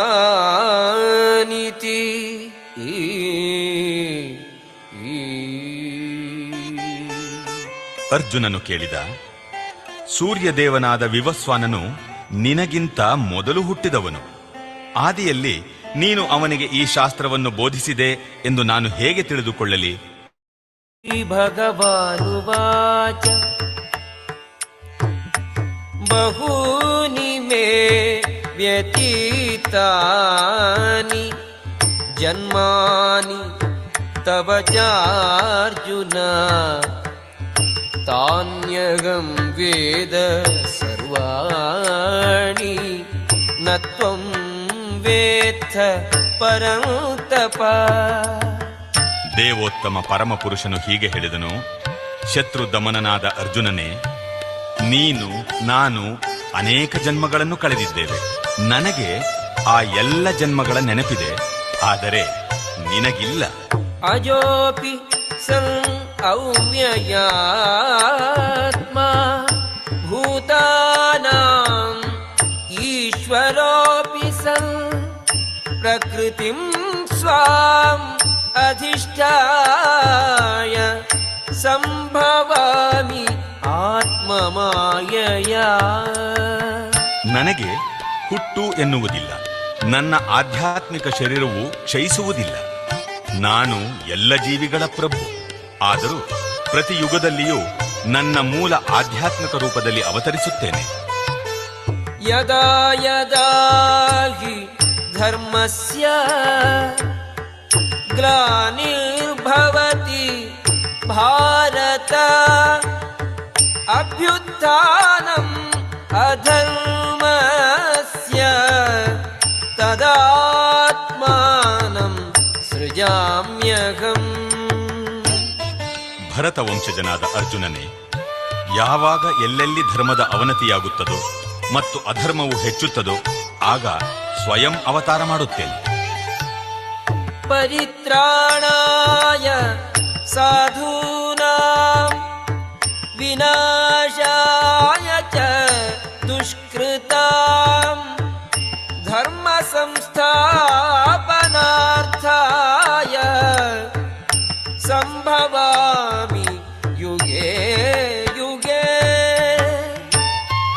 ಸಜ್ಜನರನ್ನು ರಕ್ಷಿಸುವುದಕ್ಕಾಗಿಯೂ ದುಷ್ಟರನ್ನು ನಾಶ ಮಾಡುವುದಕ್ಕಾಗಿಯೂ ಮತ್ತು ಧರ್ಮದ ತತ್ವಗಳನ್ನು ಮತ್ತೆ ಸ್ಥಾಪಿಸುವುದಕ್ಕಾಗಿಯೂ ನಾನು ಪ್ರತಿ ಯುಗದಲ್ಲಿ ಅವತರಿಸುತ್ತೇನೆ. ಜನ್ಮ ಕರ್ಮ ಚ ಮೇ ದಿವ್ಯಂ ಏವಂ ಯೋ ವೇತ್ತಿ ತತ್ವತಃ ತ್ಯಕ್ತ್ವಾ ದೇಹಂ ಪುನರ್ಜನ್ಮ ನೈತಿ ಮಾಮೇತಿ ಸೋರ್ಜುನ. ಅರ್ಜುನನೇ, ಯಾರು ಹೀಗೆ ನನ್ನ ಹುಟ್ಟಿನ ಮತ್ತು ಕರ್ಮಗಳ ದಿವ್ಯ ಸ್ವರೂಪವನ್ನು ಯಥಾರ್ಥವಾಗಿ ತಿಳಿದುಕೊಳ್ಳುವರೋ ಅವರು ದೇಹತ್ಯಾಗ ಮಾಡಿದ ನಂತರ ಮತ್ತೆ ಈ ಐಹಿಕ ಜಗತ್ತಿನಲ್ಲಿ ಹುಟ್ಟುವುದಿಲ್ಲ. ಅವರು ನನ್ನ ನಿತ್ಯ ನಿವಾಸಕ್ಕೆ ಬರುತ್ತಾರೆ. ವೀತರಾಗ ಭಯ ಕ್ರೋಧಾಗ ಮನ್ಮಯಾ ಮಾಂ ಉಪಾಶ್ರಿತಾಗ ಬಹವೋ ಜ್ಞಾನ ತಪಸಾ ಭೂತಾ ಮದ್ಭಾವಂ ಆಗತಾಗ. ಭಯ, ರಾಗ, ಕ್ರೋಧಗಳನ್ನು ತ್ಯಜಿಸಿ ಅನೇಕರು ಸಂಪೂರ್ಣವಾಗಿ ನನ್ನಲ್ಲಿಯೇ ಮನಸ್ಸುಳ್ಳವರಾಗಿ ನನ್ನಲ್ಲಿ ಆಶ್ರಯ ಪಡೆದಿದ್ದಾರೆ. ನನ್ನ ಜ್ಞಾನದಿಂದ ಪರಿಶುದ್ಧರಾಗಿದ್ದಾರೆ. ಹೀಗೆ ಅವರು ನನ್ನಲ್ಲಿ ದಿವ್ಯ ಪ್ರೇಮವನ್ನು ಪಡೆದಿದ್ದಾರೆ. ಯೇ ಯಥಾ ಮಾಂ ಪ್ರಪದ್ಯಂತೆ ತಾಂಸ್ತಥೈವ ಭಜಾಮ್ಯಹಂ ಮಮ ವರ್ತ್ಮಾನುವರ್ತಂತೆ ಮನುಷ್ಯಾಃ ಪಾರ್ಥ ಸರ್ವಶಃ. ಯಾರು ನನಗೆ ಹೇಗೆ ಶರಣಾಗುತ್ತರಾಗುತ್ತಾರೋ ಹಾಗೆ ನಾನು ಅವರಿಗೆ ಅನುಗ್ರಹಿಸುತ್ತೇನೆ. ಪಾರ್ಥನೆ, ಎಲ್ಲರೂ ಎಲ್ಲ ರೀತಿಗಳಲ್ಲೂ ನನ್ನ ಮಾರ್ಗವನ್ನೇ ಅನುಸರಿಸುತ್ತಾರೆ. ಕಾಂಕ್ಷಂತಃ ಕರ್ಮಣಾಂ ಸಿದ್ಧಿಂ ಯಜಂತ ಇಹ ದೇವತಾಃ ಕ್ಷಿಪ್ರಂ ಹಿ ಮಾನುಷೇ ಲೋಕೆ ಸಿದ್ಧಿರ್ಭವತಿ ಕರ್ಮಜ. ಈ ಜಗತ್ತಿನಲ್ಲಿ ಜನರು ಫಲಾಪೇಕ್ಷಿತ ಕರ್ಮಗಳಲ್ಲಿ ಸಿದ್ಧಿಯನ್ನು ಬಯಸುತ್ತಾರೆ. ಆದುದರಿಂದ ದೇವತೆಗಳನ್ನು ಪೂಜಿಸುತ್ತಾರೆ. ಈ ಜಗತ್ತಿನಲ್ಲಿ ಫಲಾಪೇಕ್ಷಿತ ಕರ್ಮದಿಂದ ಜನರು ಶೀಘ್ರವಾಗಿ ಸಿದ್ಧಿಯನ್ನು ಪಡೆಯುತ್ತಾರೆ. ಚಾತುರ್ವರ್ಣ್ಯಂ ಮಯಾ ಸೃಷ್ಟಂ ಗುಣಕರ್ಮ ವಿಭಾಗಶಃ ತಸ್ಯ ಕರ್ತಾರಮಪಿ ಮಾಂ ವಿದ್ಯ ಕರ್ತಾರಂ ಅವ್ಯಯಂ. ಐಹಿಕ ನಿಸರ್ಗದ ಗುಣತ್ರಯಗಳಿಗೆ ಅನುಗುಣವಾಗಿ ಮತ್ತು ಅವುಗಳ ಕರ್ಮಗಳಿಗೆ ಅನುಸಾರವಾಗಿ ಮನುಷ್ಯ ಸಮಾಜದ 4 ವರ್ಣಗಳನ್ನು ನಾನು ಸೃಷ್ಟಿಸಿದೆ. ಈ ವ್ಯವಸ್ಥೆಯನ್ನು ನಾನು ಸೃಷ್ಟಿಸಿದ್ದರೂ ನಾನು ಬದಲಾವಣೆ ಇಲ್ಲದವನು, ಅವ್ಯಯನು. ಆದುದರಿಂದ ನಾನು ಕರ್ತಾರನಲ್ಲ ಎಂದು ತಿಳಿ. ನ ಮಾಂ ಕರ್ಮಾಣಿ ಲಿಂಪಂತಿ ನ ಮೇ ಕರ್ಮಫಲೇ ಸ್ಪೃಹಾ ಇತಿ ಮಾಂ ಯೋಭಿಜಾನಾತಿ ಕರ್ಮಭಿಃ ನ ಸ ಬಧ್ಯತೆ. ಯಾವ ಕರ್ಮವೂ ನನ್ನನ್ನು ಅಂಟುವುದಿಲ್ಲ. ನಾನು ಯಾವುದೇ ಕರ್ಮ ಫಲವನ್ನು ಬಯಸುವುದಿಲ್ಲ. ನನ್ನ ವಿಷಯದಲ್ಲಿ ಈ ಸತ್ಯವನ್ನು ಯಾರು ಅರ್ಥ ಮಾಡಿಕೊಳ್ಳುವರೋ ಅವರಿಗೂ ಫಲಾಪೇಕ್ಷೆಯ ಕರ್ಮ ಬಂಧನವಿಲ್ಲ. ಏವಂ ಜ್ಞಾತ್ವಾ ಕೃತಂ ಕರ್ಮ ಪೂರ್ವೈರಪಿ ಮುಮುಕ್ಷುಭಿಃ ಕುರು ಕರ್ಮೈವ ತಸ್ಮಾತ್ ತ್ವಂ ಪೂರ್ವೈಃ ಪೂರ್ವತರಂ ಕೃತಂ. ಪ್ರಾಚೀನ ಕಾಲದ ಎಲ್ಲ ಮುಕ್ತಾತ್ಮರು ನನ್ನ ದಿವ್ಯ ಸ್ವಭಾವವನ್ನು ಹೀಗೆ ಅರ್ಥ ಮಾಡಿಕೊಂಡು ಕರ್ಮವನ್ನು ಮಾಡಿದರು. ನೀನು ಅವರ ಹೆಜ್ಜೆಯನ್ನು ಅನುಸರಿಸಿ ನಿನ್ನ ಕರ್ತವ್ಯವನ್ನು ಮಾಡಬೇಕು. ಕಿಂ ಕರ್ಮ ಕಿಮಕರ್ಮೇತಿ ಕವಯೋಪ್ಯತ್ರ ಮೋಹಿತಾಃ ತತ್ತೇ ಕರ್ಮ ಪ್ರವಕ್ಷ್ಯಾಮಿ ಯಜ್ಞಾತ್ವಾ ಮೋಕ್ಷಸೇ ಶುಭಾತ್. ಕರ್ಮವು ಯಾವುದು ಅಕರ್ಮವು ಯಾವುದು ಎಂಬುದನ್ನು ತೀರ್ಮಾನಿಸುವಾಗ ಬುದ್ಧಿವಂತರಿಗೂ ದಿಗ್ಭ್ರಮೆಯಾಗುತ್ತದೆ. ಕರ್ಮವೆಂದರೇನು ಎಂಬುದನ್ನು ಈಗ ನಿನಗೆ ವಿವರಿಸಿ ಹೇಳುತ್ತೇನೆ. ಅದನ್ನು ತಿಳಿದು ನೀನು ಎಲ್ಲ ಅಶುಭದಿಂದ ಬಿಡುಗಡೆ ಹೊಂದುವೆ. ಕರ್ಮಣೋಹ್ಯಪಿ ಬೋದ್ಧವ್ಯಂ ಚ ವಿಕರ್ಮಣಃ ಅಕರ್ಮಣಶ್ಚ ಬೋದ್ಧವ್ಯಂ ಗಹನ ಕರ್ಮಣೋ ಗತಿಃ. ಕರ್ಮದ ಜಟಿಲತೆಗಳನ್ನು ಅರ್ಥ ಮಾಡಿಕೊಳ್ಳುವುದು ಬಹಳ ಕಷ್ಟ. ಆದುದರಿಂದ ಮನುಷ್ಯನು ಕರ್ಮವು ಯಾವುದು, ವಿಕರ್ಮವು, ನಿಷಿದ್ಧ ಕರ್ಮ ಯಾವುದು, ಅಕರ್ಮವು ಯಾವುದು ಎನ್ನುವುದನ್ನು ಸರಿಯಾಗಿ ತಿಳಿದುಕೊಳ್ಳಬೇಕು.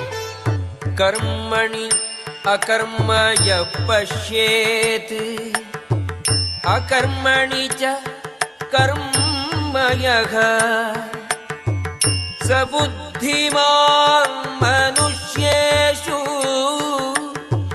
ಸ ಯುಕ್ತಃ ಕೃಷ್ಣ ಕರ್ಮ ಕೃತ್. ಕರ್ಮದಲ್ಲಿ ಅಕರ್ಮವನ್ನು, ಅಕರ್ಮದಲ್ಲಿ ಕರ್ಮವನ್ನು ಕಾಣುವವನು ಮನುಷ್ಯರಲ್ಲಿ ಬುದ್ಧಿವಂತನು. ಅವನು ಎಲ್ಲ ಬಗೆಯ ಕರ್ಮಗಳಲ್ಲಿ ತೊಡಗಿದ್ದರೂ ಆಧ್ಯಾತ್ಮಿಕ ಸ್ಥಿತಿಯಲ್ಲಿ ಇರುವವನು. ಯಸ್ಯ ಸರ್ವೇ ಸಮಾರಂಭಾಃ ಕಾಮ ಸಂಕಲ್ಪ ವರ್ಜಿತಾಃ ಜ್ಞಾನಾಗ್ನಿ ದಗ್ಧ ಕರ್ಮಾಣಂ ತಮಾಹುಃ ಪಂಡಿತಂ ಬುಧಾಃ. ಯಾವ ವ್ಯಕ್ತಿಯ ಪ್ರತಿಯೊಂದು ಕರ್ಮವೂ ಇಂದ್ರಿಯ ತೃಪ್ತಿಯ ಬಯಕೆಯಿಂದ ಮುಕ್ತವಾಗಿರುತ್ತದೆಯೋ ಅಂತಹವನು ಪೂರ್ಣ ಜ್ಞಾನದಲ್ಲಿ ಇರುವನು. ಋಷಿಗಳ ಪ್ರಕಾರ ಅಂತಹವನ ಕರ್ಮದ ಪ್ರತಿಕ್ರಿಯೆಗಳನ್ನು ಪೂರ್ಣ ಜ್ಞಾನದ ಅಗ್ನಿಯು ಸುಟ್ಟು ಹಾಕುತ್ತದೆ. ತ್ಯಕ್ತ್ವಾ ಕರ್ಮಫಲಾಸಂಗಂ ನಿತ್ಯ ತೃಪ್ತೋ ನಿರಾಶ್ರಯಃ ಕರ್ಮಣಿ ಅಭಿಪ್ರವೃತ್ತೋಪಿ ನೈವ ಕಿಂಚಿತ್ ಕರೋತಿ ಸದಾ. ತನ್ನ ಕಾರ್ಯಗಳ ಫಲಗಳ ಬಗ್ಗೆ ಇಂತಹ ಮನುಷ್ಯನು ಎಲ್ಲ ಮೋಹವನ್ನೂ ತ್ಯಜಿಸಿರುತ್ತಾನೆ. ಅವನು ಸದಾ ತೃಪ್ತನು ಮತ್ತು ಸ್ವತಂತ್ರನು. ಅವನು ಎಲ್ಲ ಬಗೆಯ ಕಾರ್ಯಗಳಲ್ಲಿ ನಿರತನಾಗಿದ್ದರೂ ಫಲಾಪೇಕ್ಷೆ ಇರುವ ಕರ್ಮವನ್ನು ಮಾಡುವುದಿಲ್ಲ. ನಿರಾಶೀಹಿ ಯತ ಚಿತ್ತಾತ್ಮಾ ತ್ಯಕ್ತ ಸರ್ವ ಪರಿಗ್ರಹಃ ಶಾರೀರಂ ಕೇವಲಂ ಕರ್ಮ ಕುರ್ವನ್ನಾಪ್ನೋತಿ ಕಿಲ್ಬಿಷಂ. ಹೀಗೆ ತಿಳುವಳಿಕೆಯುಳ್ಳ ಮನುಷ್ಯನು ಮನಸ್ಸು ಮತ್ತು ಬುದ್ಧಿಯನ್ನು ಸಂಪೂರ್ಣವಾಗಿ ನಿಯಂತ್ರಣದಲ್ಲಿಟ್ಟುಕೊಂಡು ಕರ್ಮ ಮಾಡುತ್ತಾನೆ. ತನಗೆ ಸೇರಿದ ಸ್ವತ್ತಿನ ವಿಷಯದಲ್ಲಿ ತಾನೇ ಒಡೆಯ ಎಂಬ ಭಾವವನ್ನು ಸಂಪೂರ್ಣವಾಗಿ ಬಿಟ್ಟು ಬಿಡುತ್ತಾನೆ ಮತ್ತು ಶರೀರ ರಕ್ಷಣೆಗೆ ಬೇಕಾದಷ್ಟು ಕರ್ಮವನ್ನು ಮಾತ್ರ ಮಾಡುತ್ತಾನೆ. ಹೀಗೆ ಕೆಲಸ ಮಾಡುವವನ ಮೇಲೆ ಪಾಪಪೂರಿತ ಪ್ರತಿಕ್ರಿಯೆಗಳು ಯಾವುದೇ ಪರಿಣಾಮವನ್ನು ಮಾಡುತ್ತವೆ.